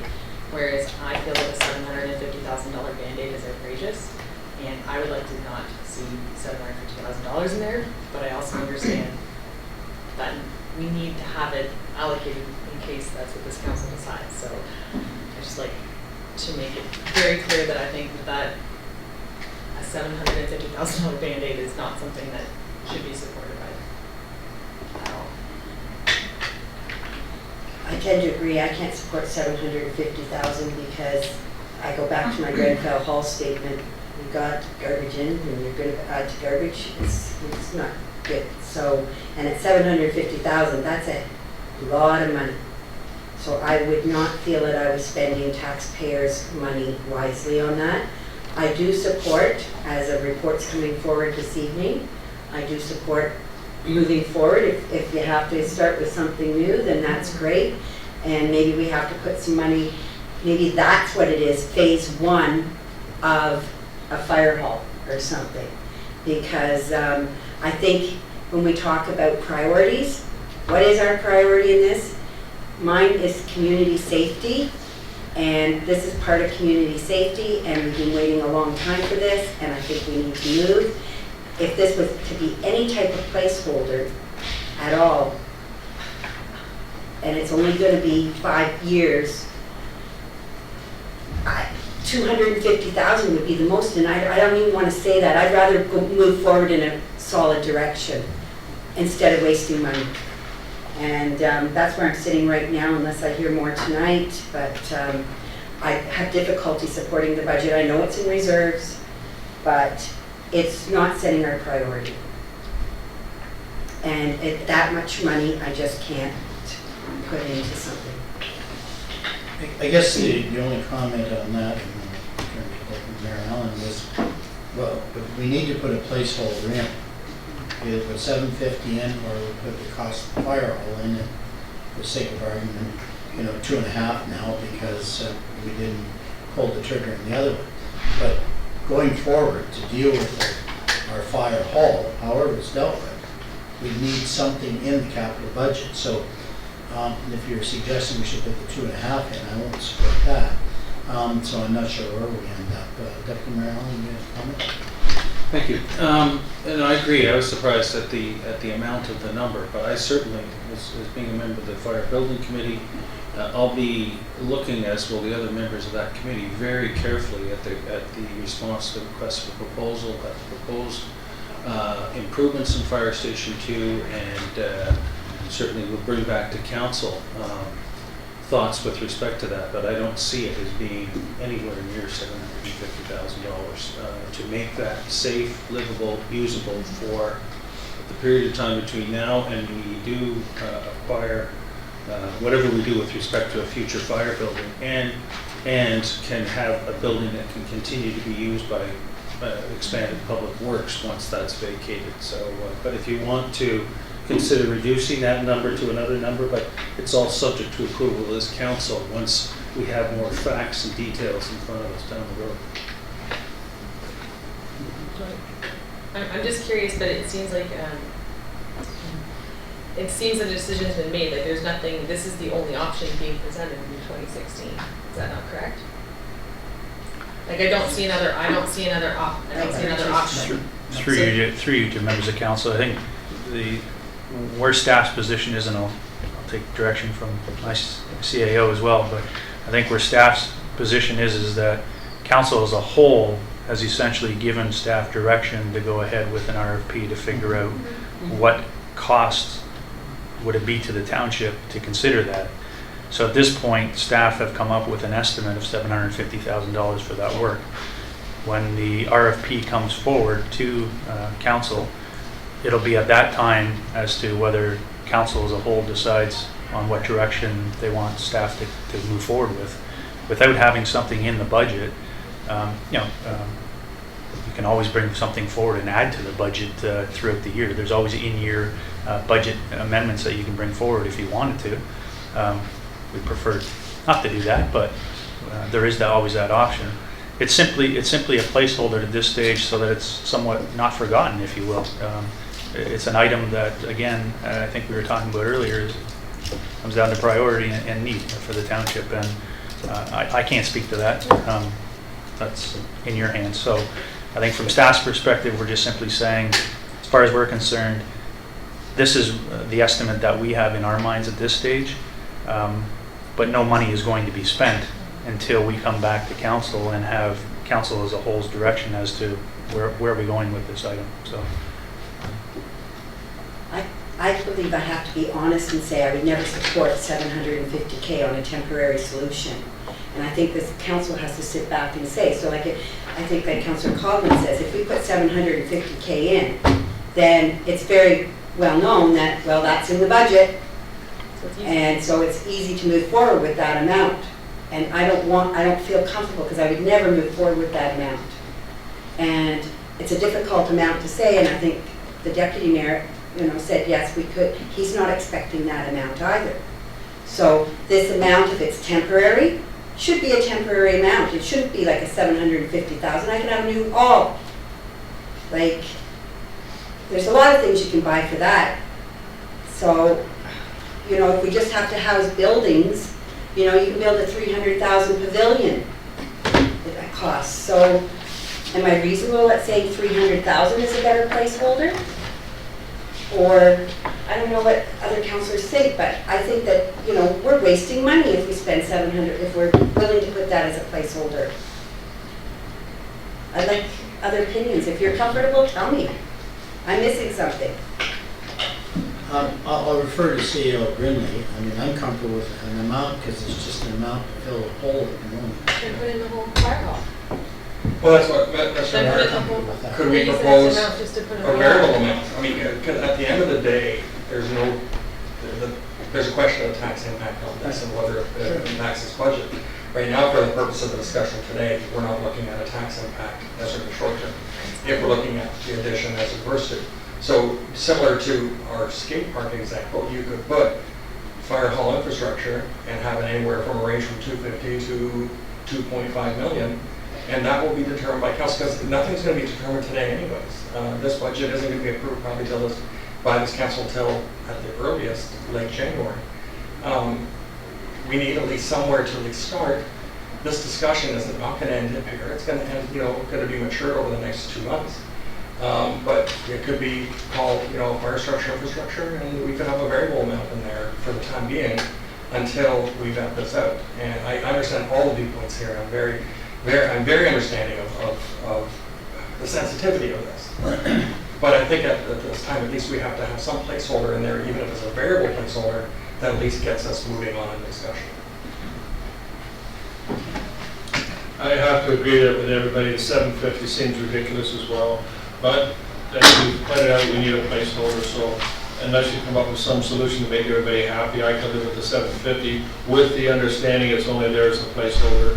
And again, I think it would be irresponsible of us not to continue to explore the co-ownership, the co-occupation of a new fire hall in a different location than was originally planned. And I don't want to get into that discussion, but going forward with the budget, I'll take whatever guidance that everybody else can agree to, as long as we're convinced or we all agree that that's not going to be our final decision. And I agree with Councillor Hanna as he expressed it just now.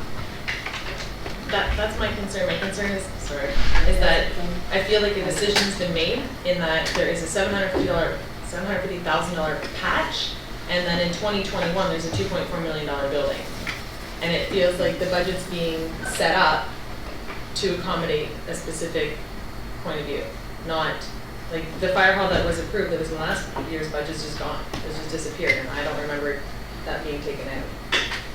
Well, Council, we did provide new direction on that, and that's why it was taken, I guess it was.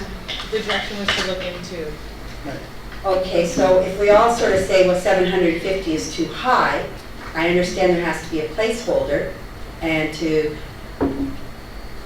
sort of work through this, if we left the 750 and the wording became, instead of temporary expansion, became new and temporary infrastructure. Because we have to have money in there for something new. We got, you know, we've got a report tonight where we're starting to act on something. So we got to have some money to do something towards the new. So whatever we're putting there has to be new, possibly temporary. If the temporary, and I think we'll all have a threshold and a debate on that, what the temporary amount can be, but without the word new in there, we have to start working on something new.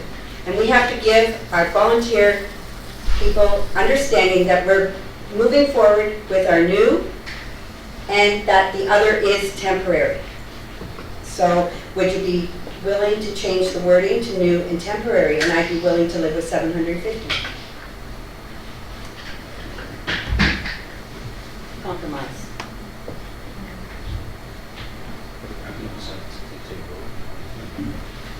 I don't think we really take votes on this, but we And need then I can't vote for to budget provide and budget because we're... some direction. No, I think when we get to tabling, I guess, the budget, we should make a note of that, and I guess we'll make amendments. Is that correct? You're looking for guidance today, correct? Through you, Mr. Mayor, correct. Yeah. We are simply having a discussion, or starting the discussion with members of council as to what staff is proposing at this stage, and to the extent that we receive hints, if you will, that items are not going to be supported, then obviously those amendments would likely come forward on December 14th. With this, again, we're in your hands as to what you'd like to do with this item. If it's simply rewording of the item and it's a provisional item, then we're happy to do so. If it's more an issue of cost or dollar figure, again, we're in your hands as to what you'd like to see. Simply having it in the budget essentially gives staff direction to continue to move forward on this particular item. If there's no budget set aside, whether it be $1, whether it be $1 million, staff needs some type of direction to move forward on moving forward with this project. I see Councillor McConkey's point, so possibly we should consider having new and or temporary expansion.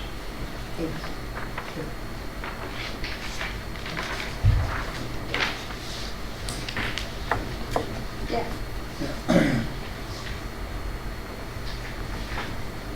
Any other comments on the fire portion of this? If not, Okay. carry on. Yep. So on to our water infrastructure projects. So at this stage for 2016, we're looking at proposing two water infrastructure projects. I will attempt to speak to item number one, which is the water meter replacement program. Essentially, the water meter replacement program is a 3-year program that we're looking at. The first year would be to look at the replacement of water meters in Midhurst. The second year would be to look at replacement of water meters in, I believe it's the Elmville, northern part of the township. And then in year 3, we're looking at Snow Valley and Center Vesper type areas. Essentially what happens with the water meter replacement program is we have a number of water meters that are older water meters. So in some instances we may actually be not recouping enough revenue. And in other cases too, there's new software, or not software, new technology out there where right now we hire a company to go to each individual residence to read the meter. With this program, we're looking at implementing devices that are put on the actual water meter so that we can actually have a handheld and have an individual essentially drive down the street and record the readings.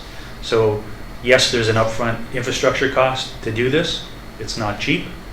However, the long-term gain of actually having or no longer having someone or hiring somebody to go and actually go to each resident and try to collect their water meter read, those cost savings are hopefully going to be significant in the future. So there has been discussion with Public Works about having our road patroller, who's already patrolling roads, potentially having the software or the hardware attached to his vehicle, where in the future he could be the one that actually, or that individual could be the one that is collecting the water meter reads for us. So, am I missing something, Mark?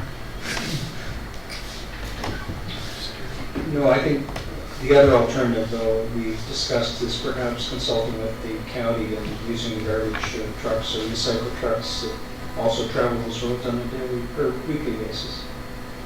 Correct. Past life, we were investigating this at the last municipality I was at, where essentially we had the garbage trucks, for all intents and purposes, they already drive the street. So is there an opportunity where we can partner with the contractor that the county uses and have the device installed on their vehicles? There may be a cost, but again, having someone physically go out and do water meter reads is, and Catherine's here, and Catherine does look after our water and wastewater, and she can tell you how painful it is. So. I presume there are no grants available with respect to this? Not that we're aware of. Again, this is proposed to be funded directly out of the Water Reserve Fund, so the users of the system would be directly paying for this. This would not be an impact on every taxpayer in the township. It's only the users of water and wastewater systems. I guess my question would be around the accuracy. I don't want to be paying for my neighbor's water, and I'm sure they don't want to be paying for others, but they'd like to pay for mine because I don't water my dust bowl. Where's Mr. Belcourt? Anyway, is it a change of the whole meter, or just the unit that's outside on the wall that has the numbers on it that calculates the amount of water you use? It would be both. In some cases, it would actually be a fulsome change of the water meter, to the extent depending on the age of the water meter. In some cases, if the water meter is not that old, it would just be the actual device that we would need to attach to the water meter in order to be able to obtain the automated read. Is there a market for the old meters that you take out? Because that's a lot of meters. I mean, what are you going to do with them? Boat anchors. But I would like to just say on the water meter, there is a backflow prevention valve installed as well. So that there is a system installation.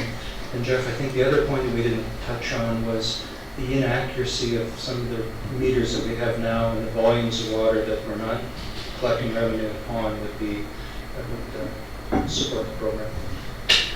Cedar Winley? No, just to add, because in the past life I did a lot of water meter stuff too. And well, first of all, the automatic sending actually sends a PIN number too, so you don't get confused with another person.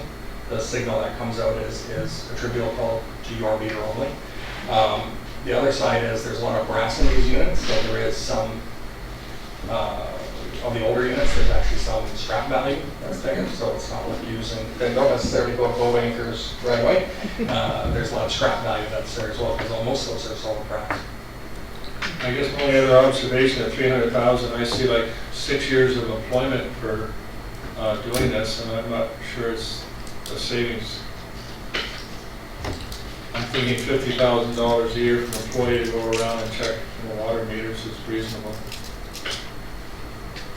I guess the only thing is that 50 will keep escalating, and we might be losing $50,000 or $100,000 worth of water billings at the moment. So We could have a fairly fast return. We do have a lot of accounts where we're estimating reads because we can't obtain reads, where the individuals are going to the property, they're not able to actually even find the water meter due to, well, it could be gates that are locked that they're not physically able to access. It could be because of dangerous dogs or aggressive dogs that obviously we're not going to support those individuals going and being harmed. And in some cases, it's just overgrowth, if you will, of brush and stuff, where these individuals aren't going to spend a half an hour trying to find the water meter on each residential property. They go, they look, if they can't find it, now we're estimating. And in some cases, we have some accounts where we're estimating for a number of months, possibly years. And in some cases, the resident may actually be benefiting because we have no idea what their actual read is. In some cases, they actually may be paying too much. So it's to their benefit to actually contact us and tell us or arrange for us to get an actual read on their water meter. So.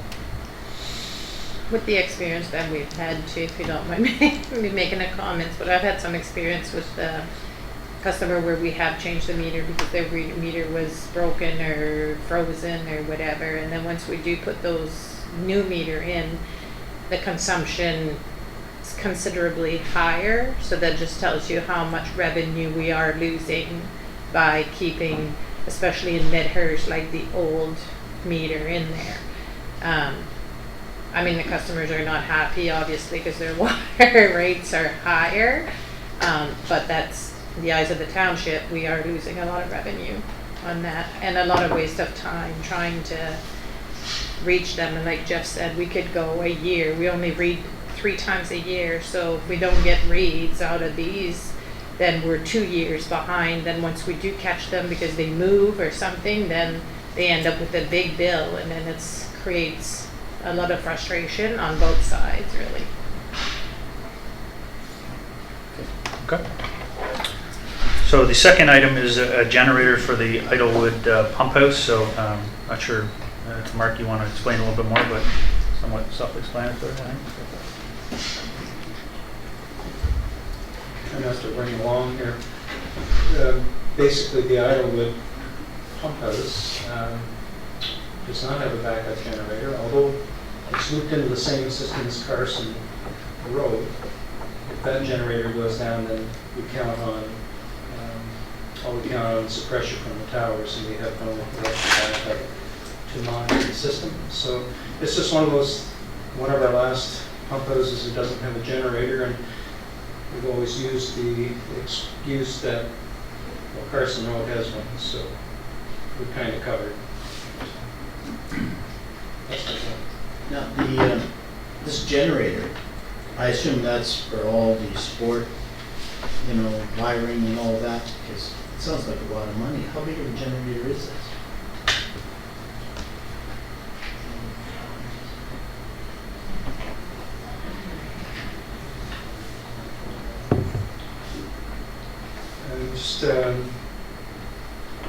Ronnie's suggesting it's about 200 kilowatt.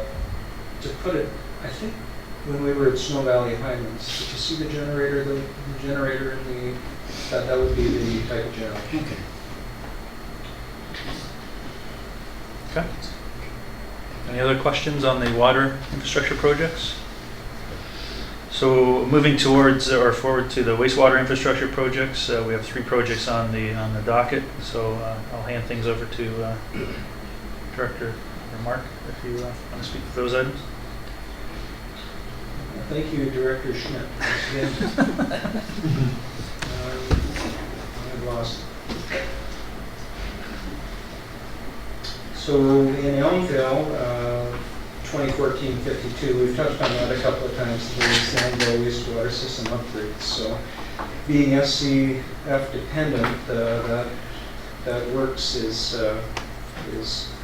inclusive of a lift station, it's inclusive of an additional backup force main, it's inclusive of clarifier covering at the treatment plant. It also includes, and I forgot to mention this earlier, we're designing storage for the future out of the plant as well, so that we don't overload the plant. And within that entire program, we look at making things safer for the operators within the facilities. And the Aqua guys, the Aqua engineers who prepared this with us were very careful to note that we do affect we do affect the navigable waterways. We do, so federally, it would support keeping the Wye River and Georgian Bay ultimately where it outlets clean. We have our provincial government, our environment, you know, to protect with operating a good, effective system. And locally, we have our Bishop's Park that becomes the overflow of the pumping station affects your public right in the village of town. So that's, the lift station is our EA is underway now. The engineering is underway for the lift station, but I guess, Jeff, if we don't get the SCF, we're still focused on the lift station. Correct. So the funds that we've allocated in the 2016 budget would still allow us to move forward with with completing the lift station component of the project, but the force main and some of the other upgrades that we're looking at through the larger project, if we're not successful with the SCF grant, then those projects would not be moving forward. But the Elmville lift station, the intent is that in 2016 we'll be moving forward with that project. So there is land that again needs to be acquired, or we're in the process of acquiring. As Mark mentioned, the EA is underway, and the design, I believe, is underway or complete now. So it's under design. Of that $1.3 million for upgrades, what is the cost just of the Elmville lift station? Like the EA or the acquisition of the land and building? The 1.3 is includes the acquisition, the design, the EA, and the construction of the Elmville lift station. So regardless of whether we're successful with the SCF or not, this Elmville lift station will, the intent is that will be completed. So that but all the other, that whole $1,320,000 is the lift station? Correct. And all the costs associated with it.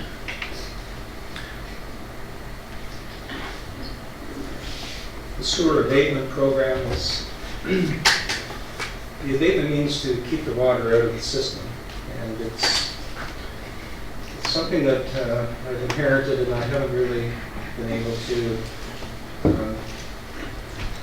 investigate the entire system yet. It's $100,000. It's, in my opinion, is somewhat of a placeholder now.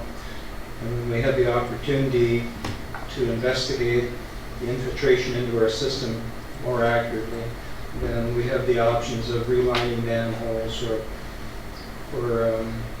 sealing pipes through new technology going in through manholes and filling cracks. And we do have some videos. We do need to investigate some existing video. We do need to undertake some new video, but it's all an effort to reduce the load on the plant, keep the Wye River out, and things get better. So we are finding that things are getting better. There's some monitoring, but the system's not perfect yet. So just a question for clarification. Basically, all we're trying to do is out of the, I guess, wastewater, we're trying to keep like a runoff, other things like that out of it. But for example, now I would be surprised if there certain houses have E-Trobs run into the storm sewers and those kind of things. So I just wanted to speak generally to it, what we mean by that. See what we're in there. Well, 2 and 3 years ago, we actually had a person through our bylaw department who was assigned with the downspout reconnection program. So we went with a very strong program at first, and I think it ended about just before last year, where for about 2 years we were really enforcing downspout reconnection, which, as you mentioned, the leaders going into the wrong system. And I think what this is sort of that next generation of look, where we're actually now going to be looking at the pipes, and we're going to be looking at the underground infrastructure to try to make sure things aren't leaking into it, say from groundwater and elsewhere. But we already have done the downspout disconnection program. That was about a year or so ago, and now it's more intensive in terms of where they're looking.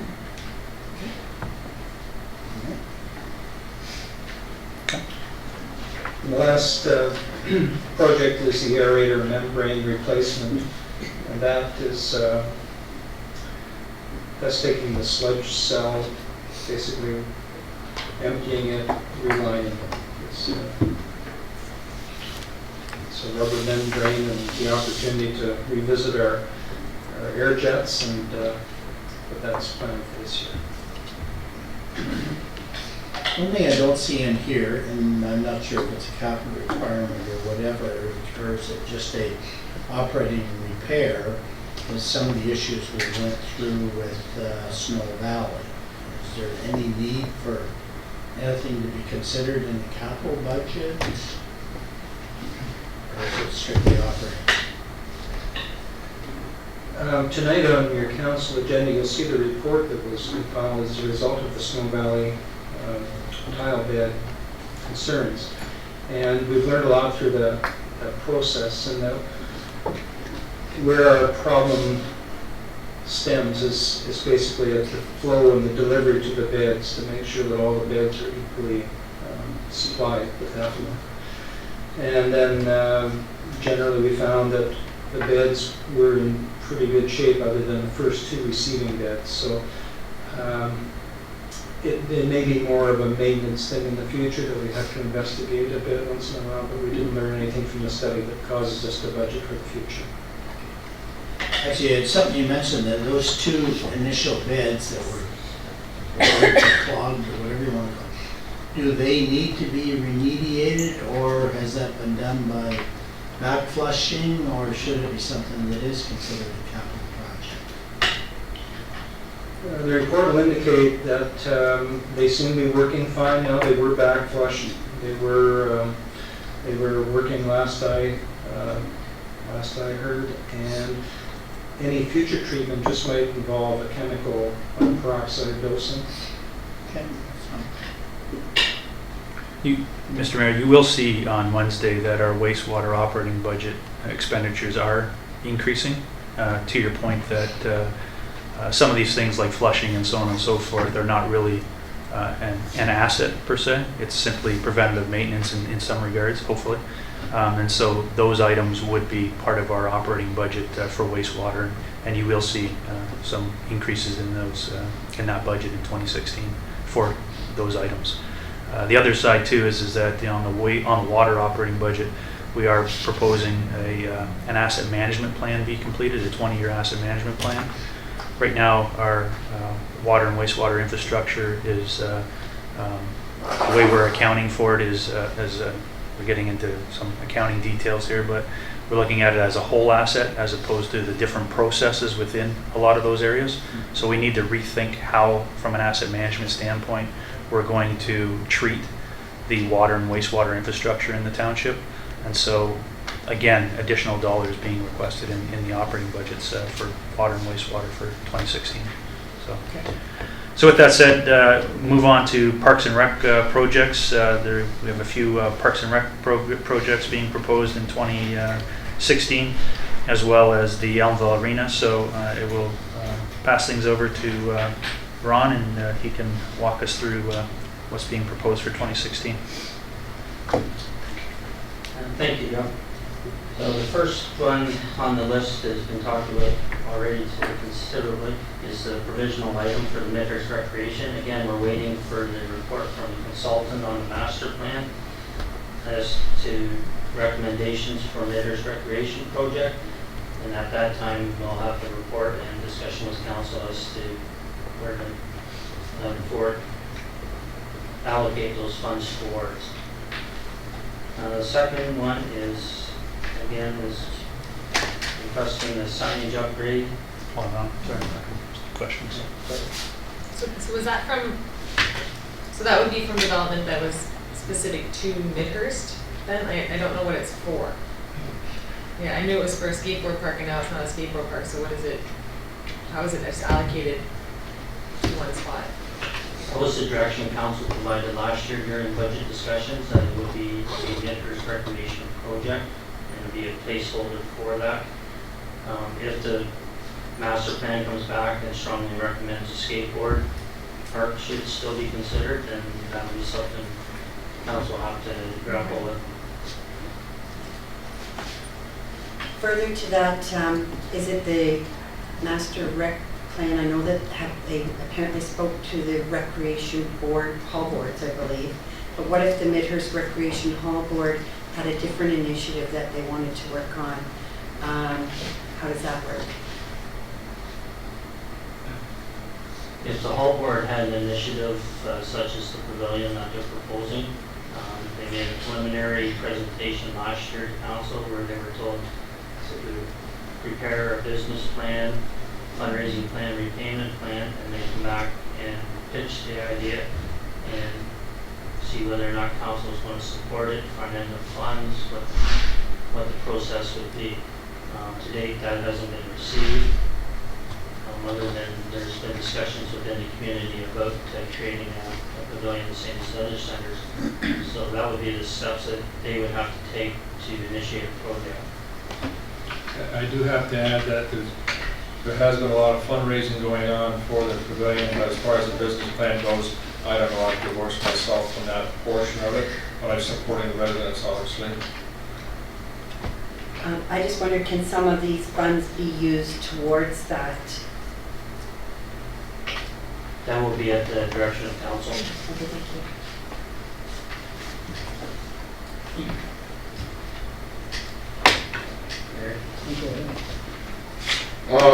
In regards to the Parks and Rec, I'd like some more bleachers up in Phelps if it's possible. It's nice to see the ones we got this year.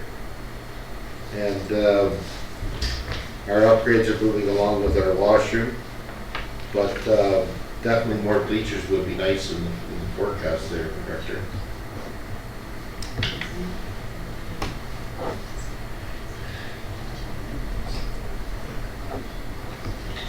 Maybe you have to put a placeholder in there for X amount of money, Mr. Ritchie. Next item is the Another question. As far as the Parks and Recreation, I know that there's supposed to be a meeting, or there's supposed to be one, where we meet with all the hall boards. I would really like to see the hall boards be able to input to these plans and to the budget, because, you know, we hear Councillor Ritchie talk about different things for Phelpston. There's different things, like there's a new group on for Grenfell. I'm not there asking them what they want and what they need, but I believe that we need to get them to drive this part of the budget. They're the volunteers working and looking after the pavilions or the facilities, and yet we're not involving them in this process, I do not believe. So I just like, before we look at this, I'd like to have a talk with my Grenfell Hall people, see what their needs are, and ensure that we look at their needs, and if it's not met in 2016, that we do a forecast to go out, to understand all the needs. Because, yeah, bleachers, that's a great idea. I mean, we needed them, and we haven't got them, but I never even thought of that. Yes, I agree with that. I mean, we are involving more people at the different hall boards, and they are getting quite excited about, in some cases, being involved. So the more we can involve them, not only in the next year's capital plan, but let's look at what the halls need for the next 6 years and what they're going to work towards to augment in fundraising. Get them excited. So maybe as part of this gathering together, the hall boards, we have breakout tables by hall board to discuss this sort of thing, or have them discuss in their respective meetings and bring back to us in some fashion what their priorities are within the next 6 years that we could build into the 6-year rolling forecast. I think you really get buy-in for that. Just a question, actually, of Director Belcourt. During the the consultation sessions for the master rec plan, where we had one gathering of kind of all boards and that, did they get down to the level of what do you want in your community that may come out in this master rec plan? Yes, that was one section that was specifically dealt with, and that does come out in the findings in the report.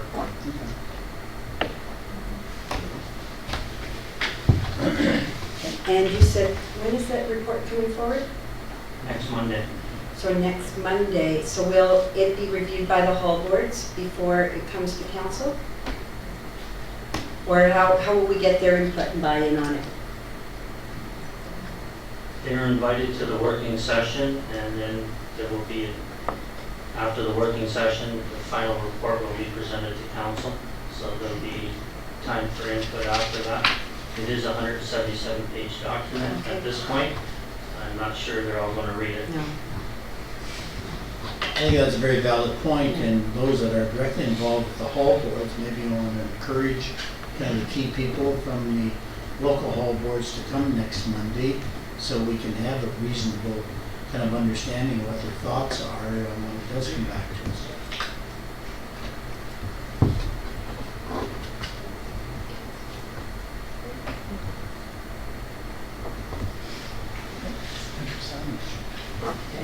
The next item is the park signage.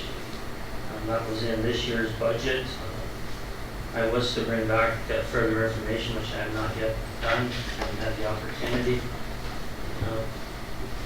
Again, I would like to keep that in there and be able to come back to council with a report on the signage program, the branding program that's been initiated, answer the questions that were asked, where the signs are, how much we've spent to date, etc. So I'd like to keep that within, carry that forward into 2016 so that we don't lose sight of it and continue the program. I appreciate Mr. Belcourt wanting to keep that in there. I'm sorry to do this to you, Ron, but every year I argue against it because I see no benefit to the people who are using parks from a sign. The sign just say this is the park.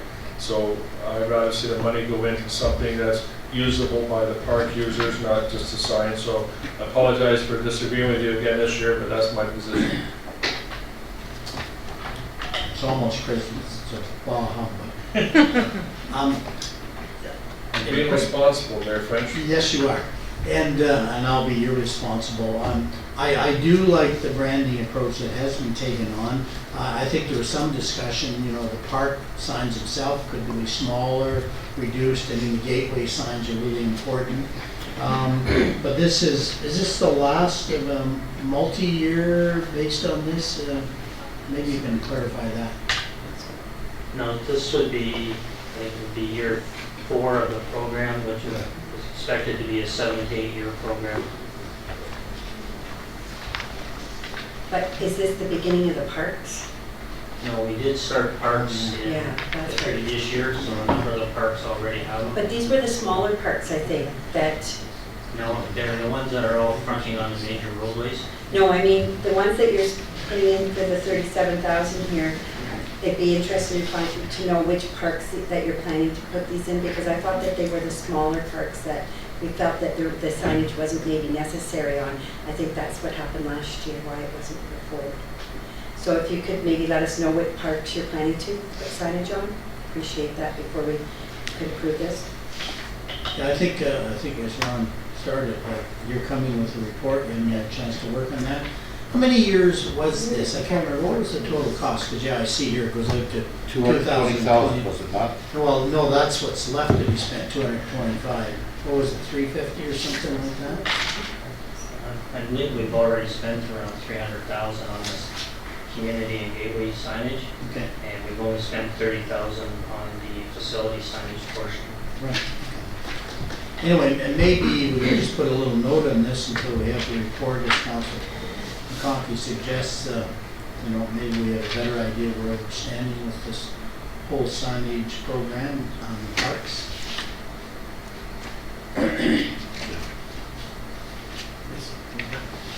Yeah, Mayor French, this Parks and Recs thing here, like, I think we're already into our second budget. Next year we'll be into our third before you know it.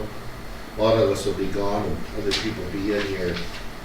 I'd like us to set this part aside until we get this master rec plan and see what it has to say, because I think this council here is all on the same page of the infrastructure deficit that each community faces.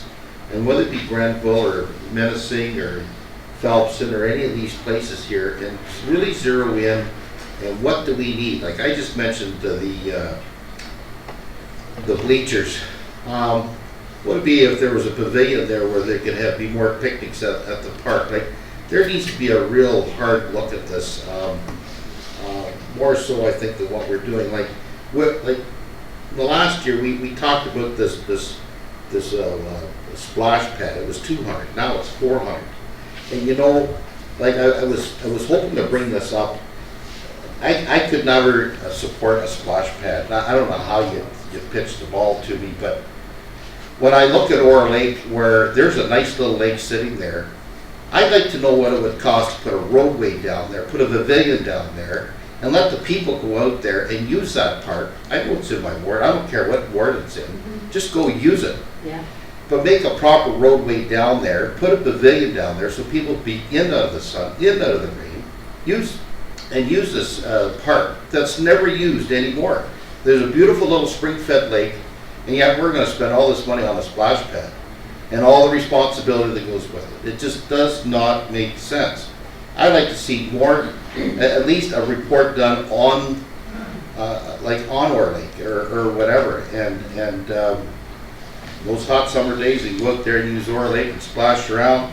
That's where I learned how to swim anyways, in the mud and tadpoles and everything else, but I just think more work needs to be, instead of being passed over like this, I can't accept that. I think we need to wait, get that report back, we do another study, and whether I look at Jack and Midhurst, Grenville, Menacing, this is why we're here as a council, and we need to deal with it now, not next year, now. Thank you. I think it's a very valid point, Councillor Ritchie. The one thing, I guess when we're talking about the splash pad, which seems brought up a lot of interest today, I mean, that is out in 2017, but as we kind of finalize our 2016 budget, we definitely do need to be massaging the next 6 years. So if there's things that we know are going to come out, we probably should be taking them out because it'll change the whole business model from the long-term financial plan. But I think you have a real kind of a legitimate comment there on, you know, we are going to have a report next Monday. Yeah. And maybe we do have to pull this Parks and Rec, just set it aside for a little bit until we see what that says, to see if it's actually going to kind of impact this at all. I'm not sure what anybody else's thoughts are. I mean, it sounds silly that we're spending, whatever it was, $40,000 to do Master Rex study, and that yet we're going to try and determine 2016 budget before we see it. So, I mean, that would be my comment. So I think Councilor Ritchie has a legitimate point. Go ahead, Councilor. Well, I was going to comment on a Master Rec plan. It's a consultant's report to us. There doesn't, person who doesn't live in this township, and just because the consultant comes back and says we should do something, that doesn't mean Jack Hanna's going to be able to do it. I totally agree with that, but typically reports, you know, 90% of it we may not like, but there might be 10% of it that are aha moments, and so I wouldn't want to dismiss that either. So I agree, and I think we've talked about this in different ways, that we get the master plan, we go to the meeting next Monday, we get the update on the master plan, and then as part of the budgeting process, as we finalize these numbers, we're going to be tweaking this section and a couple of other sections based on what council thinks about the master plan. So maybe we should just run through these, just have a refresher of what they represent, and not spend more time on them now, because we know we're going to be spending more time on them post next Monday. Sounds good. Does that work for everybody? We'll have Ron carry on through this. Yes, thank you. And I just go back to the sign. That's $37,500 tax supported for something that's not usable, like bleachers. Thank you. Okay.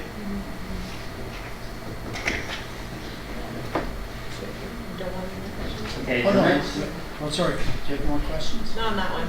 Okay, go ahead. okay, the next two items are just annual playground upgrades to improve the play value in the various community playgrounds.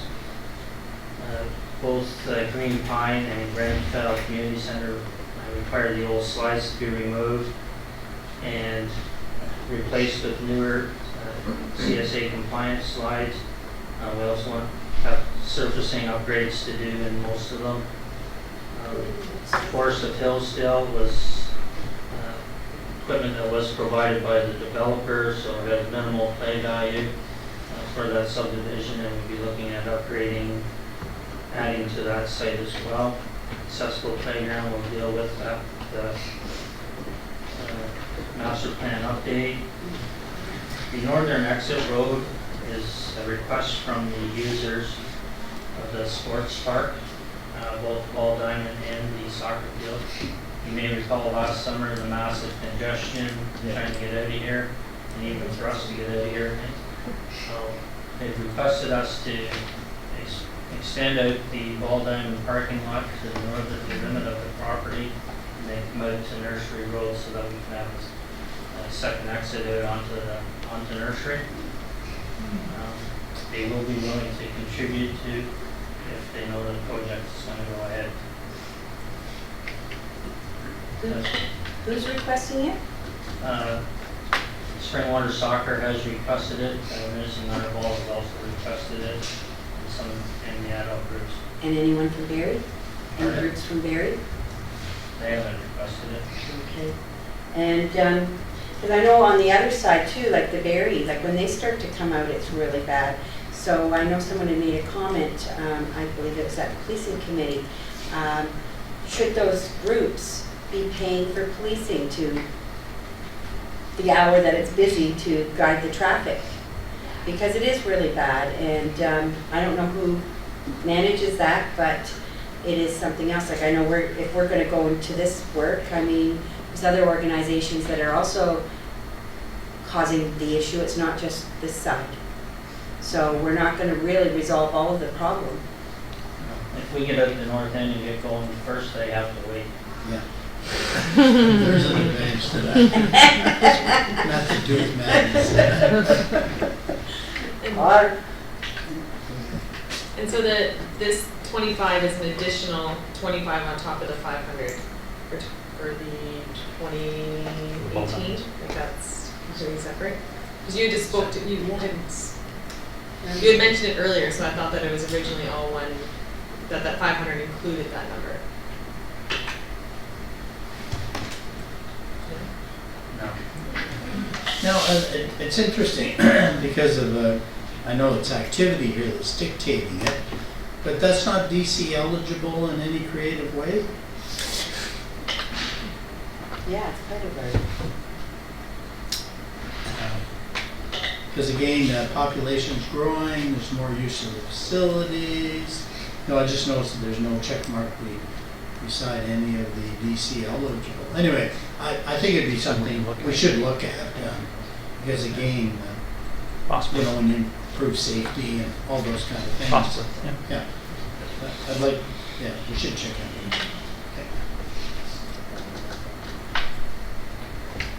Okay, Director Belcourt, under the items 2016, 31, and 32, the playground upgrades, well, I'd like to know when the drainage problem for the playground on Whitfield Crescent in Elville is going to be dealt with. I was over there on Saturday, and the puddles underneath the swings and slides and climbing equipment render, you know, that really good equipment useless, because, you know, the kids can't play there. There has been that drainage problem, and I'm wondering how and when it can be addressed, how much that's going to cost. Because there's a lot of kids in that neighborhood who will use that park, but there's puddles under all the good equipment. Okay, we have bored holes to the sidewalls to allow the water to flow out. Unfortunately, with all the playgrounds, underneath the swings, the ends of slides, under the climbers, the sand will get dished out, and it's a maintenance issue having to go back pretty much on a weekly basis and try and rake it in. Considering we have 40-some playground sites now, it's not feasible, or it's not possible for us to get to all of them every week. Well, I think there needs to be work done on the drainage around the whole park, not just the part where the sand is, because those puddles are pretty deep. It's just not draining away at all. I don't think it's just wear and tear from the equipment, you know, holes underneath. It's there needs to be something done with the whole drainage of that whole lot. The ideal way to address that is to come in and put the rubberized surfacing in, which we proposed last year but was not approved. So we create a firm surface that meets CSA guidelines, and then we create positive drainage from around the playground equipment. How would the rubber work better than sand? Like sand's a natural drainage. The rubber is you can either a poured in place surface or it's put together in tiles, so it's a complete one complete surface. So you create it so you get positive drainage, so you got it sloped to one side or the other, so it slopes away from the equipment. Whereas the sand will absorb the water, and then until it dries out, it's not going to release it. Elmville is not built on clay, that is firmly packed clay underneath that site, and it is tough to drain.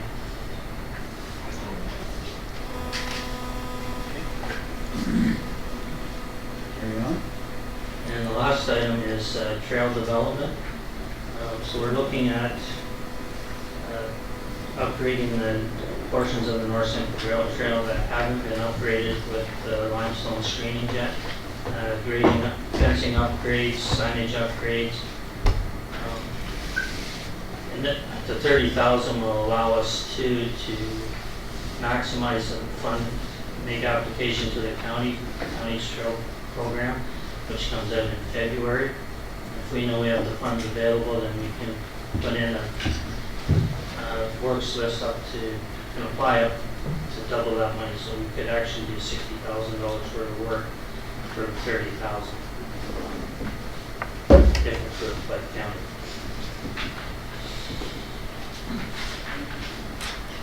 The signage won't be just on the new part that you're screening, it could be looked at in other areas as well?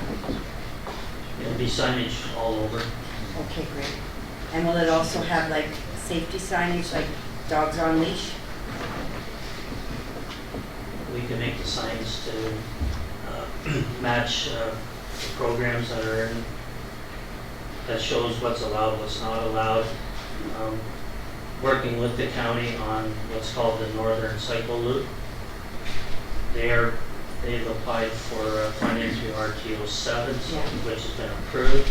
So there will be consistent signage on the whole Northern Cycle Loop. So that will encompass most of the North Central Rail Trail, and that's the type of signage that will be put in place.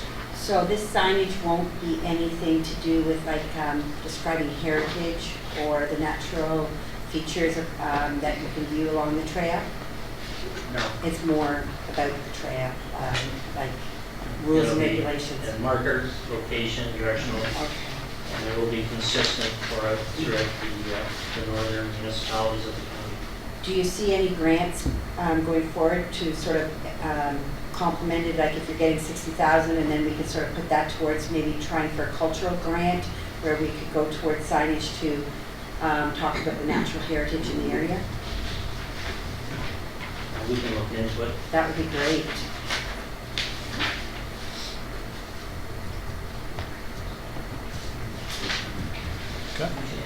Moving on to the arena, the first two are going to be carryovers into next year. We were hoping that we could do something with the Honeywell, and meeting with them, but that didn't pan out, and we're beyond our window for that particular project. The steel roof retrofit is a complete new steel system over the existing steel system that's insulated, and also with a continuous membrane over it, so that it will prevent leaks. It has a 20-year guarantee. This project was proposed last year, but put off until this year. This does encompass both the arena and the curling club to create one continuous roof system over both buildings. As I mentioned last year, I argued for years that the arena was causing the roof problems at the curling club, but I've been proven wrong. We are treating a good number of the problems over the flat roof and the slight slope roof, which is causing backup and water issues in there. Project would address that, and it would include chevrons along the roof lines to to direct the water away from the current flat roof and off to the north, so that the water would drain off away from the buildings. Just a question on kind of the Elmville Arena itself. How is it kind of structurally? Is it good for another 25 years, 50 years? Just, because we're putting a new roof on it. And but I'm just curious, how is it structurally? We will have our 5-year structural inspection report here shortly. Okay. But in meeting with the engineers who reviewed the facility, it's in remarkably good shape. Okay. Thank you.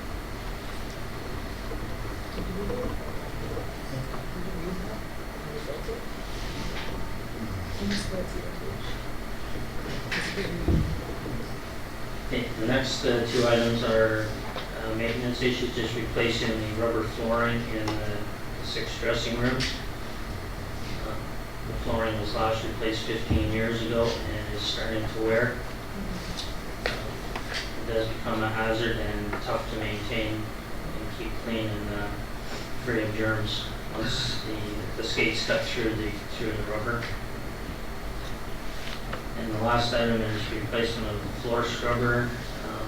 Rubber flooring is extremely tough on it, and it is starting to cost us a lot more maintenance than we would like to spend on it. We would repurpose the existing scrubber into another facility that requires it, as it is still a decent machine, but it's not up to the workload at the arena. Mr. Belcourt? Somebody's coming again. Oh, Miss Katie, sorry. Oh, sorry. I'm just, where's the, if we get a new floor scrubber, where will the old one go? I would start a bidding war. Actually, a good question. I'm just trying to put them around. It's Some of our projects, especially at the community hall level, some are partially funded by some of the capital projects, are funded by the kind of ratepayers. Some are funded by the township. I guess when it gets to the arena, the Elmville, Recreation Service Board doesn't really involve that, just community hall. Is that correct? Okay, so anything to do with the arena is 100%, unless a municipality, unless somebody out of the goodness of their heart may donate something. Is that correct? That's correct. Okay. We have received gifts before. Okay. Really? Yeah. Yeah, like the goal nets were donated from the wire fund at one time. Some other upgrades, all the dressing room boards, etc. Mr. Belcourt, just a quick question, sir. The $20,000 for the flooring in the dressing rooms, and we got $750,000 for accessible washrooms in 2017. Those are public washrooms and not the washrooms in the dressing rooms. I didn't want to see us spending money to do the floor in the dressing rooms and then be changing the washrooms there. You're correct. There are 2 different areas.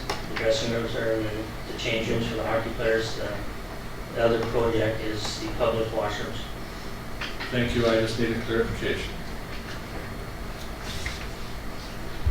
I'd just like to clarify with Mayor French and anyone else that the Elmville Hall Board is different from the other communities. Like, for example, Nissing and Vancouver and Ann Hills, they have what you call a hall and rec board, but in Elmville, the community hall board is simply limited to the community hall. Like the recreation in Elmville is done by private organizations like the Elmville Iron Hockey Association and volunteers doing the rink and that sort of thing. But the hall board itself does not get involved in any sort of recreational activities other than renting the hall for uses like the seniors' cards and things. Okay, so that completes the Parks and Rec projects, unless there's any further questions. If not, so we have, for information technology, we have 3 separate projects that are being proposed, and I will try my best to provide information regarding these 3 projects. Mr. Dale's not here, so we'll just strike them out of the budget. Except for the last You're not one. here to The fight. last one is being proposed by a number of us, so. So the first item is the council chamber AV replacement. So again, we talked about that earlier this morning, and that's simply a project that, to improve the audiovisual within this chamber. It was a project geared for 2015. It has been deferred to 2016. So that's on the docket, if you will. The online integration / services, this is where corporate services of the IT department is continuously looking for ways to provide efficient services to our residents. So for example, we're looking at, I think we're in the process already of providing for online fire permits. We're also looking at doing the same for building permits, having building permits available online, as well as the possibility of payment of taxes and utilities. And with that, we're also investigating in 2016 the opportunity where utility bills and tax bills can actually, people can sign up where they would have those bills sent electronically to them. There has been a lot of conversation over the last little while regarding property tax bills and legislation and whether or not they can actually be electronically sent. Myself along with a few other municipalities have looked into this, where essentially if we're allowing an opportunity for a resident to sign up to have something delivered to them and we obtain their authorization signature to do so, then in our minds, then we're not impeding the legislation. They've simply opted to have their bills sent to them electronically. And so we're looking at doing that and rolling that out in 2016. The last item relates to asset management software. So there has been some discussion today about asset management. The township does have an asset management plan in place. We do have a lot of information regarding our assets. However, they're housed in many different formats, if you will, in many different areas. We're looking at the support of council to try to obtain a tool, asset management software, where all of this information can be housed in one location. It would be linked to our GIS system. It would also allow us to provide for better condition, not necessarily condition assessments, but being able to communicate our asset management initiatives to council and the public. It would allow for us to house our conditions on our assets in this system. It would also provide us with opportunities for scenario testing as to how we can ensure that we're spending our tax dollars optimally in any given year. So we are requesting council's approval to move forward with that. That is at this stage proposed to be funded from gas tax. Gas tax does allow for expenditures in this area. So.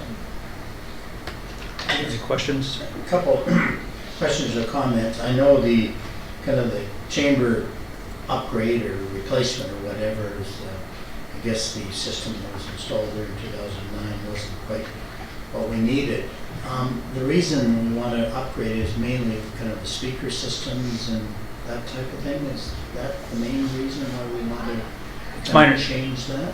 It's my understanding that, yeah, obviously in even today's setup, we would have liked to have had a little more informal setup. However, we've conducted other meetings within this chamber where we haven't been at the mics, and it's been very difficult for individuals to hear the audio when you're not sitting in front of the mic. So the audio in this room is to say the least, not the greatest. So I believe, and again, subject to John's further comments, but I believe the focus is on getting the audio up to snuff. As for the video component, again, with the assistance of a student last summer, we were able to get to a point where today you're seeing online streaming, and we've been successful in doing that at very minimal cost to the township. So I know John had mentioned that the $15,000, they did receive a quote from one or two vendors last year, and essentially was $15,000, but not necessarily what we were looking at. So that's really all I can really state at this time. Is there a small working group, like the AV is one thing, but the kind of online integration service, I mean, asset management is something obviously you need to take care of, but the online integration services, because I know there's a lot of excitement around here, using new technology, and I totally agree with it. But also we found that kind of some of the old technology works better for communicating. So how can we really decide, is it worth our while to spend $20,000 for certain online things, whether it be building permits or application? I don't know. I don't have any simple answer. It'd be nice to have a working group, if you want to call it that, to kind of really come back with a report to council, say, yeah, this makes sense because right now I don't know what the answer is. Good question.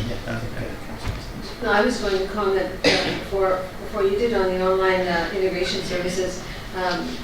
It's my expectation that, over the long term, that being able to pay our bills and receive our bills online will save us a lot of money in terms of labor and postage in sending them out by Canada Post. Because you're getting up to, at least $1 for every bill that goes out, and that doesn't include the labor involved in it, whereas you can send them out electronically.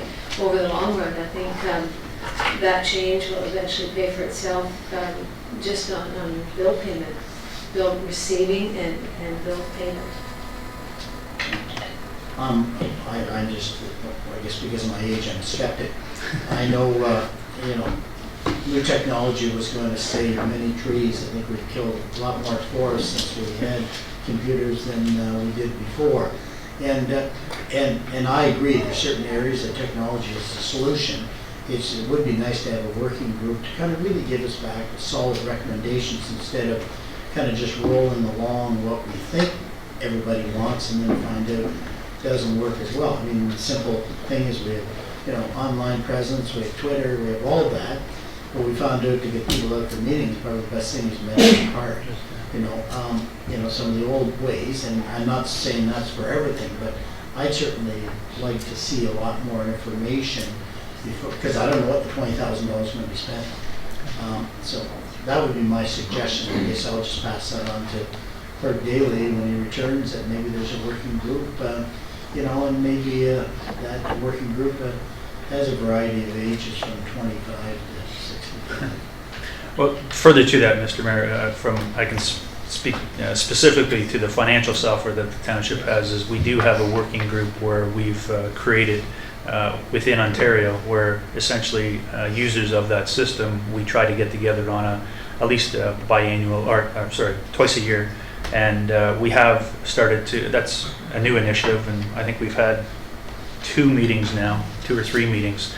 So we're trying to promote that, where essentially we're trying to learn from each other, and with the intent of, to be honest with you, to save some money on some of our annual support fees that we pay to our vendor right now. So again, through those discussions, talking about, hey, what are you doing in your municipality to assist your residents, whether it be online payments or electronic billing or so on and so forth. Yes, no matter how much we promote it, there is always going to be the certain demographic that wants to have hard copy bills, and we understand that.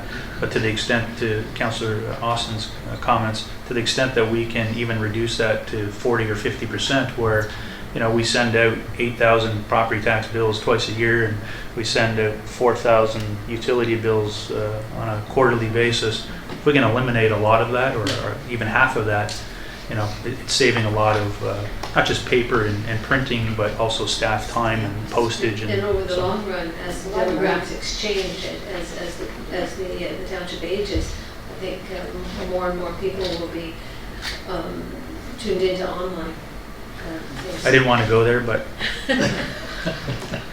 that's what we'll promote. We'll forget our passwords.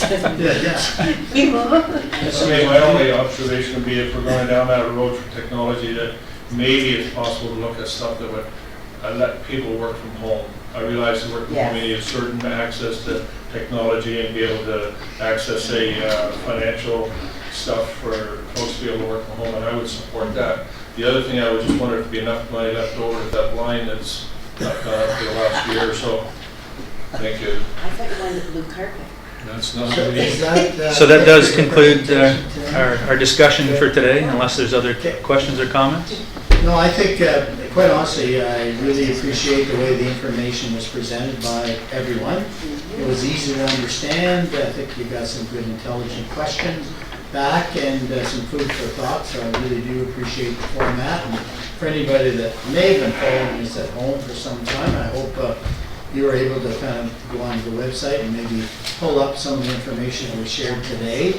And if you find this television so exciting, come back in about 2 hours and 5 minutes, and it might even be more interesting. So our council meeting is at 6:30.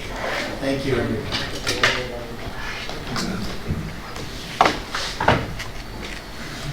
So, for a minute?